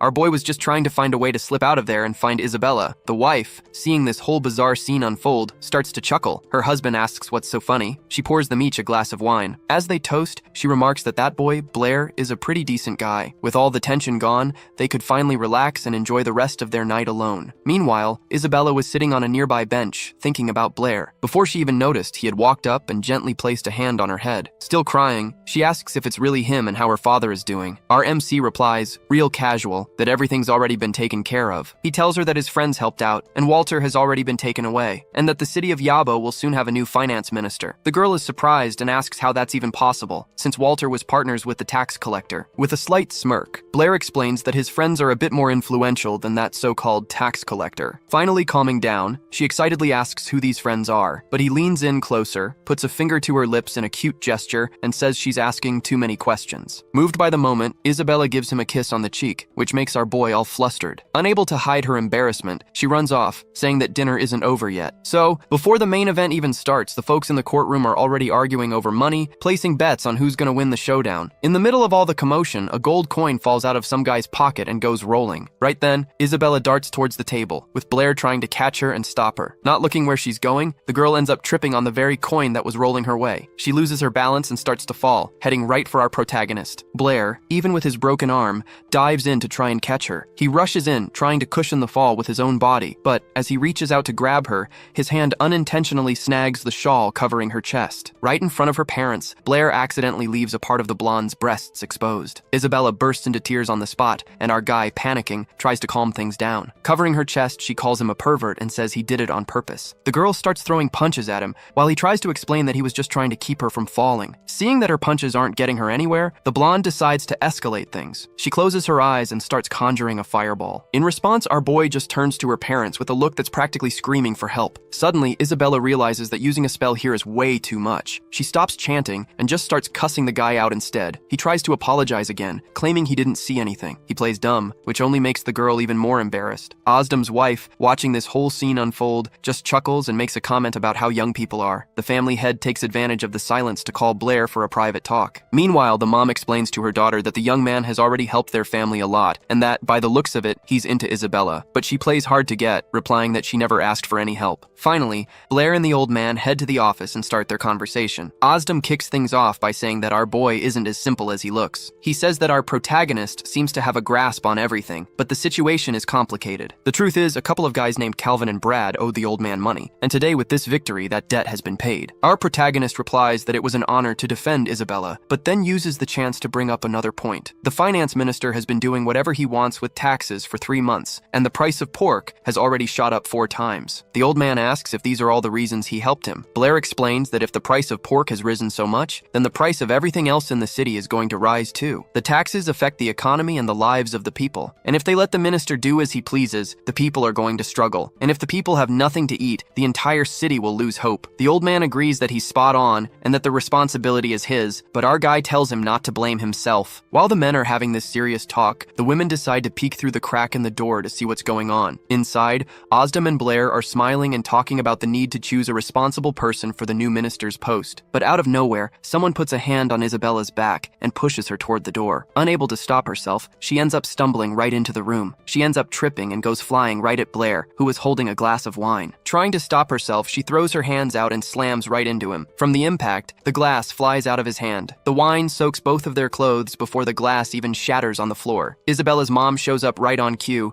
and tells her daughter to be more careful. She tells the girl to get some clean clothes for Blair and, while she's at it, to help him get his room set up. The two of them try to say something, but the woman just cuts them off. She just thanks the young man for his help from earlier and wishes them a good night. A little later, now in dry clothes, Isabella and Blair are in the hallway. He tries to ask if he's sleeping over at her house, but she doesn't even answer, just grabs his hand and tells him to follow her. And who was spying on their conversation from behind the door? None other than Ozdom and his wife. As soon as the kids leave, she asks her husband what's going on. Ozdom replies that the tax collector only changed his mind because of Blair. He thinks Calvin pulled some strings, but he feels like there's more to the story. His wife says that everyone has their secrets, and the important thing is that Isabella continues to be treated well. Then Ozdom asks how she's so sure their daughter likes the guy. The mom replies that it's obvious. Isabella always wanted to go to the capital, but out of nowhere, she didn't apply this year. Her theory is that the girl wants to wait a year so she can enter the academy with Blair. The dad still tries to argue, saying that maybe she just doesn't want to leave home. Meanwhile, our boy is already lying in bed in the guest room, trying to relax after the crazy night. He's thinking about how he used to pretend to be someone else just to avoid trouble, but now he's seeing that being Chen Luo has its perks. As Walter, the queen's younger brother, he can pressure people like Ozdom and bend the rules. And as Chen Luo, he's like a math god. Calvin idolizes him and believes everything he says. It just took one word from the god to make the real Walter back off. The rules of the game have changed,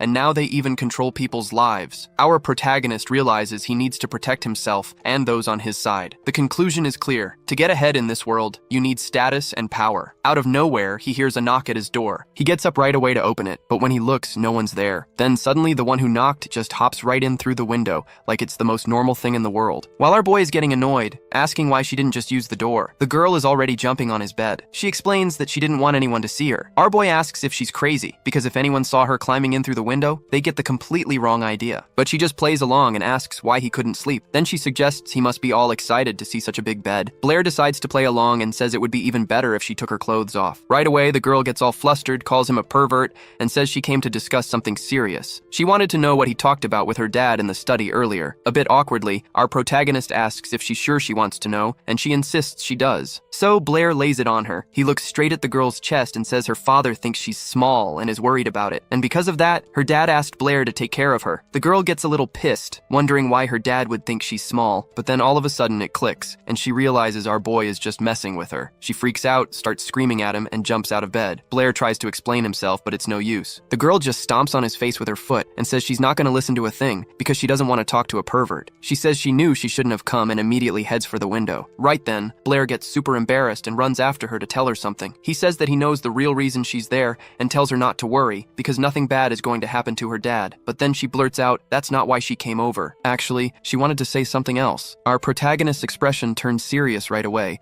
and he asks her not to say it, telling her he already gets it. The girl also catches on to what he's thinking and panicking says that's not it at all. After this silent exchange, she breathes a sigh of relief. She says she just wanted to thank him and to say that she believes in Blair. Embarrassed embarrassed for being so sincere, she doesn't even wait for a reply and just bolts through the window. As the blonde leaves, our boy is left standing there thinking about what she said. What they didn't know was that the whole time, the head of the family was right outside the window, listening to their entire conversation. The next morning, Blair is at the mansion's entrance saying goodbye to everyone. Osdoon's wife greets him and asks if he slept well and if the breakfast was good. He replies that he slept great and the food was delicious, but now he needs to leave. Putting on a dramatic show and pretending to cry, the woman asks why he won't stay for dinner and if she wasn't a good hostess. Blair tries to calm her down and explain, saying she's got it all wrong. Then Osdoon cuts off his wife, Anna, and says that if the man doesn't want to stay, to just let him go. And then he asks him point blank if Blair saw anyone during the night. Our protagonist, of course, doesn't dare to tell the truth. He says he didn't see a thing or anyone, and that it's time for him to leave. Sensing that trouble was brewing, he hurries to get out of there as fast as he can, leaving Isabella's parents to wonder about him. Some time passes, and we see Osdoon in his office, reading some reports. Then,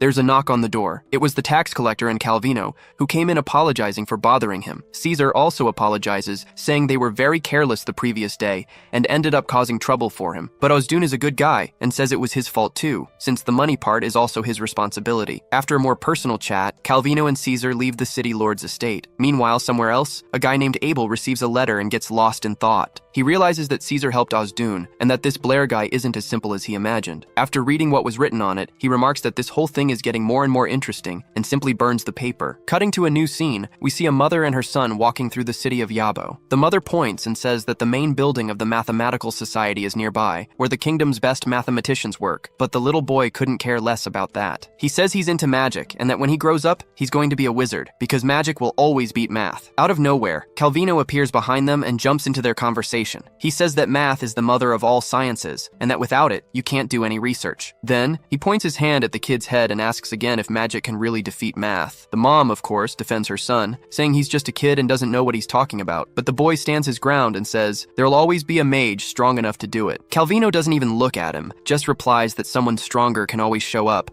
but it's impossible to defeat math because it's always evolving and improving. After schooling him like that, Calvino goes on his way to take care of his business at the Mathematical Society building. As soon as he turns his back, the brat takes the chance to make faces at him. Once he gets there, the guard at the entrance politely greets Vice President Calvino. Right after, his assistants come rushing over to warn him that everyone inside is panicking. People are thinking it's the end of the world because of the so-called devil's number Calvino had mentioned. Another assistant corrects him, saying the proper name is irrational number. Apparently, everyone has already accepted this as fact and is holding out a sliver of hope of finding some sequence in these numbers. But Calvino, reading a paper, tells everyone to calm down. He says that discovering this number only shows that science is advancing and that they need to seek the truth. He recalls that when Blair came up with this irrational number, the other scientists didn't even need to fight over the Edwin Award anymore. The scene changes and we see two mathematicians arguing over which theory deserved the award. Calvino was at this award ceremony with the whole cream of the crop of mathematics gathered. In the middle of the event, he decides to get up and sneak out, but the crowd immediately surrounds him,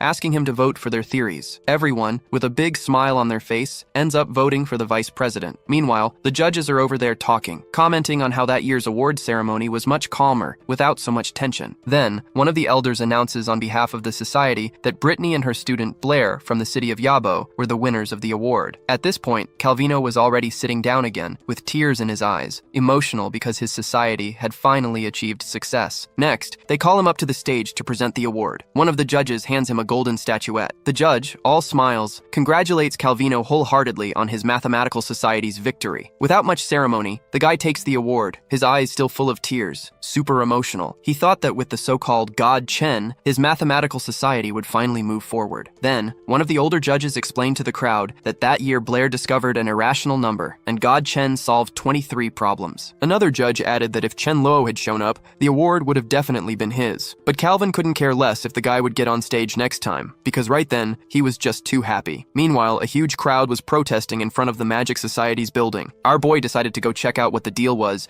because he'd heard people were being scammed, losing 100 gold coins over some fake magic. The magic folks were pissed, saying they were sold a useless technique, and on top of that, were called talentless. Our boy tried to get through the middle of the crowd, ended up tripping and falling, but then he got the idea to crawl underneath. So, as the crowd was shouting for their money back, the little redhead started making his way under everyone's legs. It was a pretty weird way to get around, but he hoped he was going in the right direction. Out of nowhere, one of the guards protecting the building saw the kid and grabbed him by his clothes. And right at that moment, the main door of the building opened, and someone started to come out to talk to the crowd. This guy was one of the association's managers. The guard asked him where President Angus was, since he was the only witness to the so-called magic. The black-haired manager replied that the president was in a meeting with some important people, and that he'd been sent to calm everyone down. He walked over to the crowd and started talking, trying to settle things down, but the crowd was so pissed off they wouldn't even listen. They started shouting from all sides that the water technique was a bunch of nonsense, a complete scam. Our boy decided to butt in too, saying his mom always says liars have to be punished. The guard who was holding him by the shirt just tossed the kid aside so he wouldn't get in the way of the adult's conversation. With a forced little smile,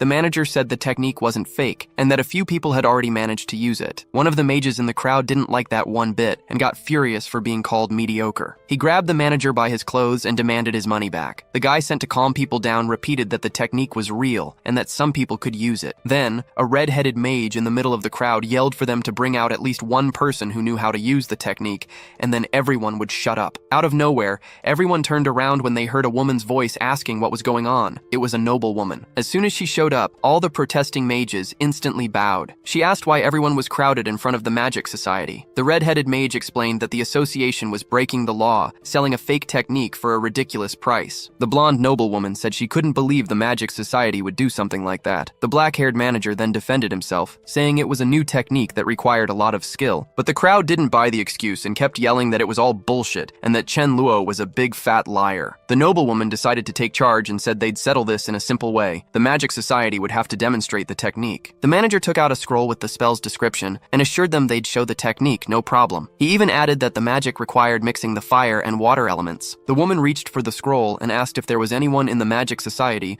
who could control two elements at the same time. The black-haired manager replied that yes, there was such a person, and that President Angus himself had even tried to use the technique. The red-headed mage butted in again, telling the noblewoman not to pay any attention to all that nonsense. Then the blonde took a quick look at the technique, and just like that, she was already creating fire and water magic at the same time. The crowd's jaws dropped at how easily she did it. The other mages started whispering, shocked that someone could actually control two elements. The girl herself was surprised she'd never thought of using magic that way. The black-haired guy explained that some guy named Chen Luo calls this combination magic, and that the Magic Society is debating the theory. That's when the blonde remembered she'd heard that famous name somewhere before. Meanwhile, the annoying kid wouldn't stop taunting the red-headed mage, reminding him that he'd promised to apologize if someone managed to do the magic. The boy insisted that the blonde had already shown the technique, and still no apology. The red-headed mage lost his patience, and instead of apologizing, he raised his hand to slap the kid. The boy flinched, trying to shield himself from the slap, but the blonde was faster. She didn't let the guy do a thing and just lifted him into the air with magic. The mage started begging for her to put him down, and she obliged. On the ground, he started apologizing to the girl. She just told him to think hard about what he'd done, since he caused a scene all because of his weak skills. With a little smirk, she warned him that she doesn't usually give second chances. Just then, the boy's mom showed up, furious because he'd run away from her. The woman grabbed him by the ear and started dragging him home. On the way,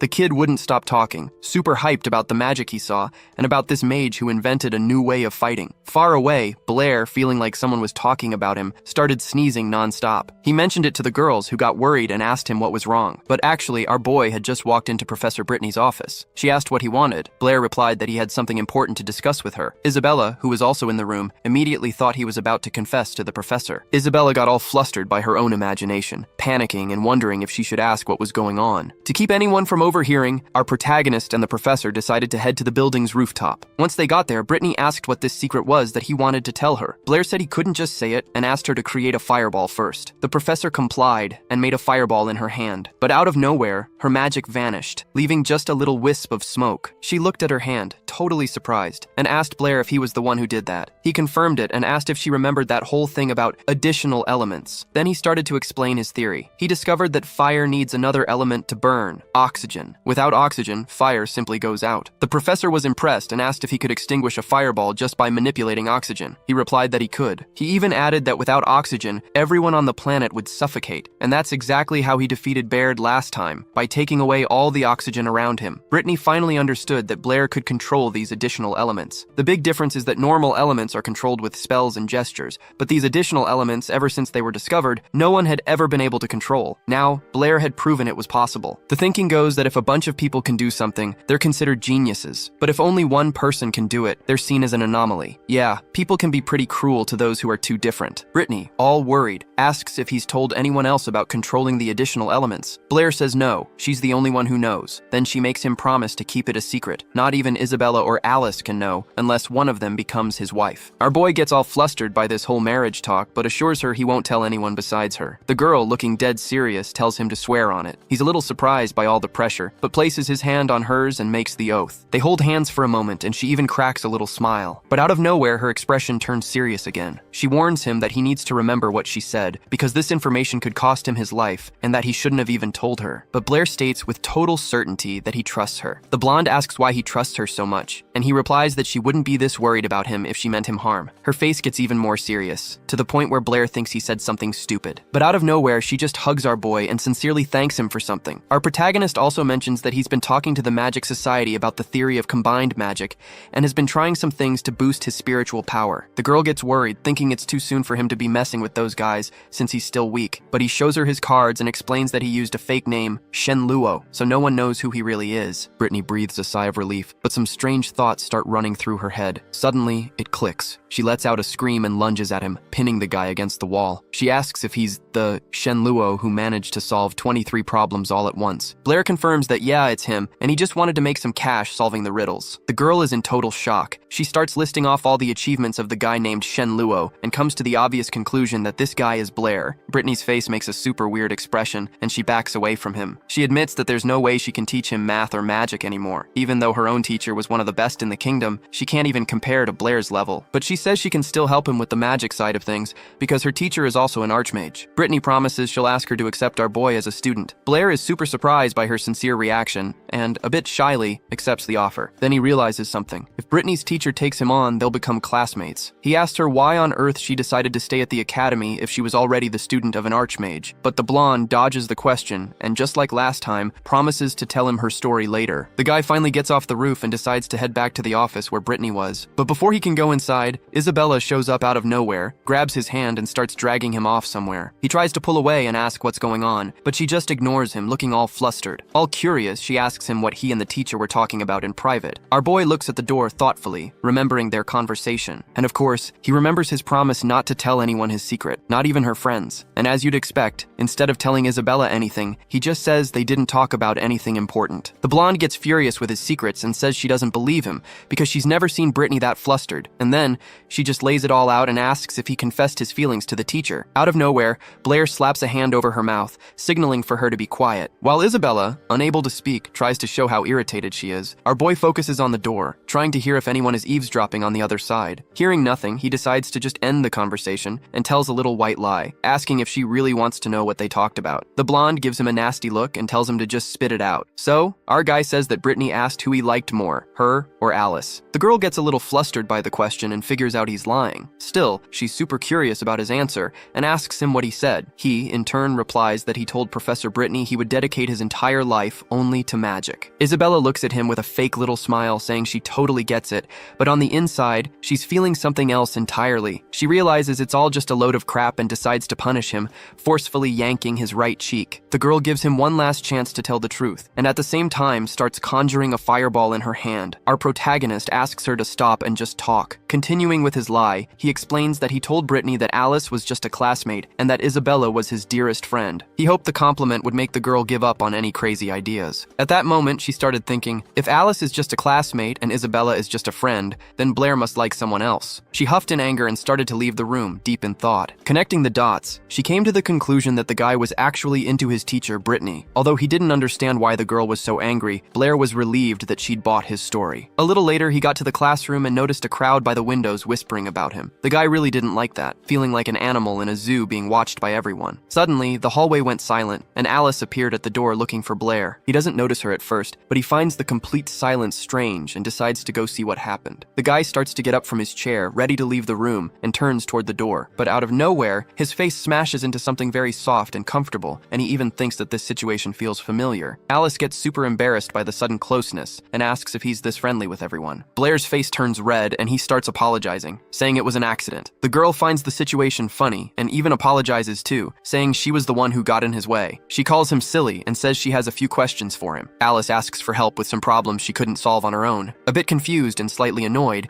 he took her notebook book and promised to help. The crowd outside the window was commenting on their awkward run-in, but suddenly, Isabella appeared in front of them, asking what they were doing there. Someone in the crowd asked if she had also come to see Blair. At that exact moment, Alice walked out of the classroom and came face to face with her. The blonde asked what she was doing there. A sense of rivalry filled the air, and the redhead got straight to the point, asking the blonde flat out if she liked Blair. Isabella looks away, all irritated, and tells her to stop talking nonsense because nobody likes the black-haired guy. But Alice claps back immediately, saying that she does like Blair. Isabella gets furious and starts to get genuinely angry, while the redhead calmly declares that she fell in love with him. Then she adds that since the blonde doesn't like him, she won't try to steal him. But Isabella gets sad right away and says that even so, her friend doesn't stand a chance because Blair loves someone else. Alice isn't fazed and says she'll compete with this other girl, but the blonde says it's better not to even try because she's no match for her. The redhead then figures out her game and accuses Isabella herself of wanting the guy, and that's why she's just trying to discourage her rival. Upset, the blonde walks past her, saying she doesn't want to steal anyone, and that if Alice likes Blair, that's her problem. The girl then sits down next to our protagonist, still thinking about that conversation, and Blair, seeing the sour look on her face, decides not to mess with her today. Out of nowhere, the blonde asks the guy who he would choose between her and Alice. This question totally catches Blair by surprise, and while he's thinking, the girl glares at him angrily. He even tries to be reasonable, asking why the hell he'd have to choose between the two of them. But the blonde stands firm and tells him to just choose, no more questions. The guy's brain just shorts out from the pressure, and the first thing that pops into his head is that, between the two, he'd choose magic. Isabella shuts him down, saying there are only two options. Our boy's face lights up with a smile, and he asks if he can add another option. The blonde is surprised and asks if he wants to add Brittany as a third option. He replies that it would be disrespectful to her. Then the guy drops this gem and asks if he can choose both of them. Isabella gets even angrier and says absolutely not. Blair keeps messing with her and asks if she'd lend him some gold if he chose her. The girl's face turns red with rage, her eyes too, and she tells him to take this seriously. Finally, our MC decides to answer and asks if he's supposed to choose one of them as a wife. The blonde tells him to choose however he wants, and the guy answers without even hesitating that he'd choose Isabella. This response leaves the girl completely flustered. Her anger now gone, she asks why he decided that. The guy casually replies that Alice is older, more delicate, and has bigger breasts, but in every other aspect, the blonde was superior to her. Blair's sentence sounded more like an insult than a compliment to the girl, and that's why, a moment later, the guy gets smacked across the face. Our poor MC panics for a second again because he realized he screwed up. After that, the blonde runs out of the room, and our boy decides to pick up a book to read. His friend Toby finally shows up at the door and asks if it's true that he saved Alice and Isabella from Baird. Blair casually replies that's what happened and keeps reading his book. Toby is completely thrown off by this reaction because the guy just defeated a super strong mage and is acting like it's no big deal. Not wanting to get into details, Blair just says he doesn't remember anything when his friend asks how he beat Baird. Seeing this, his friend throws himself on the floor and starts begging him to tell at least a little piece of the story. So, our boy explains that he remembers Baird trying to kill him with a fireball, and at that moment, he thought maybe he could suck out all his magic to win. That's when he gathered all the strength he had and absorbed the guy's magic. In the end, the protagonist said that Baird's magic just vanished,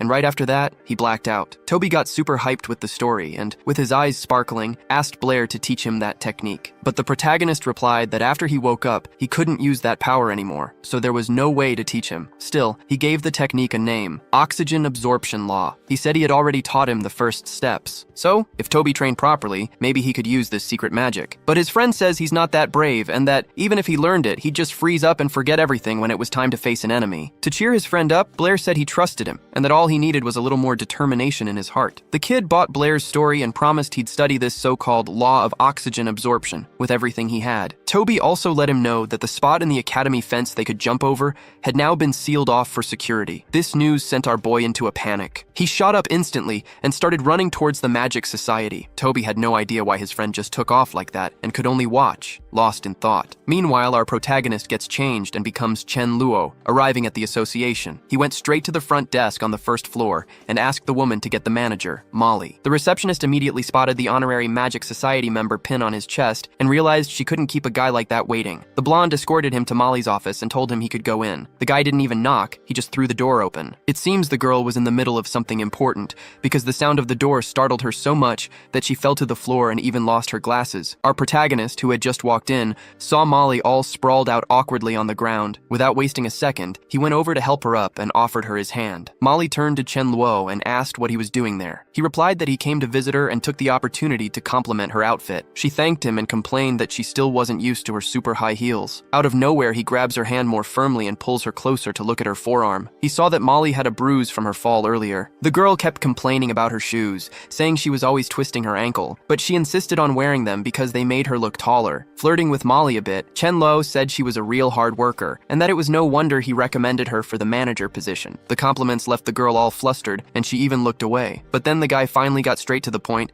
and asked how much money his new technology had brought in. Molly handed him a report showing that the total profit had reached 800 gold coins. Our boy thought to himself that he hadn't expected his technique to rake in so much cash. The problem was, this was a one-time score. As soon as everyone figured out you couldn't actually use the magic, no one would buy the tech with so much hype anymore. So the protagonist asks Molly where the money is being kept and if he can take it now. She replies that the cash is in the office, protected by magic. Without any hesitation, she starts casting a spell, and a golden circle appears around her. Suddenly, a shower of gold starts raining down right in the middle of the room. The guy immediately thinks that if he takes all this cash, Isabella will definitely notice, and he gets stressed, not knowing how he's going to explain it to her. Molly notices his weird expression and asks if he's having some kind of financial trouble. He makes up an excuse, saying he doesn't have much space at home and would have nowhere to put it all. The girl then suggests holding on to the money for him for the time being, and whenever he needed it, he could just come get it. Chen Luo likes the idea and says her help would be great, since he was going to spend the money right there at the Magic Society anyway. They seal the deal, and Molly starts doing her spell again to store the gold. Our boy says it's about time he left and says his goodbyes, but she offers to walk him to the door. Chen Luo tells her it's not necessary, that they'll see each other again soon because his most valuable treasure is right here. In his head, he's just thinking about the two things he loves most in the magical society, magic and gold, which is why he wants to come back ASAP. The girl, on the other hand, gets it all wrong and becomes super flustered. A while later that night, our protagonist is lying in bed, deep in thought. He realizes that his combination magic isn't going to make him any more cash. He's already collected the reward for all 23 tasks, but now he's feeling kinda bummed, not knowing how to make more money. Finally, he gets comfy, hugs his pillow, and drifts off to sleep. He dreams that he arrives at the magical society and goes straight to the counter. Full of pride, he announces that he killed Baird and demands his reward on the spot. The lady at the counter explains that the reward is huge and asks if he wants to take it all in one go. He replies that you can never have too much gold and imagines himself on top of a mountain of gold. But then, the dream takes a weird turn, and he's surprised to see gold raining down from the sky. He notices that all the gold around him is starting to freeze and lies down on the mountain, thinking he's cold and needs to call Isabella to help him warm up. As he wakes up, slowly opening his eyes and still half asleep, he grumbles about how cold it is. Suddenly, he notices Isabella standing right beside him, with her hands stretched out towards him. The guy gets so spooked he jolts up in bed like he's in a nightmare. He realizes the mountains of gold were just a dream, and Isabella just stands there, looking at the protagonist, totally confused. Now fully awake, he asks why she came into his room. She says she came to wake him up because he has visitors. She also mentions that he was yelling about gold the whole time, assuming he'd had a nightmare. But our boy brushes off her guess, and as he's getting out of bed, just asks what kind of guests had come to see him. Then the blonde glances at his body, since he's practically naked, and gets completely embarrassed. Her face goes beet red in an instant. Her eyes go wide, and she starts yelling, asking why he's naked. The protagonist replies super calmly that if she leaves the room, he'll get dressed. But she refuses and tells him to get dressed right away, saying she'll be watching. But she can't contain her curiosity, and even while covering her face with her hands, takes a peek through her fingers. She thinks to herself how she never noticed before that Blair's body was so toned and muscular. Oblivious to her embarrassment, our boy asks why she's still standing there and tells her to get out. Finally, the protagonist leaves the room and sees two men waiting for him. They all greet each other and sit down at the table for some tea. This guy Calvin says he came to congratulate them because they won that year's Edwin Award. He mentions that he's been a judge for a long time, but this was the first time he'd ever seen all the judges agree right off the bat without any need for discussion. At this point, the protagonist thinks he should have called Isabella. The thing is, the award didn't come with any prize money, and he was hoping she'd be so happy she'd treat them to a nice meal. Calvin also mentions that he saw Brittany's solution to two problems that were also up for a prize, and says her way of thinking seemed familiar. The girl praises him for his sharp guess, because she actually used Blair's ideas from when he solved the 7 bridges of the capital problem. Calvin keeps praising Brittany, saying that everyone knew the solution to that one problem, but no one had thought of applying the same logic to solve other things. The girl gets all flustered from the compliments and says she only managed it because she tried every other method first, and only then used Blair's approach. Keeping the conversation going, Calvin asks if that's when she coined the term topology. The girl explains that Blair had already mentioned it before, and that he was the one who created this field of mathematics. Calvin says he believes that our boy's skills combined with Brittany's dedication will help turn topology into a proper science. While sipping his tea, the protagonist starts thinking that topology is a super important science in the modern world, and that they probably won't be able to fully develop it. The other man at the table says he wishes this Shen Luo guy would also study topology, since he managed to solve 23 difficult problems problems in one go. But Calvin tells him not to worry, because they already had the backing of the god of mathematics. Our boy totally chokes when he hears the nickname, and Isabella rushes over to help him. After talking for a good while, Blair thanks the men for visiting and trying to usher them out, says he doesn't want to take up any more of their time. Calvin politely says his goodbyes and agrees that it's about time for him and President Audley to get going. After finally getting the important stuff out of the way, they all sit down to eat the breakfast Blair prepared. Brittany, meanwhile, is over there suffering, trying everything to soothe the burning in her mouth, and asks him if he put something spicy in the food. He tells the blonde that yes, he added a spicy seasoning. Not struggling at all like she is, he calmly points to a flower. Isabella is surprised, because she thought it was just a decorative plant. Brittany thinks the guy simply didn't have enough money to buy food, and tells him to just come clean. But the protagonist says that was the whole point, and suggests she try it. Isabella, feeling left out, asks for some of that spicy seasoning too. But the guy warns her not to taste it, since no one is forcing her to. Then Brittany jumps in too, telling Isabella absolutely not to eat the pepper. The blonde gets a little bummed out, since both Blair and her teacher are ganging up on her about it. Seeing her friend's reaction, Brittany changes her mind and asks our boy to give her some, reminding him that Isabella was the one who bought them a rabbit to celebrate the award they won. The guy replies that as far as he's concerned, she can have whatever she wants from the table. After that, the blonde sees the ice-cold water in Brittany's mug and decides she wants to try that too. Right away, Blair tells them not to give her the drink, saying it's for her own health. At this, Isabella gets totally pissed off. Feeling sorry for her friend, Brittany uses a spell and creates a bunch of ice cubes in Isabella's glass. With a triumphant smile, the girl downs the ice-cold water in one go. Of course, that didn't end well. A little while later, she was already feeling sick. Lying under the covers, she wondered why her stomach hurt so much. Seeing her condition, Blair decides to take care of her, bringing some hot tea and placing it on the small table by the bed. Isabella sees it and asks in surprise what he brought, because the drink looked super weird. He explains that it's black tea with sugar, and that if she drinks it, the stomachache will go away in no time. The girl finds the color of the drink strange, commenting that it looks a bit like blood. Blair doesn't appreciate the comment and tries to take the cup back, saying that if she doesn't want it, he'll drink it himself, but she won't let him. As she starts drinking the black tea, she notices it's pretty sweet and tastes good. The effect kicks in almost immediately, and she feels the pain in her stomach ease up a bit. Our boy says she needs to take better care of herself, and mentions that she seems a little different lately. He was about to leave to take care of some stuff, but she asks him to stay a little longer and talk. She's surprised he even noticed she hasn't been herself. But then, out of nowhere, it hits her that she has no idea why she asked him to stay, since she can't just ask him about this stuff straight up. Realizing she has nothing to ask, she improvises and asks which element he's going to study when he becomes an initiate-level mage. Right after, she realizes it was kind of a dumb question, because he'd already told her about this before. But to her surprise, he says he's going to study the water element. This leaves her shocked, because before he had said he wanted to study the fire element. He explains that he changed his mind. Fire is great for offense, but it's not much good for defense. Water, on the other hand, has a good balance between the two. He says that people tend to underestimate the water element, so he's going to use that to his advantage. His enemies will think he's weak, and he'll pretend to cast a simple water ball, only to catch everyone by surprise. Then Isabella says that, in that case, she plans on studying the fire element. Blair is surprised too, because she always wanted to study the air element, and he asks why she changed her mind. She replies that fire's attack power is on another level, and that way she'll be able to protect Blair until he becomes a stronger mage. The protagonist is confused and says that studying magic is a lifelong journey, and that she doesn't need to be protecting him all the time. But he can't even finish his sentence because she cuts him off and says she's already made up her mind. Blair just looks at her, confused. With tears starting to well up in her eyes, she asks if he believes in her. The guy doesn't answer, just tells her to take better care of herself instead of worrying about him. A day passes, and our protagonist runs into Brittany, who asks for his help with some problems. Isabella was already feeling better, and was now watching Blair, who had agreed to help, grabbing some sheets of paper full of notes. After that, Isabella says goodbye to them, saying she's going to practice her magic. As soon as she leaves, Brittany asks our boy why she's suddenly gotten so withdrawn. She comments that the old Isabella would have gone to study math with them, but Boulier explains that she's taking her magic studies very seriously. And it's true. At that very moment, Isabella is thinking that she needs to get stronger so she can stay by Blair's side. So she heads to the training room to practice. Out of nowhere, Alice shows up, looking for Blair specifically. She asks what Isabella is doing there all alone and where the hell Blair got off to. The blonde answers, sounding a bit down, that he's studying math in Brittany's office. The redhead says she didn't mean to interrupt, she just had some good news to share, but now she'll have to tell Isabella instead. The jab doesn't land, and Alice even finds it strange that Isabella didn't react at all to her mentioning Blair. Then Alice hands her a document, saying she's become the first student at the academy to advance to the initiate-level mage. Isabella takes the paper and fires back a jab of her own, saying that now she'll have something to aim her fireballs at. Alice takes the bait and replies that the blonde just practices that one technique all day,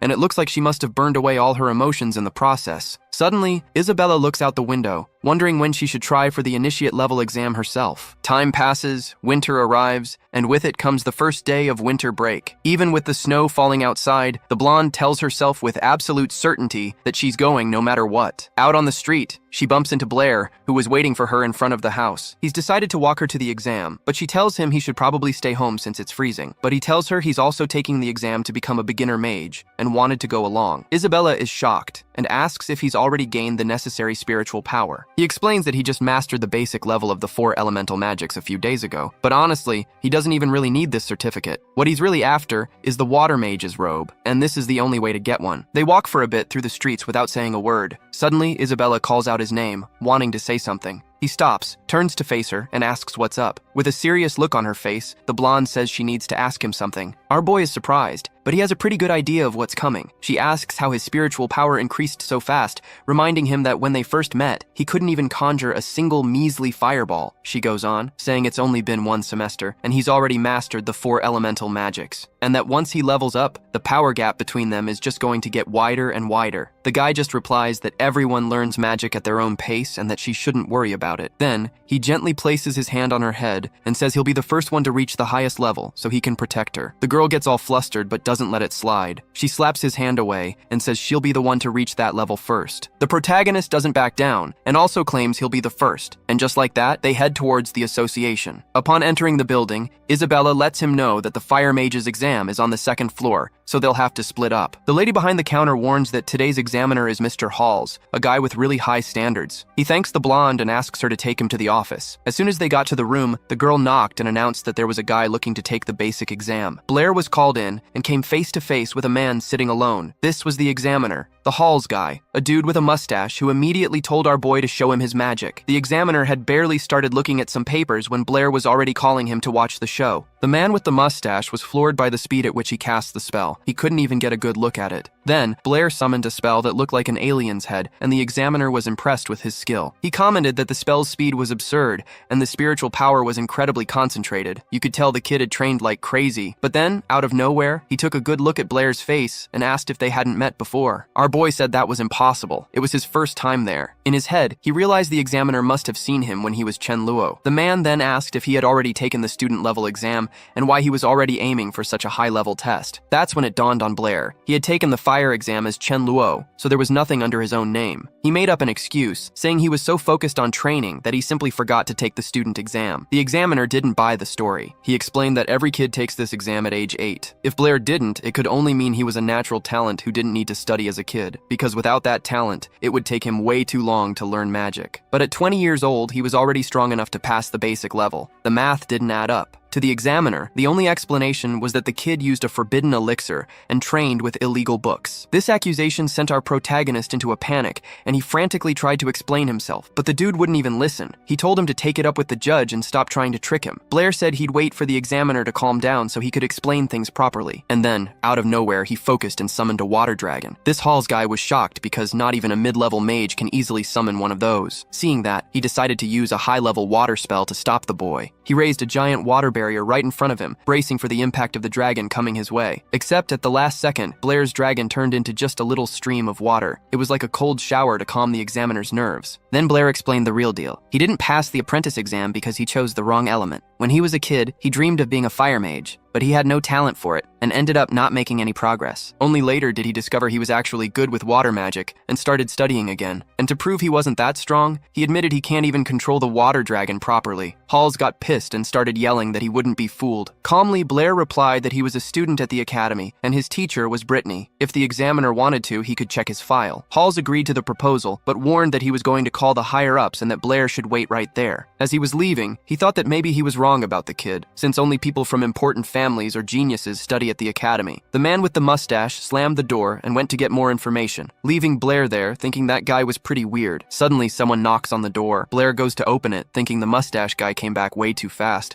but the person there is a girl named Molly, trying to balance a huge stack of papers. Without even looking up, she starts saying she brought the list of everyone who took the exam. Our protagonist tells her the examiner just left, but based on his voice, she thinks she's talking to some guy named Chen Luo. When she finally looks up, she comes face to face with Blair and gets such a shock that she drops the entire stack of papers on the floor. The girl stares at Blair, completely confused because she was sure she heard Chen Luo's voice. Not wanting to leave any doubt, she asks him point blank if he's the guy. And it's at that exact moment that another girl, Isabella, shows up and sees the two of them. And she does not like what she sees, because from their position, it looked like Blair and Molly were getting a little too close. Our boy doesn't understand Isabella's anger and asks what she's doing there. In response, completely irritated, she answers with another question, asking why she couldn't be there. Molly then gets closer to Blair and says she'll let it slide this time, but next time he'll have to tell the truth. Isabella sees this and gets the completely wrong idea, thinking the two of them are sharing secrets. Full of jealousy, the blonde doesn't waste any time and starts preparing a spell, scolding our boy. Blair asks Molly to let him go so he can explain the situation, but she doesn't, and the dude, in desperation, starts screaming for help. Seeing the commotion, Molly herself decides to explain everything. She says she was only there because she was assigned to watch Blair and apologizes for the misunderstanding. Instantly, Isabella stops what she was doing and looks surprised at the blue-haired girl. Isabella asks why someone would have Blair watched, but Molly just replies that she was following orders. She gathers the papers from the floor, says she has to deliver the documents, and simply leaves. Meanwhile, our protagonist just stands there, thinking about the whole situation. Isabella even tries to stop Molly, saying she's seen her at the academy before, but it's no use. Then, she turns to Blair and asks why he was being watched and what he was doing there. The protagonist replies that it's a long story, and starts to tell her everything from the beginning, starting with his exam. After hearing the whole story, Isabella just bursts out laughing at what the examiner thought of our boy. He also clears up the confusion with Molly, explaining that this Hall's guy had left and put the girl on watch duty, and right in the middle of their conversation, the doorknob turns and the door swings open. It's Hall's. Blair asks if he's found out everything he wanted to know, and the mustache guy says he no longer has any doubts. And he didn't come back alone. He brought President Angus with him, who wanted to talk to our MC. The president comes in hot with the compliments, talking all about Blair's incredible talent with magic and mathematics. Our boy greets him politely and humbly says he's just an ordinary person. Then Angus spots Isabella and asks what she's doing in the room. A little confused, she replies by asking if he forgot that he himself invited her to the Magic Society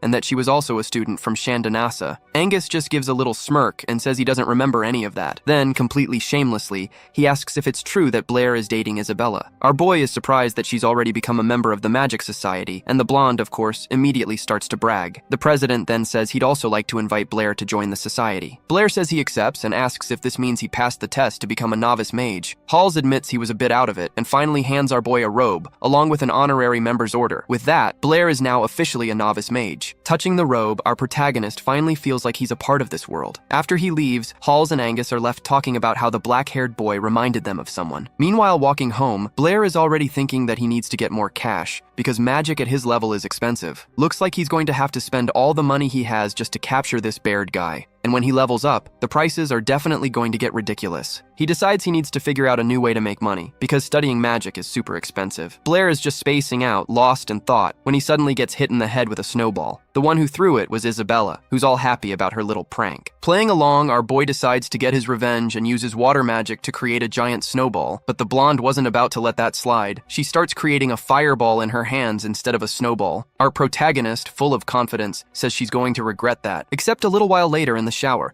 he admits to himself that he actually did get burned for real. He gets out of the bathroom and finds Brittany sitting there. He asks where Isabella went, and the professor replies that vacation started and she went home. Brittany then asks when he's going to visit his family. Blair explains that ever since his dad died, his mom has been really sad, and whenever she sees him, she starts to cry. He doesn't want to hurt her, so he asks to stay there with the professor. Besides, he thinks to himself that he's not the real Blair, so it would be super weird if his mom saw him. Brittany gets a little down hearing his story. She pulls the guy in for a hug, pressing him against her chest and telling him he can stay there as long as he wants. And that the next day they're going shopping. Then she gives a sly little smile, because now Blair is going to have to cook for her 3 times a day. The next day, our protagonist and the professor head out to buy some food. They pass by the math society and Brittany asks him to wait a bit, because she needs to turn in some work. Sitting in the waiting room, Blair overhears 2 mathematicians talking about a new problem that someone solved on the spot. The 2 guys start complaining that they were already thinking of a solution, but didn't have time to turn it in. This conversation sparks a light bulb in the protagonist's head. Out of nowhere, he gets a brilliant idea to make some money and ends up saying it out loud. The 2 guys turn around and give him a weird look. When Brittany leaves the building, she's startled to see a bunch of vegetables spilled on the ground. Blair admits he dropped them by accident. The teacher gets worried that someone might step on everything and tells him to hurry up and pick it all up. Joking around with a tomato in his hand, he says it's all under control and that there's even an egg right under his foot. Then he looks down and sees the damage, a broken egg and a squashed tomato on the ground. Our boy starts to panic because so much for the tomato and egg dish that Brittany loves. Seeing this,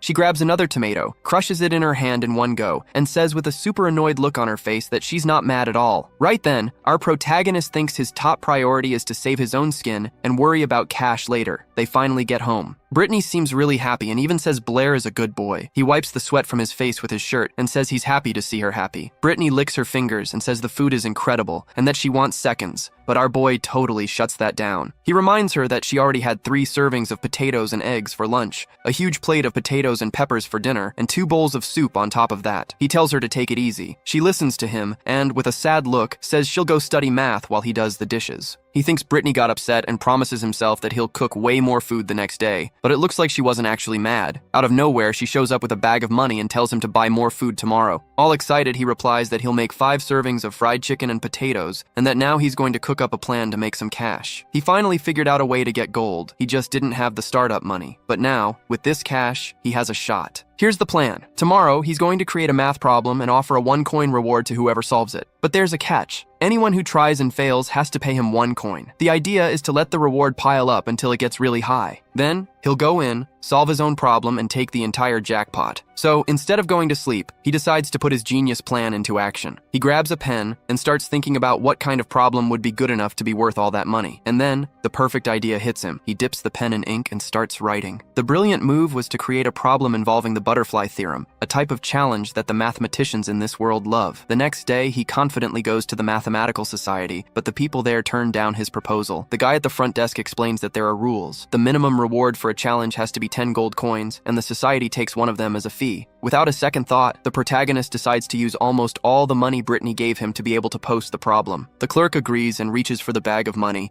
but our boy hangs on, a bit hesitant. Right at that moment, Brittany was passing by, sees the scene, and thinks it's a robbery. She doesn't waste any time and smacks the mathematician right on the head. The protagonist tries to drag her out of there as fast as possible. The problem is, with the money they had left, he could barely buy anything, so their meals for the day were going to be pretty skimpy. A few days go by. They head back to the market for more food, and Blair does his best to please the teacher with what little money they have left. He figures that as soon as he gets the prize money for the problem, he'll buy her that chicken she's been wanting. But then, out of nowhere, Brittany disappears from sight. He's confused, looking all over for her. Since she's gone, he takes the chance to make a quick run to the Math Society and check on the prize for his challenge. On his way there, he runs into Brittany herself, who tells him she'd already been. She saw a new problem and solved it real quick. She says she won 10 gold coins and offers to buy him a snack. Our boy's jaw hits the floor when he hears this, not believing his luck. His reaction is so weird that Brittany actually gets worried. Then, in a moment of desperation, he just snatches the money from her hand. On the inside, he's fuming about the situation, but he plays it off, saying he's crying tears of joy. The plan now was to find a way to get rid of the professor so he could finally get the cash. So the next day, he decides to leave the house way earlier than usual. The idea was to take care of business and get back before anyone noticed. Since Brittany had just woken up, he was sure she wouldn't follow him. The dude heads out, thinking his plan is going to work perfectly, except the new task he came up with was way harder than the last one. The problem was so complex that it involved not only triangles and circles, but also imaginary number lines and a bunch of intertwined stuff. It was a challenge the professor definitely couldn't solve. He gathers all the cash he has, 50 gold coins, and puts it up as the reward. The man from the association even asks if he's sure he wants to put up all that money. With a little smirk on his face, Blair hands over the coins and tells the guy to just take it, because he still had to go shopping. After leaving the problem there, he rushes out of the Math Society and heads to the market. The employee is left behind, thinking that maybe the kid had stolen the money. 3 days pass, and the reward had already climbed to 200 gold coins. It was time to collect the prize. Early in the morning, he tries to tiptoe out of the house so he won't wake the girl up, but out of nowhere, she appears in the hallway, having heard his footsteps. She simply asks where Blair is going so early. The guy makes up an excuse on the spot, saying he wanted to go shopping before all the best stuff at the market was gone. The girl gets a little embarrassed, thinking he was sneaking out to buy food and hadn't even brought a basket. Without a second thought, Blair sprints towards the Math Society. But when he gets to the task board, the problem he had posted isn't there anymore. He's furious about it and lets out a scream of rage. An employee shows up and explains that the problem was solved the night before, and the reward had already been collected. With a furious look in his eyes, Blair asks who the genius was that solved his problem. The answer? some guy named Mr. Abel. Our protagonist is devastated. He was sure no one could solve it, and once again, he lost money because of the Howard family. In a world where folks barely know the basics of math, this Abel guy managed to solve a super complex problem. The protagonist admits he took a big risk, but he never imagined he'd lose his entire life savings. Now he doesn't even have the cash to buy food. On his way, he runs into Alice. She was heading to the math society and invites him to sit with her. Alice notices he's muttering under his breath the whole time and asks what's bothering him. The guy says he'll be straight with her, but first asks if they'd still be friends, even if she didn't agree with what he was about to ask. Alice assures him she won't get mad and starts thinking he's about to confess his feelings to her. Before he can even finish the question, she yells out that she'll agree to anything. Then, with a little smirk on his face, our protagonist says he knew she was super generous and asks to borrow 20 gold coins. The redhead gets pissed about the joke and asks if that's all he wanted to say. The protagonist confirms that it was. Angrily, she slaps his hand and just storms off. Our boy gets a little worried,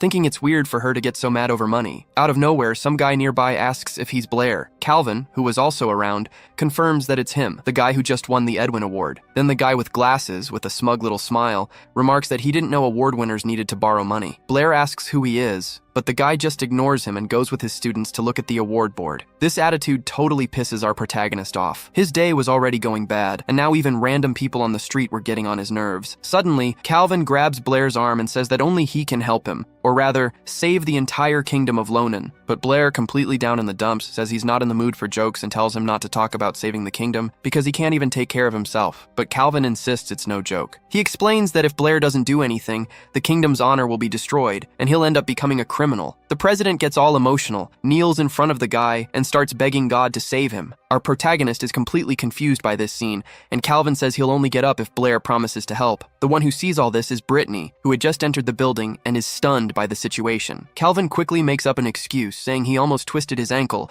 but Blair showed up to save him, and that he was only at the math society to wait for the rain to pass. Blair backs up the story, saying he saw Calvin fall and just offered a hand to help. Brittany doesn't even bother with the details and just invites the guy to a conference. This conference was about some scientists from GI who had arrived in town and had already solved all the toughest math problems that existed. Now, new problems were popping up, but nothing compared to the old ones, and these scientists could basically do whatever they wanted. The city of Yabo was their last stop. Basically, if the folks from here couldn't come up with a challenge these scientists couldn't solve, the Lonen Kingdom's prestige would go down the drain. The president then asked if anyone there had any ideas. At that moment, our protagonist could only stare at Abel, thinking he was probably the one who had his 50 gold coins. Brittany asks Blair if he's thought of anything. He stays quiet for a moment, so she changes the subject and tells him to forget about it. You could tell she was a little disappointed that he didn't have any ideas. The crowd started to leave since nobody could come up with anything. Trying to keep everyone there, Calvin mentioned it was a shame they were all going, since the king had offered a reward of 5,000 gold coins for the task. The moment our boy heard the word money, his entire expression changed. The president started getting dramatic, saying it looked like they'd just have to surrender, but then Blair yelled out loud that they couldn't give up that easily. Surprised,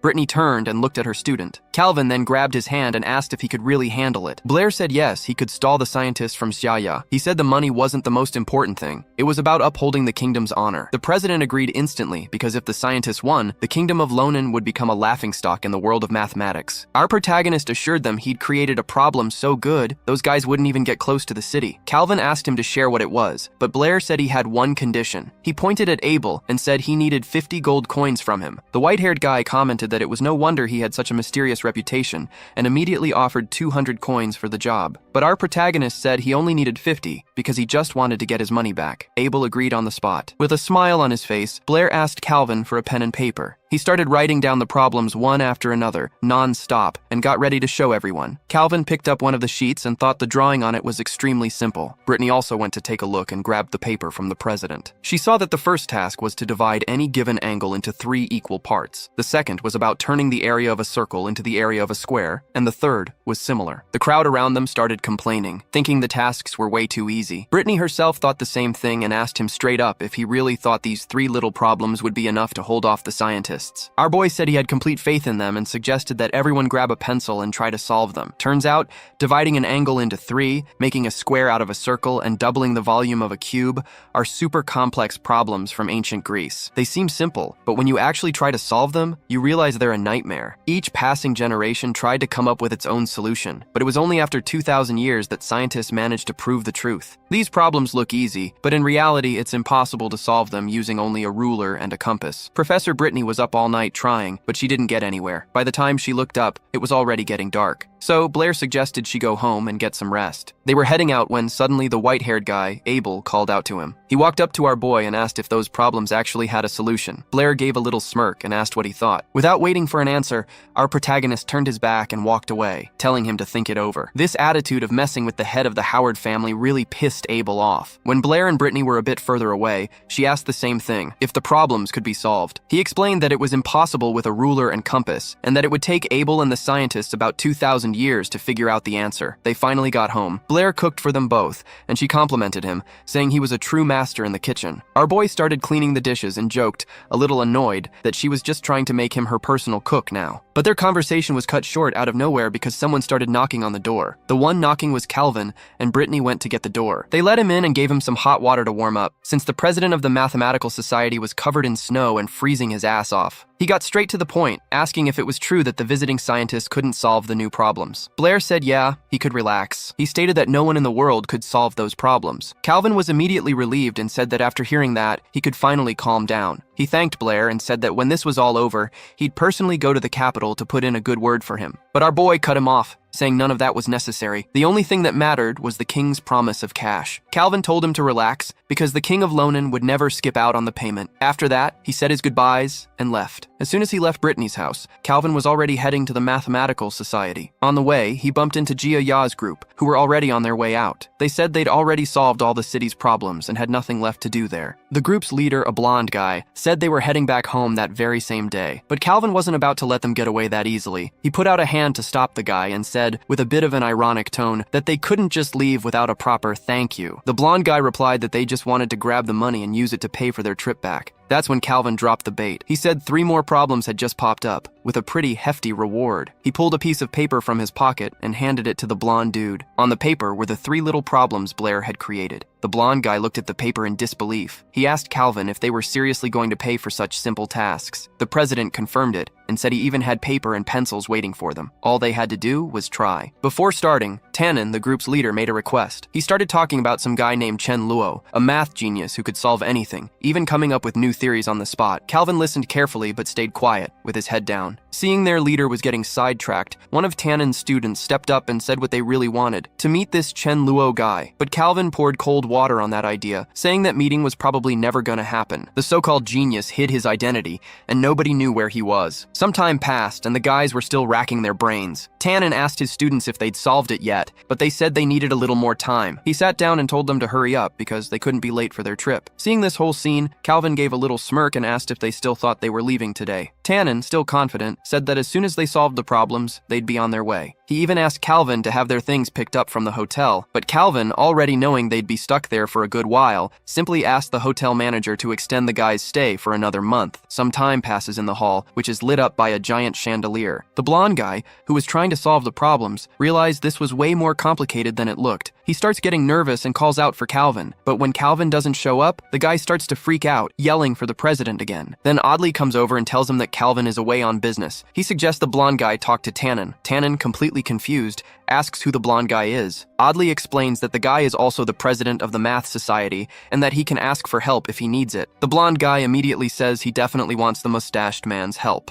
Mr. Tannen, being super polite, asks what he needs. Out of nowhere, the blonde guy's expression sours and he gets really pissed off. He snaps back that he doesn't need anything, leaving Tannen confused about why he even asked for help in the first place. The blonde guy gets more and more ticked off with the situation, and Audley just wishes him good luck, kinda under his breath. Meanwhile, Tannen goes to talk to his students, who have been racking their brains over the problems this whole time. He throws his briefcase full of papers and keys on the table, looking pretty tense. Then he completely loses his patience and starts telling off the students. He says they've disappointed him because he only asked them to divide an angle into 3, not 1,000. The guys all beg for more time, but he tells everyone to shut up. He grabs a pen from one of them and decides he's going to solve it himself. A lot more time goes by, and Tannen is getting desperate, not understanding why nothing's working. He tells the students to try and think of new ways to solve it, because the problems are harder than they look. Meanwhile, Audley picks up a newspaper to read and starts thinking about Blair, the so-called demonic genius from Lonen. Calvin walks up to the president and asks what he's reading. Audley replies that the scientists from Chiaya have been in the city for 3 months now,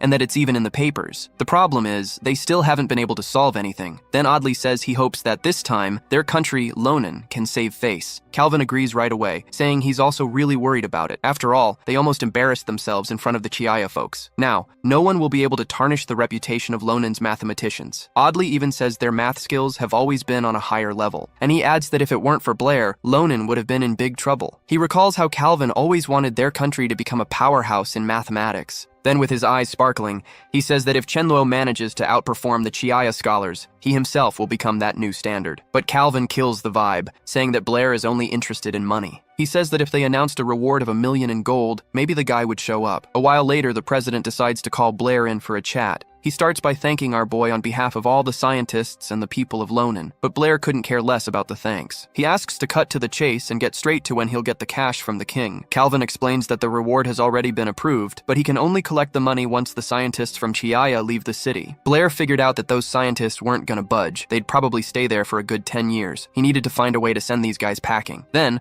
the president casually admitted they had already lost this round, but if there was a way to destroy the other guy's mathematical society, victory would be guaranteed. Our boy took the bait immediately. He accepted the mission to shake the scientists' confidence, to see if they would lose faith in themselves. The president, overjoyed, asked if he'd heard him right. Blair replied that it would be a piece of cake, but he'd need a little something in return. Calvin, his eyes shining with hope, asked what he wanted for the job. Blair got straight to the point. He just wanted them to increase the king's reward money. The president's jaw dropped, thinking he must have misheard. He then said that to save the honor of the city and the entire country, he was willing to add another 2,000 gold to the reward. Blair liked the offer and shook the man's hand, sealing the deal. With that, Calvin started to remember how things used to be, back before the scientists had shown up. He thought that this whole Chenluo problem wasn't just about math, but was getting into philosophy, time, and space. When this problem was revealed, not only the scientists from Jiayi, but the entire continent would be in shock. And out of nowhere, his office door bursts open with a loud bang. A guy named Audley rushes in, holding a letter and totally freaking out. He could barely breathe and slammed the letter down on the desk. He explained it was a letter from the capital, saying that the state of Jiayi had publicly announced their scholars were going to crush their mathematical society. Calvin looked at the letter and said dejectedly that Jiayi had won and Lonen had lost. Audley agreed, saying they were defeated, but he said there was still one chance. If they solved 3 super difficult problems before the scientists arrived,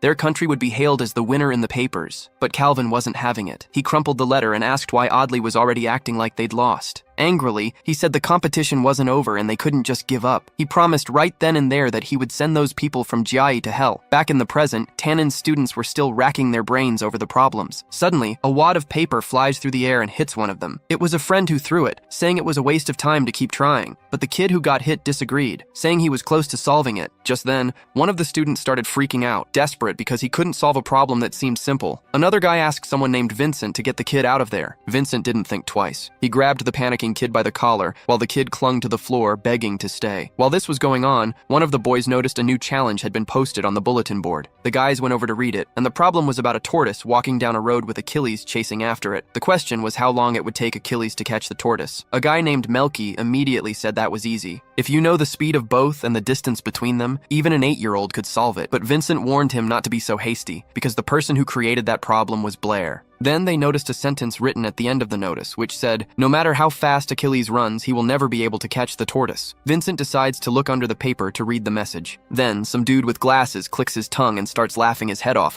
saying the whole thing is nonsense, and that even his nephew could catch the tortoise. Annoyed, Vincent nudges his buddy and says that Blair didn't just leave that message there for nothing. Melky agrees with him, but admits he's still not getting any of it. Seeing the small commotion, Calvin comes over to ask if everything's all right. Vincent explains that they can't figure out Mr. Blair's problem and asks for help. The man replies that as far as he knows, TA's scientists have always said that time and space can be divided infinitely. But then, out of nowhere, he turns and asks the crowd if that's actually true. The crowd starts to panic, saying it's not just their mathematicians who think that way, it's the whole world. Calvin then explains that they're wrong and that the problem isn't about speed and distance. The catch is every time Achilles gets closer to the tortoise, it also moves forward a little bit. The distance between them keeps shrinking, but this process can be divided into infinite parts. If you look at it that way, he'll never reach the tortoise. One of the guys finally gets the logic and freaks out, realizing he really wouldn't be able to catch the creature. Vincent says this is just some nonsense Blair made up, and that you can obviously catch the tortoise. But on the other hand, it meant the truth that TA's entire mathematical society believed in was completely wrong. A young man named Ron decides to rip the paper from the board, saying he's going to show it to his master, who will for sure know what's wrong with it. As the kids run off, Calvin thinks that at this rate he's going to go crazy too. A while later, even Tannen declares that Blair is a demon after reading the problem. He just couldn't wrap his head around how the mathematician's theory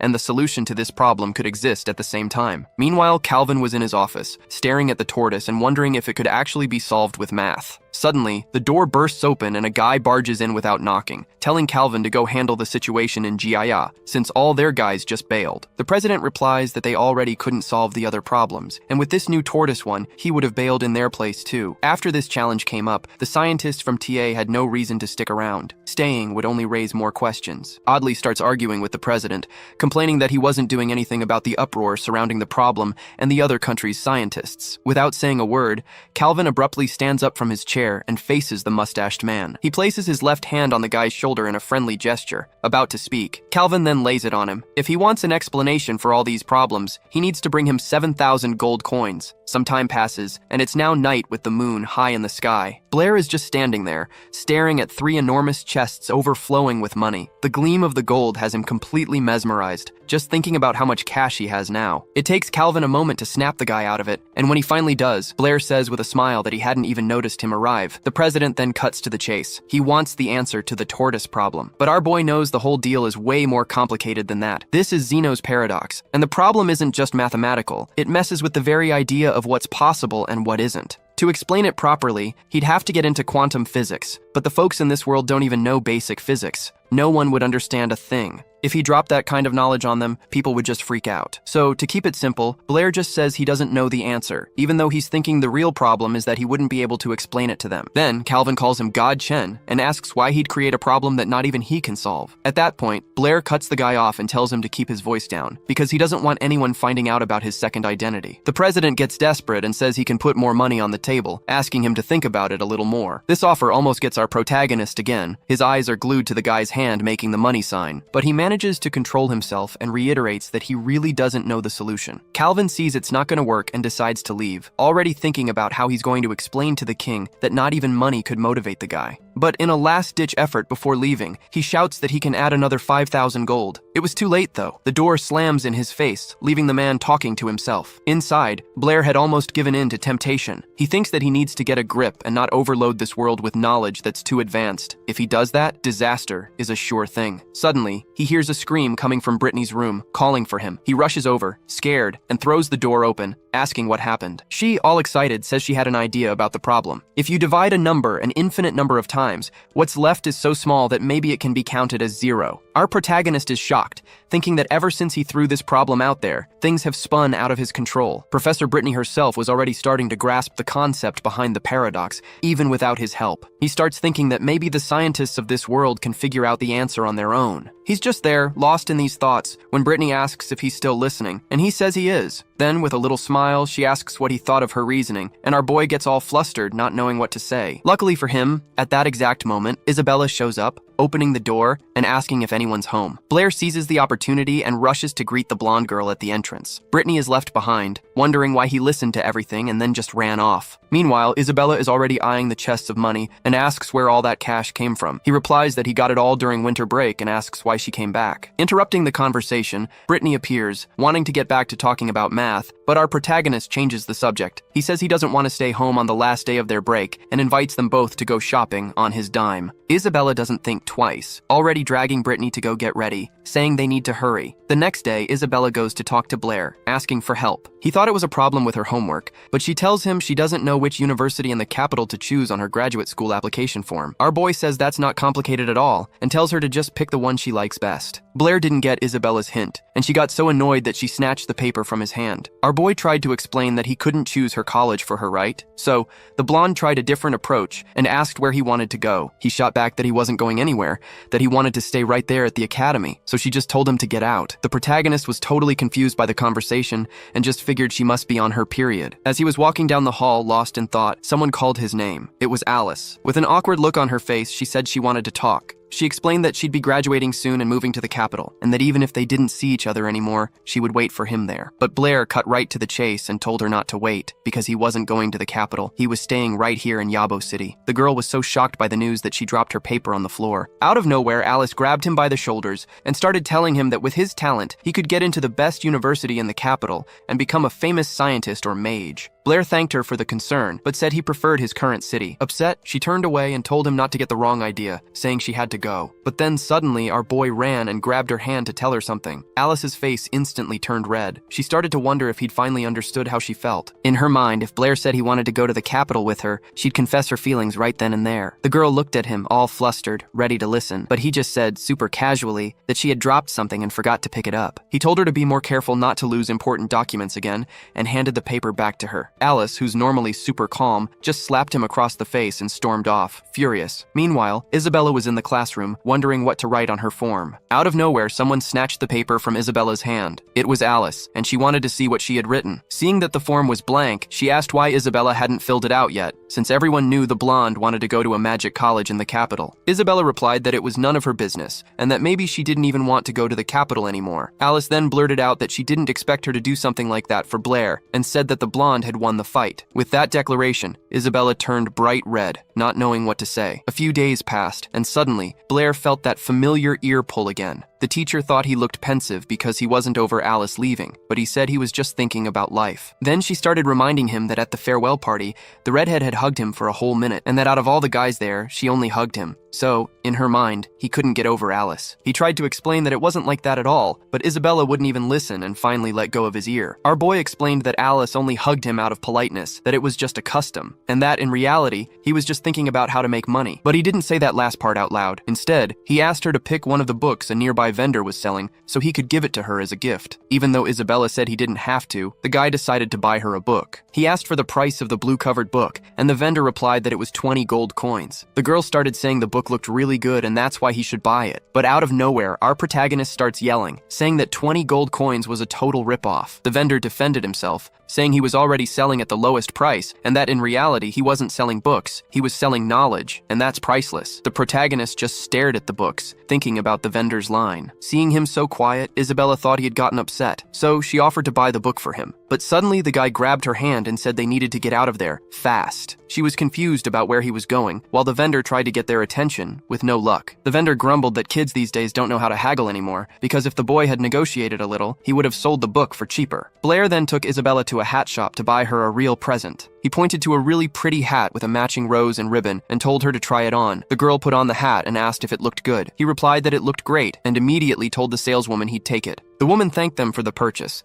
and Isabella was shocked that he just spent 20 gold coins on a hat like that, without a second thought. He said the hat suited her perfectly, and that, honestly, he didn't care about the money. In that moment, Isabella thought that Blair could be pretty cute sometimes, and that's when it finally clicked for our protagonist. He remembered the bookseller's words and realized that, in this world, knowledge of mathematics was the most valuable thing of all. A grin spread across his face and he started walking faster, telling the girl it was time for lunch. He was ecstatic because a plan to make some serious cash had finally formed in his mind. On the continent of Shounen, knowledge is protected way more fiercely than in our 21st century. Scholars who write books are treated like nobility. That's why books are so expensive in this world, and only the wealthy can afford them. Over the years, many people have even been executed for trying to copy the work of scientists. This world is a paradise for anyone who discovers something new, and of all the fields of mathematics, geometry is the one that most interests the scholars of Shounen. The thing is, their progress isn't even 10% of what it was in the protagonist's original world. Blair then thinks about how lucky he was was to have been a math teacher in his past life. He can teach so much about geometry, explaining every single law and theorem in detail. He even studied different ways to solve more complicated problems and theorems, so he wouldn't be caught off guard by the top students in his class. His knowledge goes way beyond what you learn in school. The idea is clear. If he writes a book on geometry, he'll become a hero, make a ton of money, and help advance science. Without a second thought, he decides to start writing his new book right away. The plan is to take the principles of Euclid, fix all the flaws, and compile everything about geometry into a single book. The idea completely took him over. 2 weeks go by, and the guy is still at it, writing nonstop. He was so dedicated that he even fell asleep right on top of his papers. Out of nowhere, some loud knocking at the door wakes Blair up. It was Isabella, already there and telling him to get up. She was annoyed, asking why he wasn't answering when she'd already called for him several times. Our boy replied that he'd get dressed first and be right down. Then he asked if anything urgent had happened, but the girl got all flustered when she saw Blair was shirtless, so she just told him to hurry up and then bailed. Our MC thought to himself, good thing I reacted so fast. Otherwise, Isabella would have barged right into his room and seen his big project. After 2 weeks of hard work, his book, titled Geometry, was finally done. The thing is, Blair has this reputation for being a demon who shatters everything people believe in. Meanwhile, Chen Luo is seen as a god. So our boy decides he's going to hand over the book pretending to be Chen Luo. The scene cuts to Calvin's office. Someone knocks on the door, and he tells them to come in. Without even turning to see who it is, the president is just thinking to himself that even though the god Luo helped them defeat the Jiai scholars, the truth is, Jiai was still the most important hub for mathematics in the world. And then in walks Blair, disguised as Chen Luo. He greets Calvin and congratulates him on his promotion to official branch president. Calvin, looking all serious, asks who he is, thinking this can't be the real god Luo. But Blair quickly puts an end to the suspense, takes off his mask, and reveals his face. Calvin asks why he's dressed like that since there are no more secrets between them. Our boy explains that he wanted to make an important request on behalf of Chen Luo. Instantly, the president assumes he's here to present a new theory. But then Blair slams a huge stack of papers down on the desk. He tells Calvin he was close, but he actually brought a book. Without a moment's hesitation, Calvin asks to take a look at the work. Blair agrees, adding that he still had other things to discuss with him. But the president barely even heard Blair. He immediately started reading the book and realized it covered all the questions that mathematicians were currently researching. On top of that, it was filled with theories the guy had never even heard of. He got completely lost in it, and our boy just casually asked if he was enjoying it. Out of nowhere, the president drops to his knees in front of Blair. With a hand over his heart,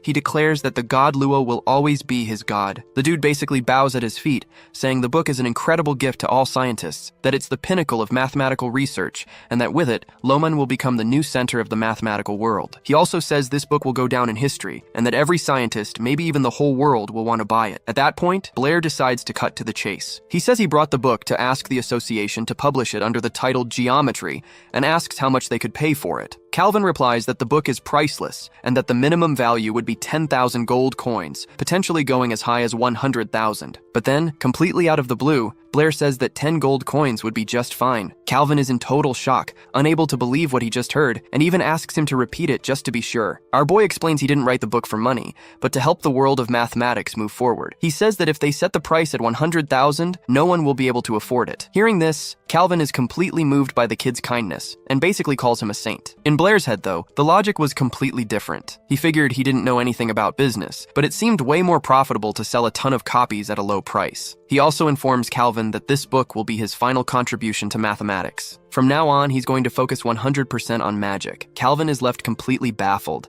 unable to understand how the world of mathematics could possibly advance without the guidance of God Lo, as they all called him. The protagonist responds that everyone there has put him on way too high of a pedestal. Compared to the great scientists from his world, he feels like just an ant. He explains that in his world, scientists rack their brains over unanswerable questions, searching for the truth for generations with no one to guide them. It's only now that they've reached an insane level of mathematics, getting close to the secrets of the so-called Palace of Mathematics. Replying to Calvino, he says he has faith that one day the scientists here will also find the way on their own, without needing any help. After that, Blair walks out of the association without his mask, with everyone staring at him with the utmost respect. Calvino is left speechless by this other-world story, and one of the guys there suggests that maybe the kid really did come from a more advanced place. Meanwhile, over at the royal palace, the queen's crew is trying to find Blair using a magic orb. But just as one of the servants reports their failure, the orb explodes out of nowhere, sending the maids flying. They throw themselves on the ground, scared to death, begging for forgiveness and asking to be punished for failing to find the guy. But the queen, sitting calmly on her throne, just tells them to try again because she insists on seeing the boy in person. This manhwa is called a mage, but also a scientist. It was canceled at chapter 83, and every single chapter is covered right here in this video. What did you guys think of this story? It's not every day we get a protagonist who's a brilliant scholar, the supreme mage, and a Rizzler, right? Drop a comment down below, my fellow mages. Leave your amazing thoughts.